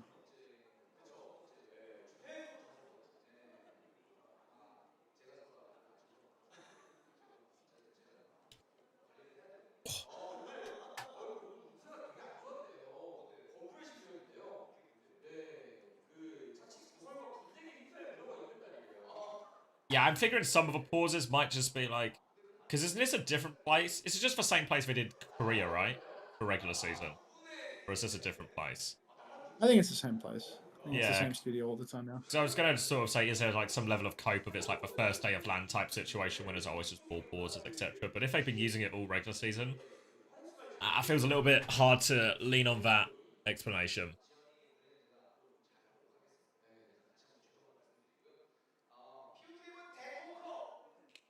When will relegation be? It's going to be the 13th of April for EMEA and North America. When does Face it end? Like those two teams are qualifying to relegation? I don't know. I thought there's still maybe like a couple of weeks left. Maybe someone in chat knows. I've already been following Face it at all. The hell is See. Squid Twin? Because I think I think I'm not going to be able to watch any of the relegation, right? Because I'm probably going to be in like Korea or China or something. Of what would it be, 13th of April? Yeah, almost Yeah, it's definitely, just, right? it's no, You'll definitely no be chance. there. And to be fair, I think it might only be like a 1-day thing. Like they're just gonna do it all in like a. Really? Cause I think it's 3 matches, right? Because it's 4 teams, but it's a double elim bracket essentially. 2 teams Yeah. qualify, and because they don't even need to do the grand finals, right? I don't know if they'll actually play it for seeding. Well, they don't even need to play it for seeding, really, right? Because one team goes through the upper bracket, one team goes through the lower bracket to qualify. Yeah, true. Actually, I think they should still have to play it for seeding, right? Like. Yeah, I think if, but yeah, I think that means there's Or is just it just like it's just like you play an upper bracket game? Do you even you don't even need a grand final, right? Yeah, you're right. Actually, yeah. Just win through upper bracket, instantly qual. So win 1 game, qual. So I guess And there'll be then 4. lowers. Actually, if I miscounted, there'll be Yeah. 4 games. There'll be the two upper bracket games first, then the upper bracket winners, and then the lower bracket losers and lower bracket. So 4 games per region. Yeah, because someone told me it was on April the 13th, but it could just be that entire weekend. 4 days, 4 weeks, 2 days. Oh, we're back. It's all on 1 day, yeah. Okay. Okay, yeah. So we're just gonna slam it in then. 5 games. 5 games? Fuck. Then we're gonna do EMEA, so I guess I'll just cover 10 games in a row then. Fine. Have fun with that, mate. Have fun with that. You know what? I will.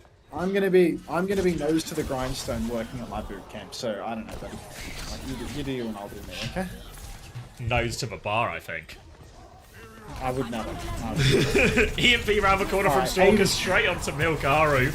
Doesn't die though. Hambit's going to pop a primal. Milgaru's just trying to play a little bit on life support. Rally towards aid right now. Back jump and disruptor shot out, and he's kited out all of this aggression. That was a heavy investment for Falcons to find not a whole lot of kills at all. And now they're going to have to rely all on this nano blade. But who are you going already?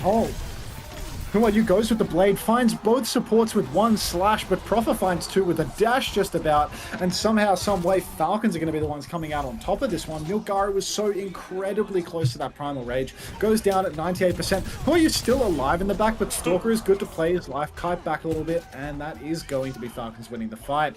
It seemed like Wei had it all, you know, the double kill with the blade early on, but just nothing to show for it after the fact. Nothing but Falcons in the kill feed at the end of the day, and now there's still the Nano Blade available for Proper. So very dangerous situation for Wei to be in now.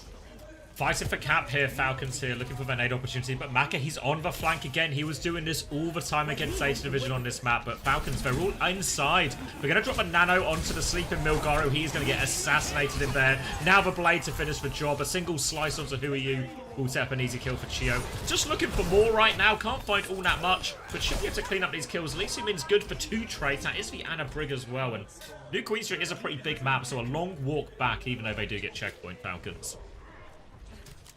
Yeah, long stroll for them. But look away. Marcus Nade has caught absolutely nothing. It splashes on Who I Use back midair. Who are you making the swap over to the Tracer as well? I don't really know how to feel about this one because Who are You is such a carrying machine on the Genji. And would you look at that? Who are You's instantly been pre-fighted by Stalker. So maybe get back over to the Genji, old man. You don't need to. We don't need to see any new tricks from you, buddy. Kitsune Rush comes out from Lee Soo-min up in main. Headshot from Lee Soo-min in all of this, but the trades are just going Falcons' way overwhelmingly. Nanobris comes out onto Milgaru though. He's zapping inside the rush, but Milgaru, he needs healing. Milgaru has to back jump while Nano Harbin is just watching him out in the open, a little bit lost. But Proper again finds a kill on Who Are You. Grow up, old man. Just get back on Genji. There's no hope for you. And Wei, I mean, it felt like they were in control for so long here, but it's really slipping away. Who Are You back to Genji? Back to Genji now, the Tracer experiment is over. You know, they say you can't teach an old dog new tricks, but sometimes the old tricks are just for good tricks. Keep doing them. A classic never goes out of fashion. Stalker's going to swing this corner with an immediate kill, though, so even though they're back on the Genji, they're getting torn apart right now. Milgaru's low. Stalker sweeps in for another one, and domination with that overclock, and Team Falcon's about to put serious meters on the board now. So strong for Falcons now. They've still got a huge ult bank to deal with. Wei, I mean, only the Primal Rage in the clock, whereas Falcons, I mean, Hanky's Primal can do it, right? He can just juggle Aid off into the distance. Chio can counter out Milgaru's Primal with the rally. Fielder's going to have perks this late into the game as well. Plate of Suki, thank you very much for gifting your girlfriend. Welcome to the Parasocial Friends Club, Kiara. Cheers to that. Now, we've got Milgaru looking for his opportunity to pop the Primal Rage, but he really just can't find it. He's going to be poked out pre-fight and just going to back jump. Aid swinging on the flank with the clock, but there's just nobody to hit with it. No reason to pull the clock, and instead, Falcons, they're just going to back up.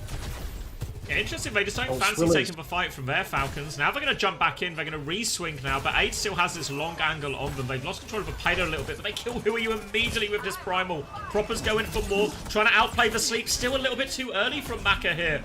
Milgaru's going to get slept in the meantime as well. Primal coming back, but they're just getting torn apart here, and Wei seems to really be on the ropes. This is going to be more meters on the board, and next one might just be for a full cap. Even though this felt like a comp disadvantage for Falcons, they've managed to leverage it into a situation where now they're just full capping Wei. Really being dismantled at this point. Wei needs a touch. Milgaru over to the Malga, pinning in.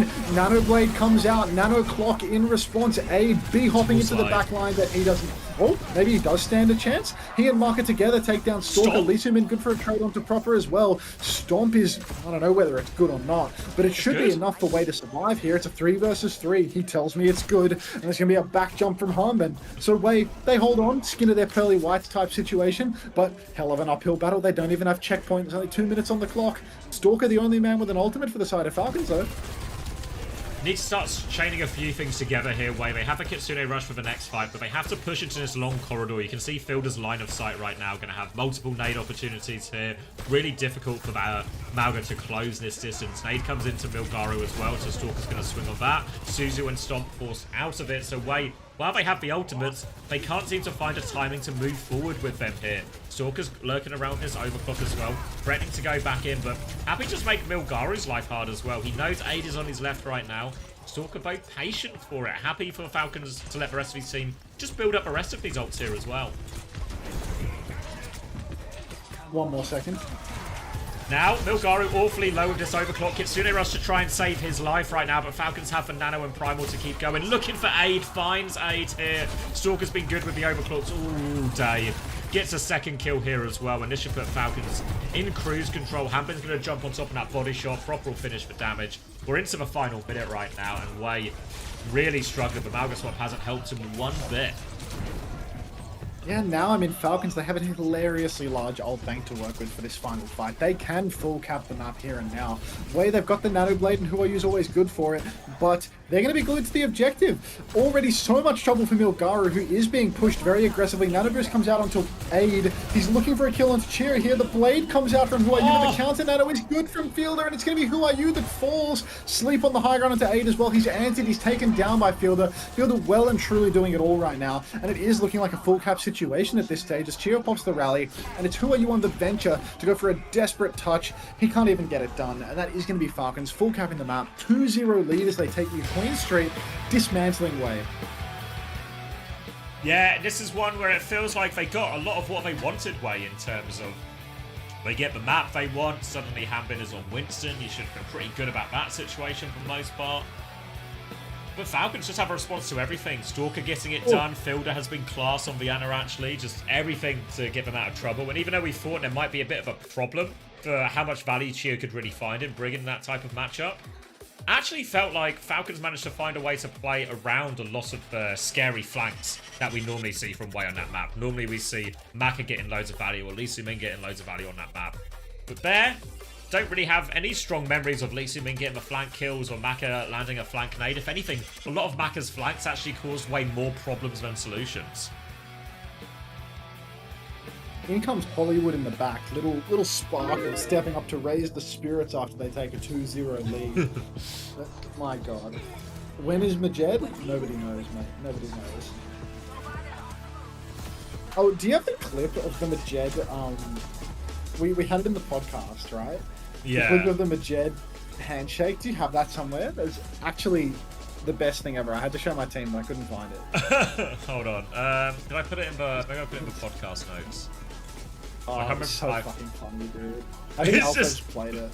Like I was just because I was watching it, Because I think it was, yeah, because it was last weekend, right? So maybe it was weekend before, but you weren't around. So I was just kind of like casually watching it, right? Nothing really happening.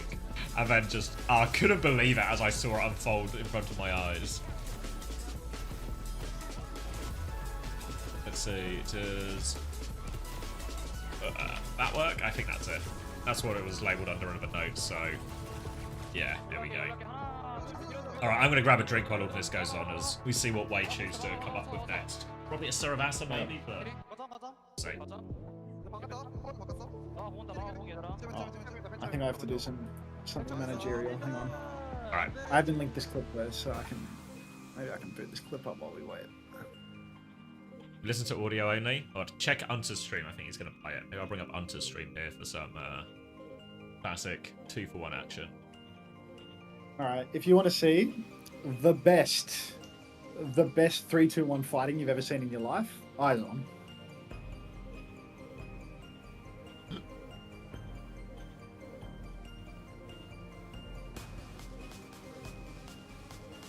Look at him. Look at him. Alright, 3, 2, 1, fighting.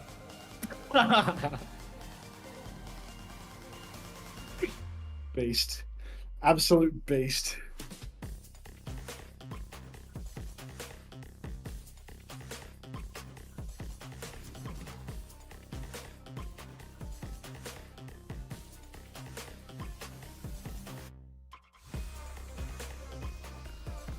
Oh, fucking... it's actually so awesome. He's just so clocked out.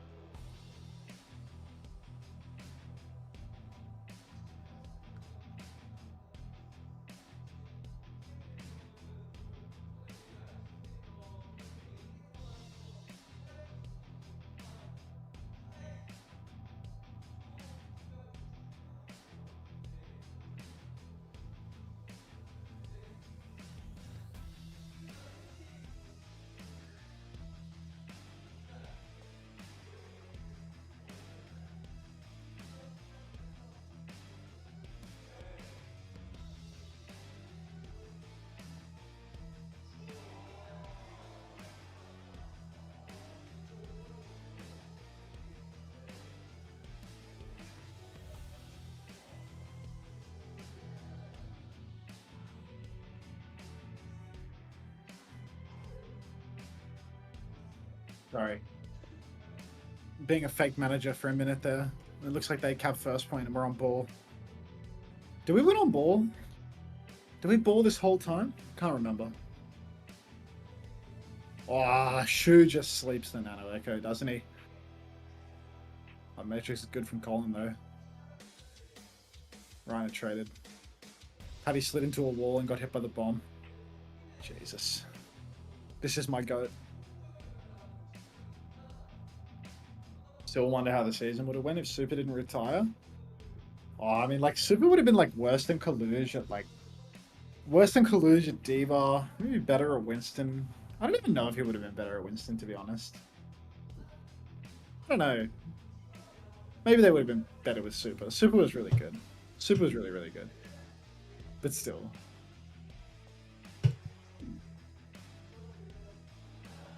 I'm back.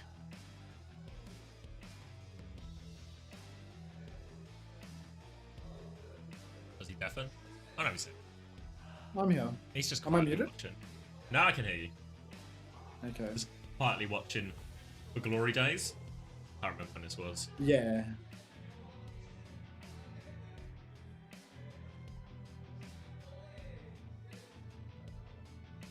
I've just got to send something to Big U NIT. I know the fella. Yeah, he's your boss, isn't he? He's my boss.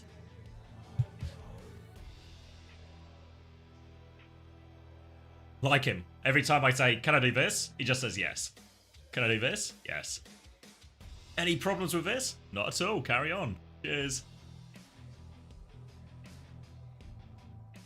Oh, did I show you? Oh, wait, hold on. I think it's... Hold on, it's nearby. 2 seconds.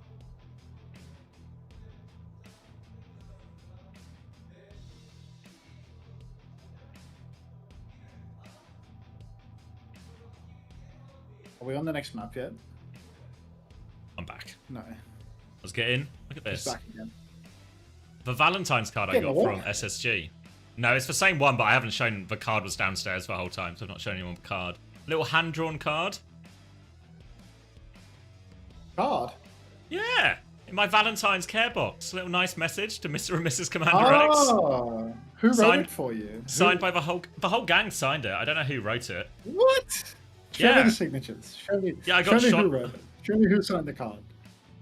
Where's my? Where? You watching this? Where are our hand signed cards?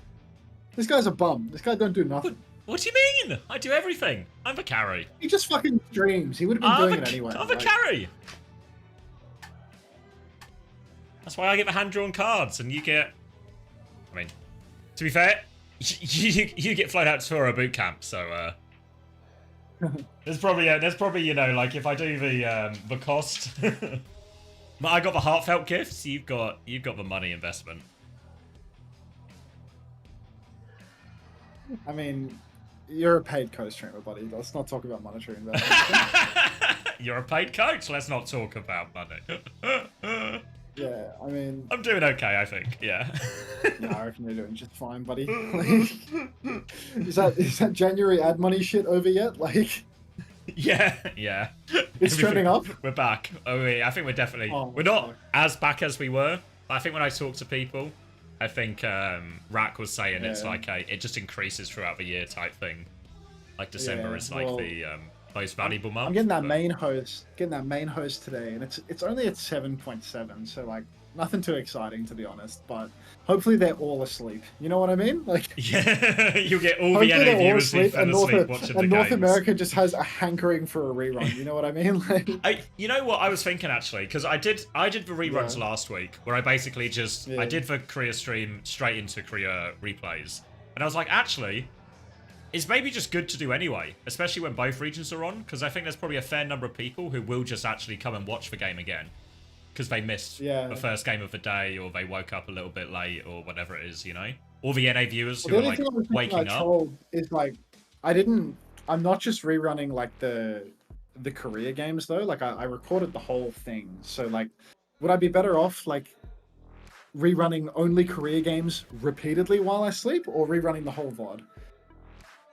What do you mean? As in like all like the preamble and everything else? Or... I mean, I've been live for 7 hours, 8 hours. Oh, right? I see what you mean. There's so many hours before the games start. It's like me rewatching the North American games before the Korea rerun starts. Yeah, I don't think there's any harm really. Like, yeah, I mean, I'll just rerun that, and you know, if people will watch whatever they want to watch for their little funny drops. Yeah, because I think on the Sunday, obviously Korea was like outrageously short on the Monday, so I just sort of queued up the NA and EMEA games after it as well, you know? I guess you've also got like a much longer gap between, because we're just doing like waiting for the Asia playoffs to start again, essentially. Yeah. Yeah, Gilthorpe saying the only reason I watch live is because the rerun isn't guaranteed. If it was, I would. Yeah, I think I can't do it this weekend because I've got like my friends are over, so I've got plans every afternoon. But I think, especially when it runs into EMEA and North America, it's probably just like a quite nice, mutually beneficial thing. Oh. Yeah, I thought it'd be more convenient if I just reran the games only. But Hi, at the you're same on. time, like, who cares? You know, I'm rerunning. Most of the people that are watching the reruns when the hosts have hit are just like drop they're farmers. just people that are drop farming and stuff. Yeah. All right, Blizzard World. Oh, Choice we're from in the Way. map? Yeah, choice Oh, from shit. Way. Gonna be a Zarya ban with it as well. Which in theory, I thought like maybe would have been one of the ones they would use to try and enable Pepe in some of this, but no sign of Pepe. More Milgaru, more Ball. But I feel like it's a good Ball map, to be fair. I feel like the Anna Brig, the Ashe is going to feel pretty good on this map here for them. Han Vincent is just completely unleashed at this point. They're just happy to play it literally everywhere, into anything. But that being said, the ball is fully unleashed now that there is no Wrecking Wheel ban in play. And it seems like Anna Brig Winston is just the flavor that Falcons want to go with no matter what. Lee Soo-min sticking it out on the Lucio rather than going for the double flex option. I think this is a little bit interesting. Stalker, spot a bother underneath, but the Han Vincent is good. Who are you? He's going to get counter jumped by Han. Oh, disaster. So wait, they're just going to completely fold in this first fight. Yeah, trying to double down onto that Anna Brig backline, but they're able to peel each other, Hanbin with the counter jump, and Hui's going to make his way onto Tracer right now, and it just feels like, again, same things we were saying on New Queen Street, right? It just feels like you lose a certain percent, maybe a large percentage, of the Hui Yu kind of X factor when you take him off his best hero. Now we're going to keep trying to force this dive through. And it feels like they just have everything in check, you know, like Proper's marking this left-hand side, making Milgaru's approach very difficult. He's going to try and go from main instead, now go the other way. But they're going to rotate away, they clear out Who Are You from this flank, they chase Lee Soo-min away as well. Way have got a bit of space now on point, and Milgaru can go in, try and threaten the slam at least, but he's down to 200 HP again. They're going to try and clear out Hanbin, but Proper's just got a kill on the flank while all of this is happening. And it's just, nothing's going in favour of Wei right now. Builder's going to be forced to nade himself to survive as they double down for that kill, but not even close to a trade on Wei. And this is just looking a very blunt attack so far.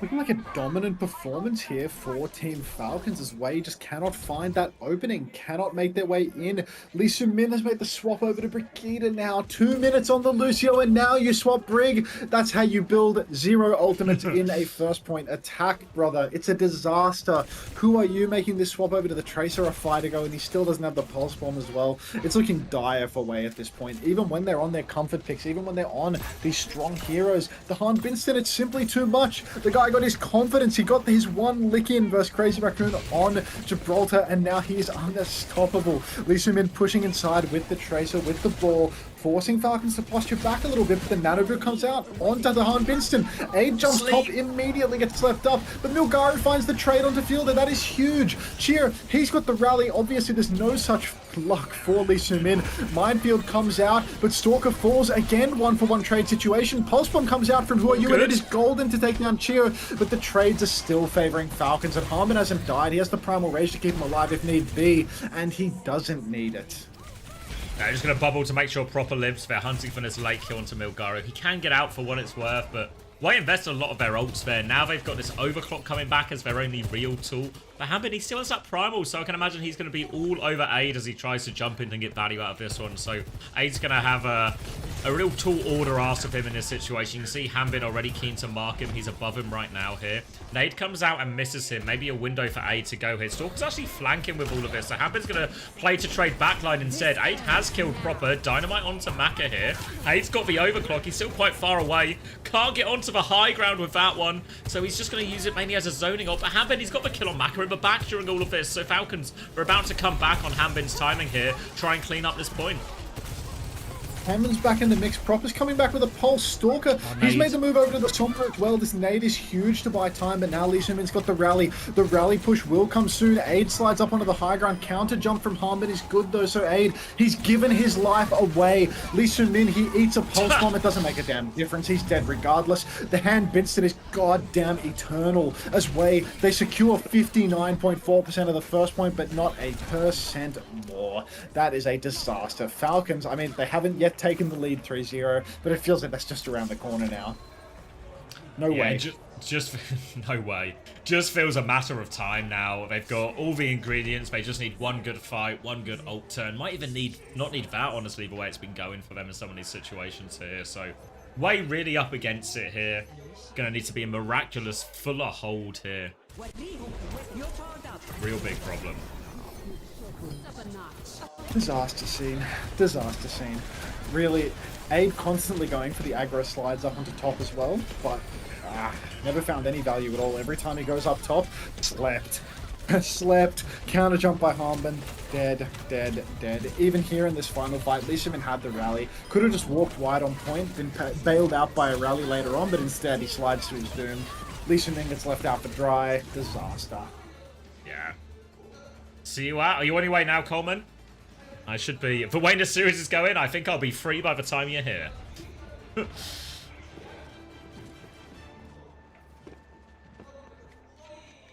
So now, Anna, Brig, Winston, they're just going to take the mirror here way. But I don't think, you know, Falcon's no longer scared of a Winston mirror. No longer a an unattainable comp for them now. Hanban is just getting the work done, really. And I feel like we've seen lots of good things from Milgari throughout the course of this stage 1. But Winston has never really felt like the strength, the little bits we've seen on him of it. Hanban even going to try and threaten the ball for a second, but we're not going that far yet. Will be Diva actually maybe out of him here. We'll see if it's just for a Matrix onto his TP or if he's actually going to commit to it. No, back into spawn. Onto the Winston. We'll just take more or less the full mirror and Sojin instead of an Ashe here. Seems reasonable enough on the attack here. And Wei. Alright, first 20 seconds, no problem as Falcons haven't left spawn, but might get a little bit trickier now. Oh, 7TV emo just spawned. What is it? Yeah, it's perfect. Thank you very much, Angst Game. That is an instant addition to the war chest.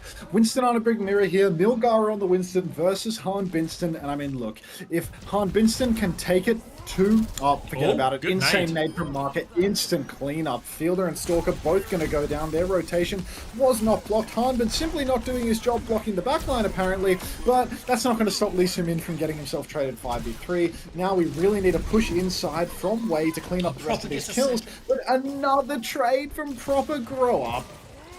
We don't need the handball. No, we don't. No, we don't. That's a bridge too far. A bridge too far. Aid's going to come back. Yeah? Aid's going to come back on the Sojin now as well, as Wei can't really hold close or hit him early as they're waiting on those respawns. Lee Min does seem to be back in time. Aid should be there very shortly as well. Proper's looking just to try and take the Tracer battle on this side fight. The rest of Falcons have moved themselves towards point, want to start forcing that objective. Nade comes out from Maka. Sleep is good onto Hanbin, but backline is bubbled as well. I don't know how much damage they can actually get on Hanbin here. Down to half HP. Nano boost out now onto Milgaru. Looking for it. Fielder with the self-nade. Gets the Mega as well. Milgaru has the Primal to keep going. He has another bubble as well. He's right back on it. Another good nade from Maka. Rally out instead, but Fielder, he's very low in here. Pax and Rally going to keep him alive. He's been juggled out. Milgaru's going to delete that backline. Chio's going to get slept on the way through. And all of a sudden, Chio might be able to get the trade, but it feels like Maka's just doing everything for Wei here on the defense. But Proper, more trades keep coming through. And again, these are high value ones. Heroes with a slow walk back. Or Stalker sliding from high ground to high ground. Not going to make a difference when Milgaru can catch him up top. Throws down the bubble as well to block healing. And suddenly it's looking a little bit holdable for Wei. They've only invested the nano boost in all of this. Chio traded out his rally. Is Aid really only 50% of his ultimate? Did he start on Ashe or something like that? He must have started on Ashe. He did, yeah. Something ain't right here. Either way, who are you? He's trying to poke out the Han Binston, but look at all these players from Falcons pressing through the side. The Tracer, the Brig, everyone is here. Proper getting worked early on, but the Nano Monkey comes into the backline and everyone is completely zoned. Looks like no ultimates have been invested though. A little bit of danger. You got to watch out for that. Oh no, maybe you don't have to watch out for Proper flanking. Now Stalker swings up in main, pulls the clock. Pulse Bomb comes out from Ryu, catches nothing, and then Stalker 180 and takes him down. Lee Min pops the rally just to be taken down by a flying Stalker, and suddenly we're in a 5v3. Milgaru's slept up, he doesn't have Primal Rage, and Falcons are taking the lead 3-0. Took him a few attempts and in the end, over 3 minutes for Falcons to capture first point, but they're good for it in the end here. Always was going to be an uphill battle for Wei in that situation. That's 3-0 now for Falcons, and Wei are really up against it, and I think some people have been asking already, but surely we're going to see Peppy at some point now. Surely it's Peppy time. Surely. Let me get that new episode of Severance downloaded real quick. I've not started season 2 yet. I'm waiting until it's all out, and then I'm going to get through it over the course of a couple of nights. That's it. That seems exceptionally reasonable. Alright. Severance season 2 episode 9. Yep, here it is on my Apple TV. Oh god, only 500 megabyte versions of it are available on my Apple TV right now. That's ugly. I feel like 500 megabytes is not a 1080p release, to be perfectly honest. How many, what is it? 10 episodes in the season, I think, right? So that's fully out next week. This is episode 9 of 10, yeah. That'll be good. New Not scared. segments are so good. Good to know. Yeah, not scared of spoilers. Yeah, no, I don't really. Like, I know my fiance's always a little bit more worried because I think she uses, like, Instagram and Twitter more than me, so she's, like, more likely to run into it. But I think I avoid them all for the most part. Alright, well, I guess this 585 megabyte release on Apple TV is the best I can do at the moment. Well, now, it'll still be like 720p at least, right? It claims to be 1080p, just a lie, isn't it? Like, yeah, it's like a good 1080p release is like 4 gigs for an hour. You know? Like, it's like I mean, it might technically be that resolution, but you're not gonna get the look like poop, you know? Like it's just no way. Oh yeah, it's definitely that big, and it'll be high definition as well, right? Well, you'll definitely be able to see the people. Yeah, you'll be able to tell when people are on Well, if you look at that, it's actually already done. I guess that's the advantage of that's it. a 500 get it megabyte immediately stream from Apple TV is it just appears. That's wonderful. That was really quick. You go to sleep. Good night, Smashy. Bye bye. No, I've not seen the England squad, Archie. I'm on England. It's all about the compression. No Idea says, yeah. Why no stream it? Why download? Oh well, you have to pay to stream it, don't you, Yanks Game? 720p is all you need? Shut up. Shut up. Put it on a fucking 60-inch television and tell me that you only need 720p. It's like a small TV self-report. Yeah, exactly. Like if you're watching it on your phone, you can download for free. Wait. Oh, you're a moron, X Game. Like, you're a moron. I couldn't imagine watching something like that on my phone. To be honest, I don't know what movie or TV show would be like. Maybe like a sitcom on your phone or whatever if you're just on a plane, but like something like could that. Watch some Seinfeld or Curb Your Enthusiasm. Yeah, you know? Like, yeah, something where it's all just really about the dialogue more than anything anyway. But I watch any TV on my phone. The phone screen is big enough. Really? No way. 60-inch TV is diabolical? What do you mean? What do you mean diabolical? It's perfect for when you want to watch something on your smart fridge. True. I mean, depending on the size of your smart fridge, maybe I could get behind it. I love my Samsung smart fridge for that reason.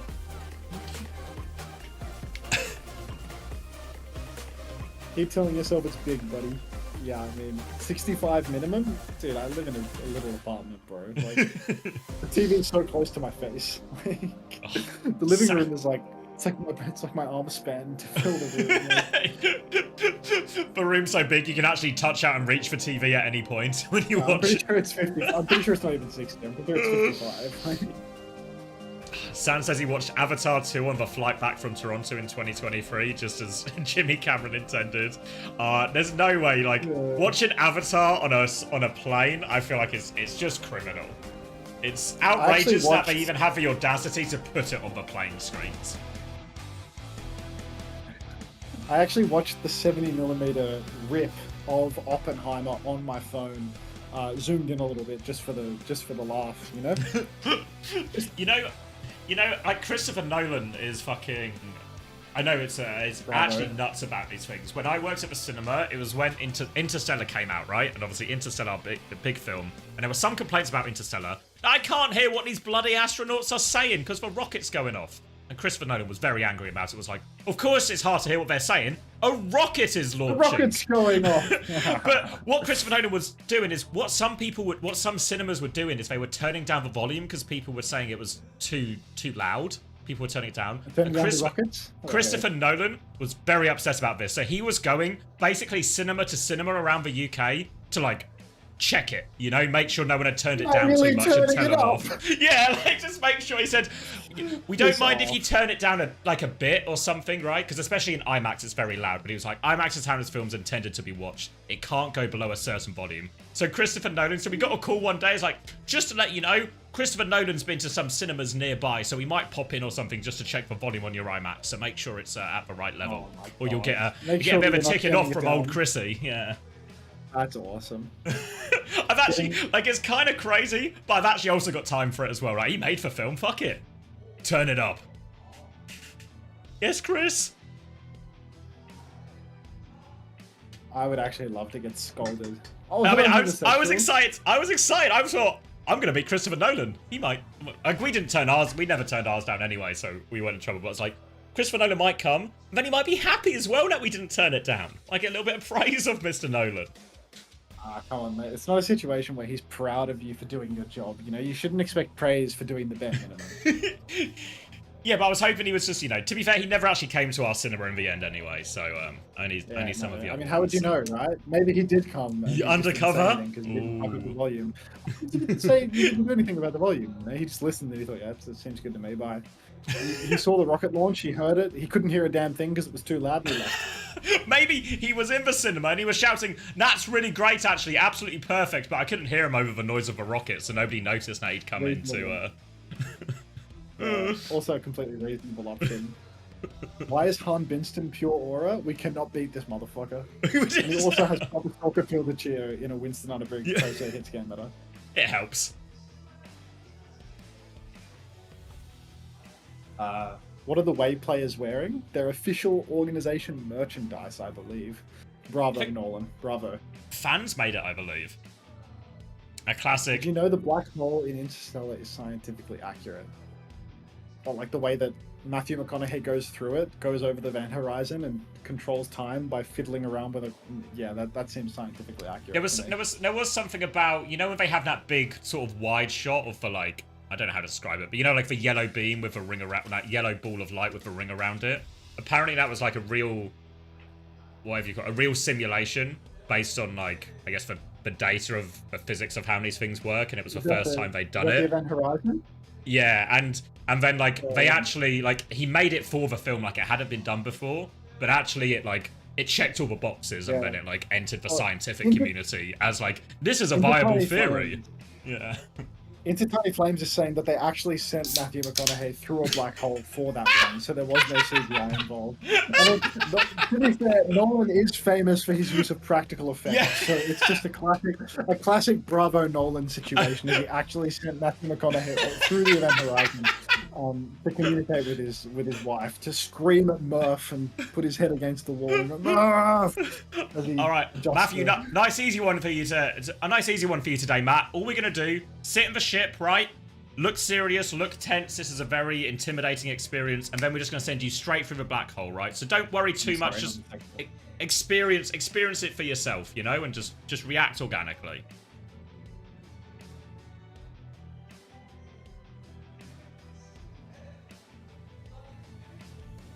Bravo Nolan, pure Kino. Not enough people say Kino nowadays, Jay. Like, I feel like it's really fallen out of fashion, you know? Like, what happened to the Nolan Kino? You can gift onto? No, I can't. Just a reminder that if you're not gifting homosexual a sub right now, you are a homophobe. And that is a huge issue. Oh, apparently Kip Thorne wrote a book on the science of Interstellar. He was one of the physicists who worked on it, so it's really the whole... He sent Matthew McConaughey through the event horizon. Yeah, he was what it was like. The easiest way to shoot in this scene is if we put Matt on the ship, send him right through.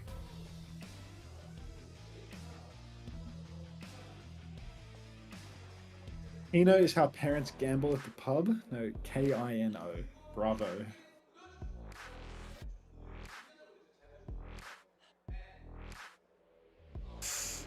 Saravasa. Diva ban from Way. Seems Protecting reasonable the enough. ball. Yeah. Bastion ban from Falcons. I mean, we've seen A do it before, but I don't think it's for Hero to worry about. Surprised have they banned the Kiriko already? That seems like it would be more reasonable. I feel like I haven't seen a Kiri band yet, unless it came out on Blizzard World. Was Oh it no, on Blizzard Falcon. World? Falcons used it on Blizzard Blizzard World. Yeah, so I did. Okay, yeah. right, yeah. And then they don't want to ban Yeah, Diana because they something- want to use it themselves. Oh wait, Pepe's in as well, actually. Okay. Yeah, it's the Pepe reverse sweep angle where they put Pepe in and he starts aura checking on Sigma. You know. Okay. So I mean, seems to They're reasonable down enough. 0-3. Yeah, they've certainly given Pepe a difficult job today. I mean, he's always good for it, though. At the end of the day, like, there's no doubt in my mind or my heart that Pepe is going to win this Suravasa. Why Suravasa of all maps, too? This doesn't really feel like the Sigma Pepe. You know what I mean? It's the only mode. Oh no, wait, no. What was the other? Have we had a? Why we had can't we hybrid? not Monkey still? Because they're expecting for Sigma. To be fair, it makes sense if you expect a Sigma. True. Is Pepe just 2 steps ahead? He's trolling out on the Queen? Piss off. It's a double bait. Korea. Yeah. This is like Seeker rolling out on the Farah versus the Ram on first fight of Esperanza, you know? 2 steps ahead. It's way too good. Alright, Farah as well from Stalker here, so Falcons will have a lot of span, a lot of damage from range here, so even though Pepe can put either Winston off point and maybe force objective here, it's still going to be pretty difficult into that Sojourn, into that Farah here. So Hamlet's going to try and clear the Genji initially. Stalker's going to take a bit of a ginger look up onto the top here. Then as Hambit actually gets caught on his exit jump there. I don't know if that was a knife or a slash, some kind of additional damage. And nice easy one for Wei in the end, actually. Excellent start here for the side of Wei. It appears Stalker's made the swap over to the Farah now. Hanbin instantly taking the mirror. Stalker says, forget the Farah, I'm going Sim, Chio's going... Everything in the kitchen sink, every hero has been swapped. It's just Queen Genji, Sojourn, hard mirror. Falcons say, fuck it, full mirror them, straight away. Pepe's on Junker Queen, we can take that, we're good for that. And the problem here for Wei is that Falcons really are good for this. Yes. Hanbin, he's not too bad at the Junker Queen, just quietly. Team Falcons, generally speaking, not too bad at Genji, Sojourn, Lucio, Kiri. Knife into Pepe, off rip, pulls him in, slashes him in the face. X23 Beast gives me 6 months of parasocial friendship. Welcome back. But Aid rips off Proper's scalp. So really good start for Wei. Pepe taking so much damage, though knifed yet again, but it's Hanbin that will fall. And this fight goes the way. I said it again. Clean up here for Wei, and that'll be the first point going in their favor as well. Having to really use a lot of synonyms here as much as possible.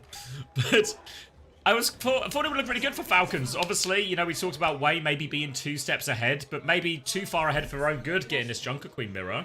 But we're good for it the first one. They're going to go into point B next, which means Wei gets to set up at the choke already. They get to hold in his good corner, which is always nice for the Junker Queen as well. A slightly earlier Kitsune rush, a slightly earlier beat, and everything seems quite good for them right now. Falcon's going to have to maybe cop a disengage or something in here somewhere to try and make up some of the ult deficit.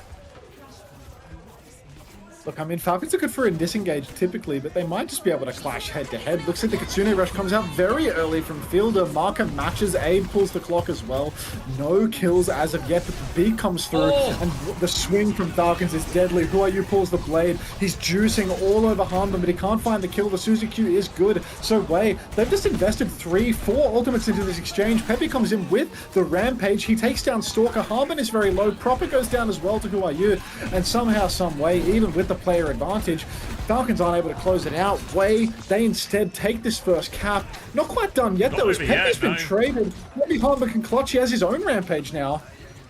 Falcons, they had slower ults partly due to the swap, so they're coming back, but Aid's good for another pick, and that might actually just do enough to force Falcons to take a back step here. Hambit is still trying to live. He has to shout defensively there, though, so even though they have the ults now, Falcons, they are on the back foot. And the Doomfist swap, I don't know if he was expecting more of a dogfight, so wanted to come back quickly. But now, though, he's behind Falcons, and they're just going to walk forward here onto point. Who Are You's been forced to deflect. Maka's already dead. Who Are You actually gets the kill out of that one there onto Proper. Pepe is now on point, has the big punch. Stun onto Hanbin, but Hanbin has the damage to finish him off. Stalker's going to pop the overclock as well. Chio in a spot of, Fielder in a spot of bother, but manages to get out of that one.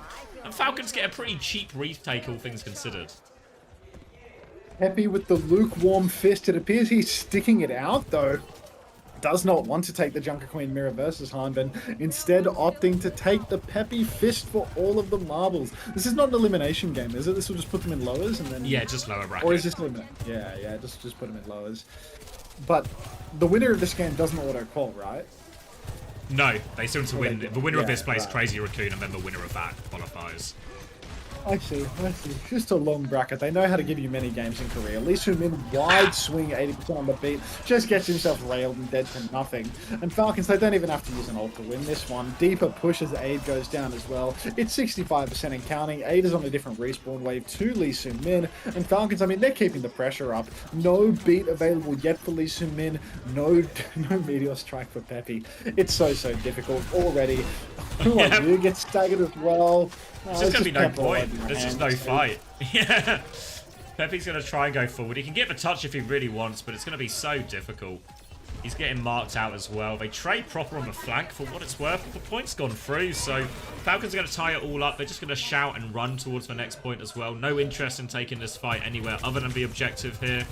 And we'll just get a full reset here. I can't see where we're going next exactly. It looks like maybe we're going over to point D. Oh no, point E actually. Just a mess. Just an absolute mess for Wei there. 0 fight challenge after losing that first cap. Peppy finding no value on the Doomfist whatsoever. Maybe this is their time, though. Maybe he starts to scale with perks. Maybe he's passively built his minor perk on account of the fact that he got it before. No, he still doesn't have his minor perk. Unbelievable. All right, 5 ultimates online for Wei. As good a chance as any. The counter boot from Cheer immediately shuts down Peppy's slam. Point touch coming through from Wei right now. Mirrored Kitsune rushes on the objective as Aid also pulls the clock. Hanbin with the backstep. Marker needs to be very conservative with that Suzu, though, because he needs to counter out Hanbin's rampage. Big comes through. B-hop back from Aid. He doesn't even get the beat. Who are you pulls the blade in the mix. Falcons have used double DPS ultimate, but it is Marker taking down proper. Who are you going down? So both blading Genjis will fall. Wei, they're a player down now. No more ultimates to throw into this one for either side, but it looks like Falcons are going to win this scrap in the end. Expensive first fight. Early flip went the way of Wei, but Peppy, he's made the swap over to the Orisa, and it's a 41% cap for Wei before Falcons get the flip.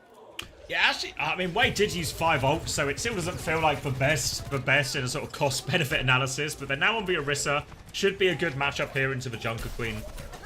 And they have 41% to work with. And the ults have just been fully reset for both teams here. So it'll just be a full neutral coming into this next fight here. Trying to get a little javelin actually onto Cheer. He goes low, but they don't convert the kill. But this does allow Wei to start approaching the point, start walking up. Knife in onto Peppy, forces out the spin. And oh, he's just going to get picked afterwards as well. So it's just when we were thinking it might start to swing back in Wei's favour. It just falls apart there. Look, there is no swing for Wei at this point.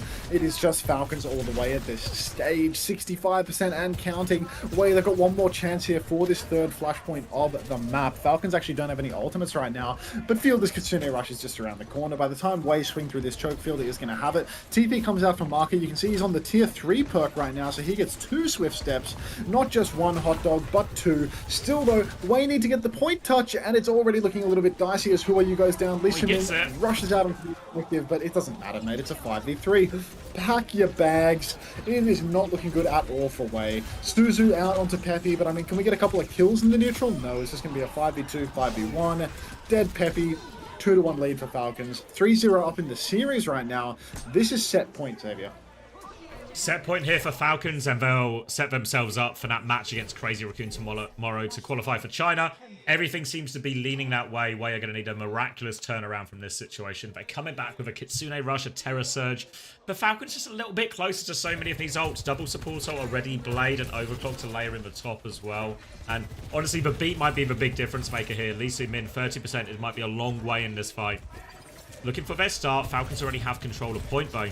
Overclock ready to go very shortly for Stalker, but it's Wei who...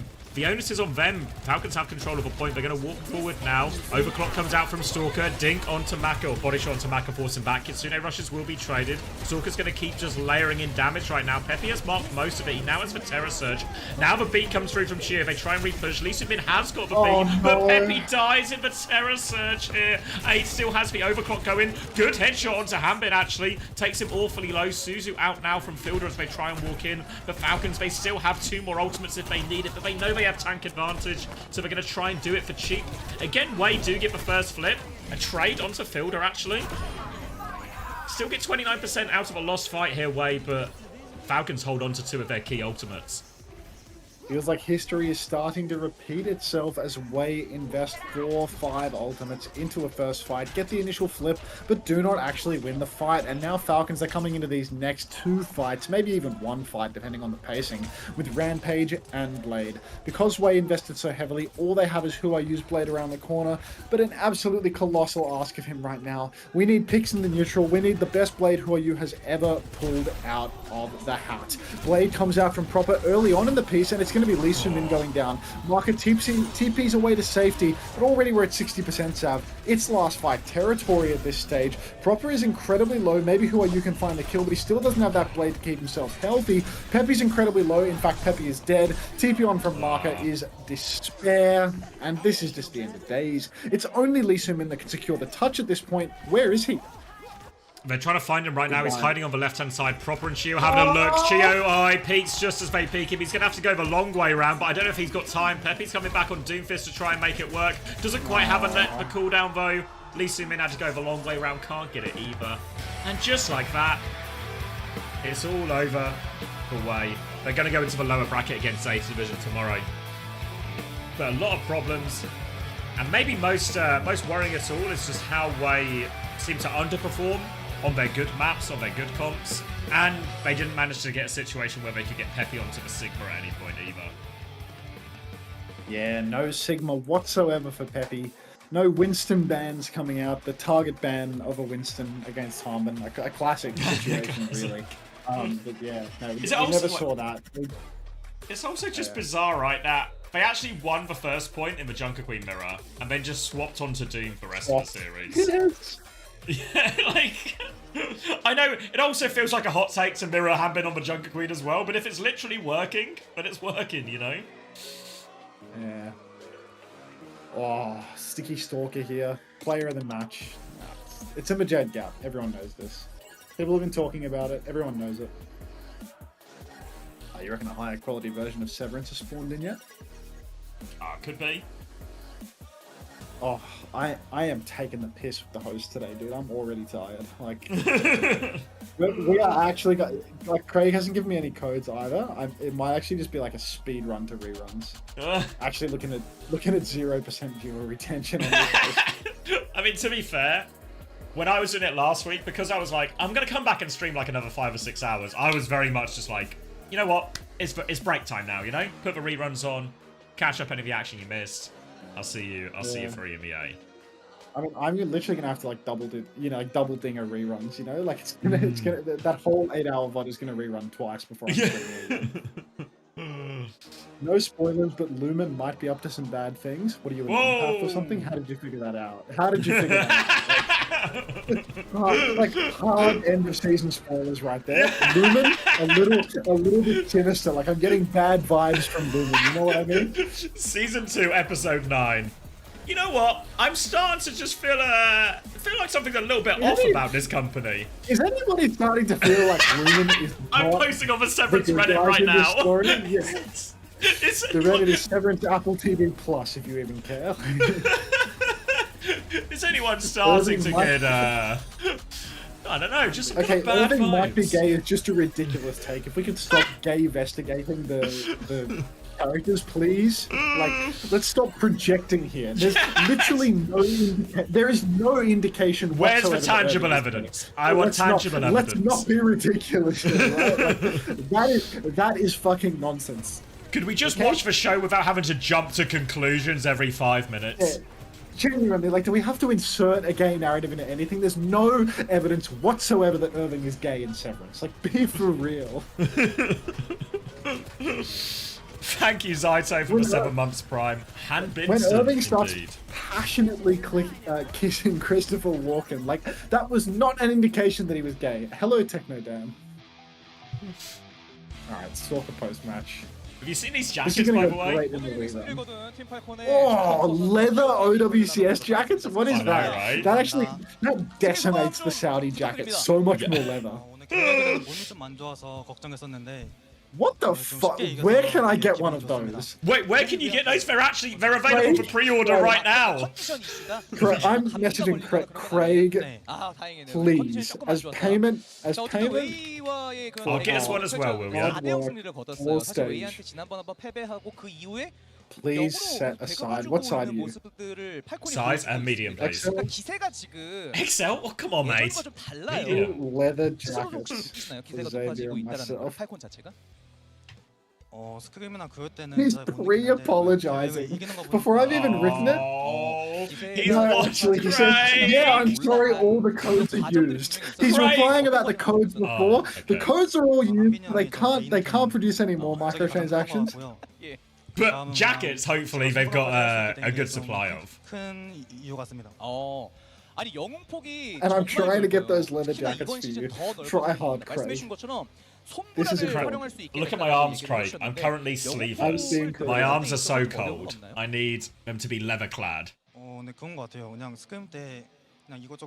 you think I wear, large or XL? Kellen says didn't large. ask. Shut the fuck up, Minjay. You reckon large? Xavier is M. I am L/XL. Do you not know your own size? It depends on whether I'm eating or not.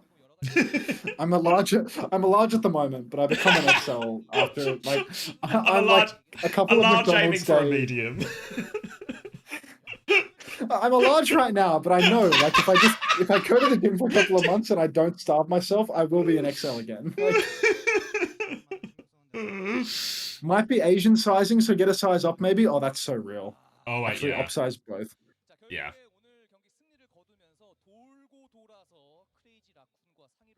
Any other games today? No other games today. I'm also not going to be doing reruns. I need to go. I mean, to be fair, we've actually finished quite promptly. You know who is doing reruns though? Oh, your one-stop shop for reruns. Where I can analyze the same games that Xavier analyzed the day prior. An infinite string of content. Stop recording button. Stop recording. I make a folder for that recording. See if the recording even worked, I guess. It'd be actually brutal if there's no audio or something. A 53 gig recording. Surely we're good for it, right? That seems about right. Yeah, it looks right to me. Make a unique folder for it. Just call this folder rerun in all caps. 53 gigs in the rerun folder. Properties. Alright, I'll boot that up. If I go... Oh! Thank you very much, Angst Game, for a tier 1 gift to homosexual. Finally, we're beating homophobia in this stream. Welcome to the Parasocial Friends Club. Thank you very much. So, loop all or loop 1? What's the difference? Loop 1. Loop 1 will just loop a single file. Loop all, I guess, will loop the entire playlist. It's a playlist of one, so I guess it's the same. Same difference, yeah. Yeah. Here's one for you. Now, Juby's just said, Flora on Discord from Google Translate. So, you know, he says, Flora says, it's not over yet. So I'm Youngwoo, the horse who runs forward without looking back. Will run without looking back. He must. that's just it. Then Juby says he must be watching Cheltenham. Me off, bro. Yes. Yeah. All right. Now let's go back to reliving the glory days. Let's see if I ever get that OWCS host, and we'll take it from there. Did I tell you what happened the first day Craig tried to do it? Is I still had Overwatch Esports banned from the last raid from the EMEA broadcast. So Craig was messaging me like, "We can't raid. It says we're banned." And I was like, "Oh, let me fix that for you."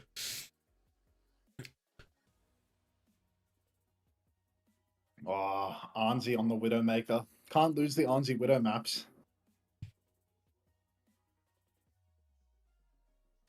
Can I ban them here too, right before the raid? I would really prefer if you didn't, Juvie. It's like a really not good for my income, you know? Like, really also just can homosexual get a jacket? I mean, it would check out that homosexual was walking around in a big shiny leather jacket, to be fair, but... Yeah, I feel like with a Flora thing, it might be less of a horse that never looks back and maybe more of a a horse into glue situation. I mean, to be fair, they might be fine tomorrow. Classic blue horse. Yeah. I think they'll be fine tomorrow versus Way. I think Way of, you know, the flames burning out, I think, for them. That's GIMP roleplay of China? Well, I'm told by OC that sexual expression is actually really free in China, so maybe I will. Maybe I will. Speaking of China, what are the most interesting teams in Chinese qualifiers? No Hello, idea. Chanel. I'm gonna Speaking let them, of China, I'm gonna let them filter themselves down from like 550 to like 8 teams, and then I'll lock in, I think. did you find any restaurants for me, Janelle, or what's the good word?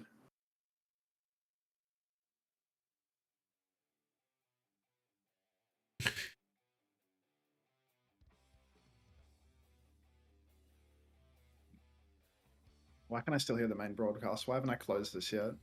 Just showing us anything more coming? Empty arena. I don't think so, no. Yeah, let's click the close button on that, mate. Just getting some stylish shots of the empty arena.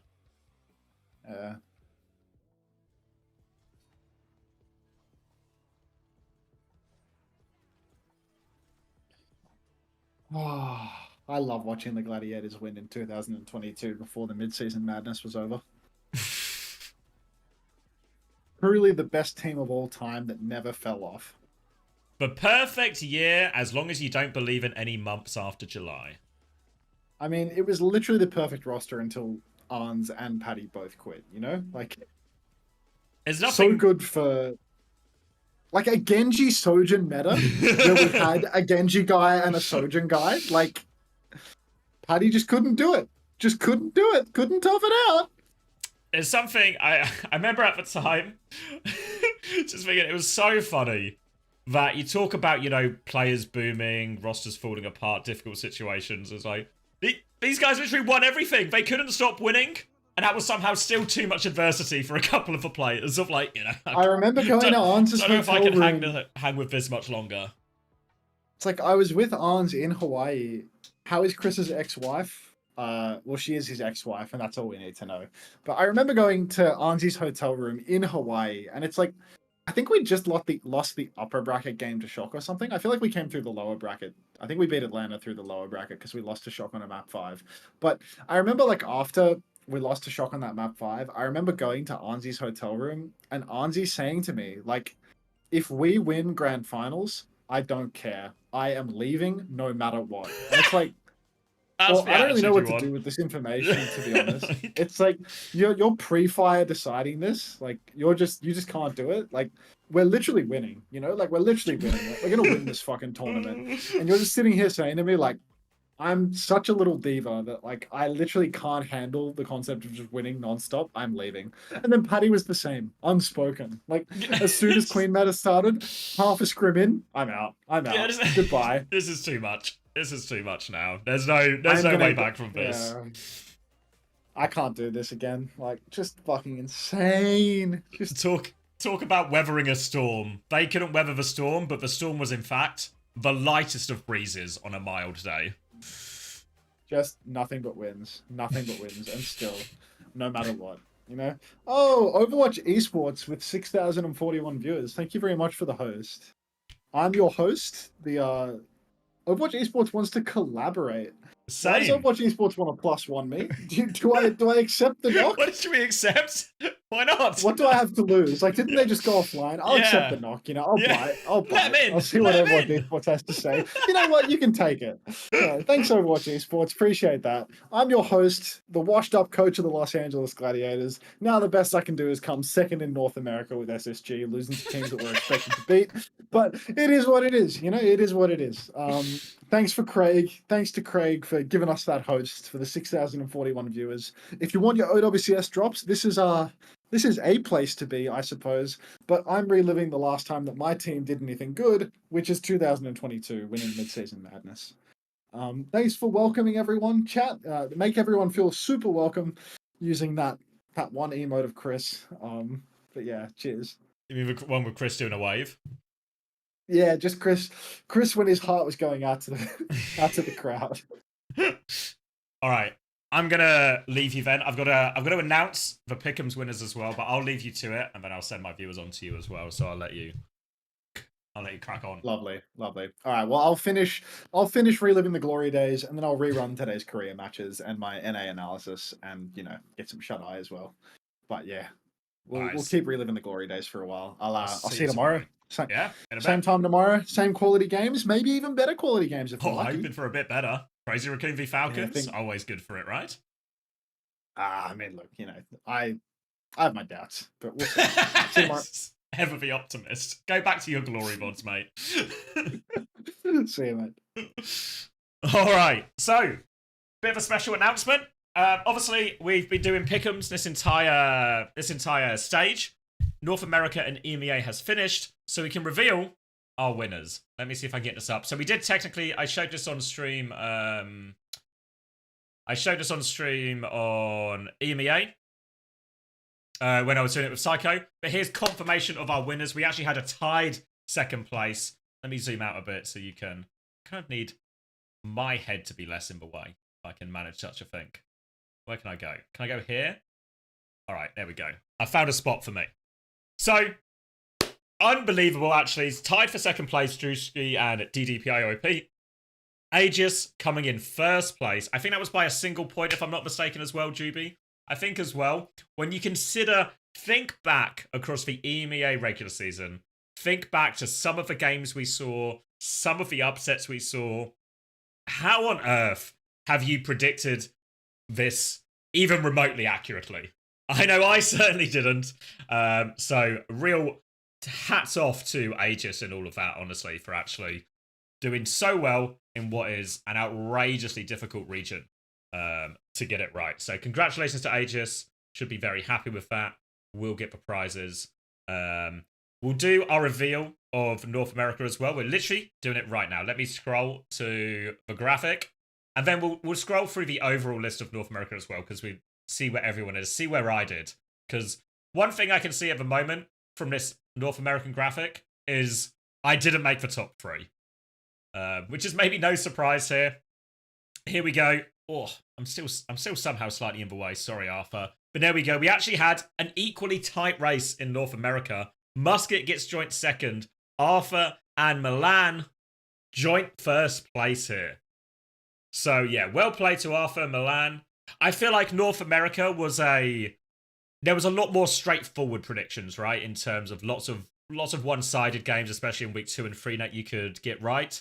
But there were some key swing games, like some of the SSG wins, some of the Nightmare wins. I think especially the playoffs, actually, considering how tight this North America was, we can take a look at the full spreadsheet. But you consider how tight that North America was. If anyone managed to predict the Nightmare run back on the final day, actually insane, right? We can take a look at let's go to the NA leaderboard here.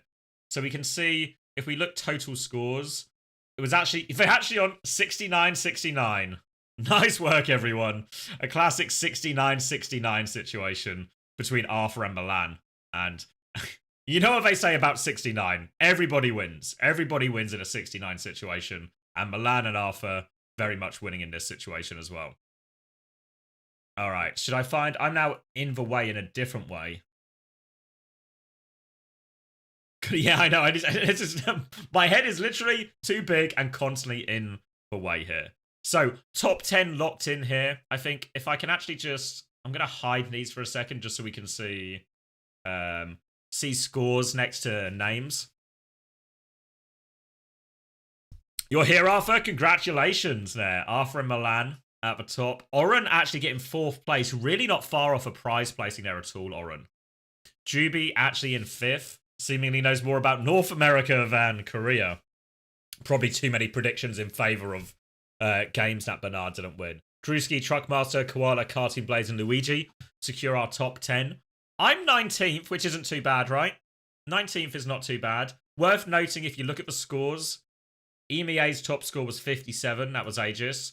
So there's the scoring is higher in North America, which I think region felt a lot more predictable on the whole.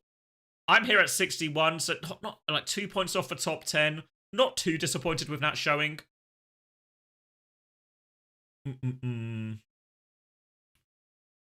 You've not won anything before? There you go. Locked in for this one. All right, we'll do a little scroll of everyone's scores here. Lots of pretty reasonable, respectable scores. Obviously, at a certain point, we'll sort of get to people who maybe didn't complete every week. We can take a look at our top 100 or so.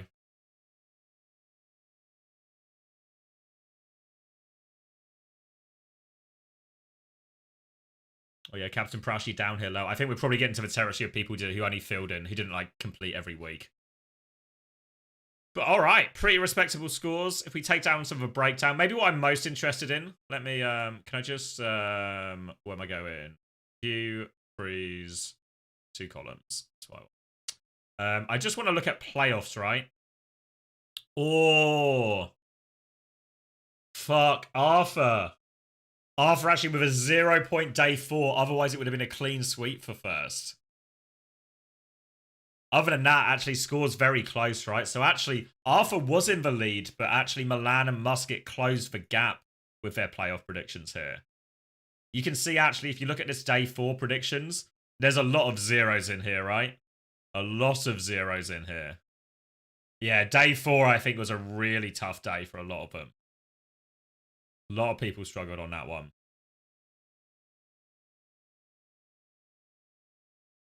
Yeah, did anyone get more than 3 points on day 4? 1 point. 4 points for Terra Platypus, actually. Yeah, no one got only 4 points. I guess it was a maximum 6, right? So actually, because I think how many people would have predicted Nightmare to win the entire thing, right? Maybe only Terra Platypus. only Terra Platypus was the Nightmare believer in the whole thing, maybe. You know? Literally one person believed in Nightmare and Terra Platypus. Unfortunately, it wasn't enough to close the gap.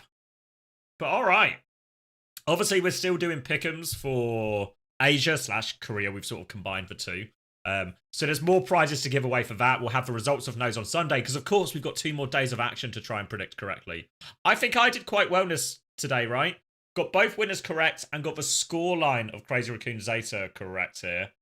Only one map off the other one as well. I predicted a 4-1, not a 4-0. So, all right. I think that's everything tied up. I've got to go get everything ready for my friends coming round. Got to get dinner on. Got to make sure the house is clean. Will I be streaming? Not the open qualifiers. I'll come in either next weekend or the week after when there's we've got like a smaller pool of teams.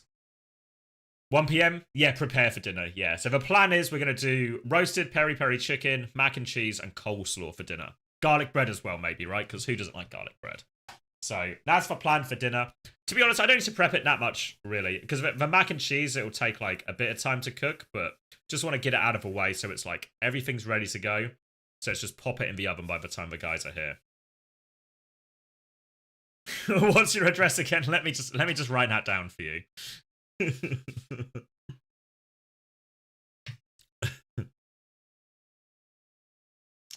First and second in Asia both had perfect days. Oh, piss off, did they? How do they know? It's actually going to be a dogfight, isn't it, in the Asia Pick'ems? But yeah, so excited for that dinner. Then we're going suit shopping tomorrow. So that'll be fun. Ooh. So let me go make sure everything's ready. Get that on. I'll send you guys over to Unter, who will be looking at a few of the Gladiators VODs from back in the day and then reruns for any of the Korea action you missed.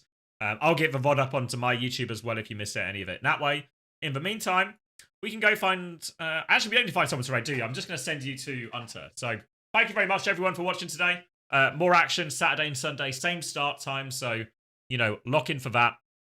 And I'll see you all tomorrow, okay? So, take care, everyone. Thanks for coming today. Don't forget to enter your pick'ems if you've not already. Only 2 days left to play for Asia. Prizes on the line. And congratulations once again to all our winners.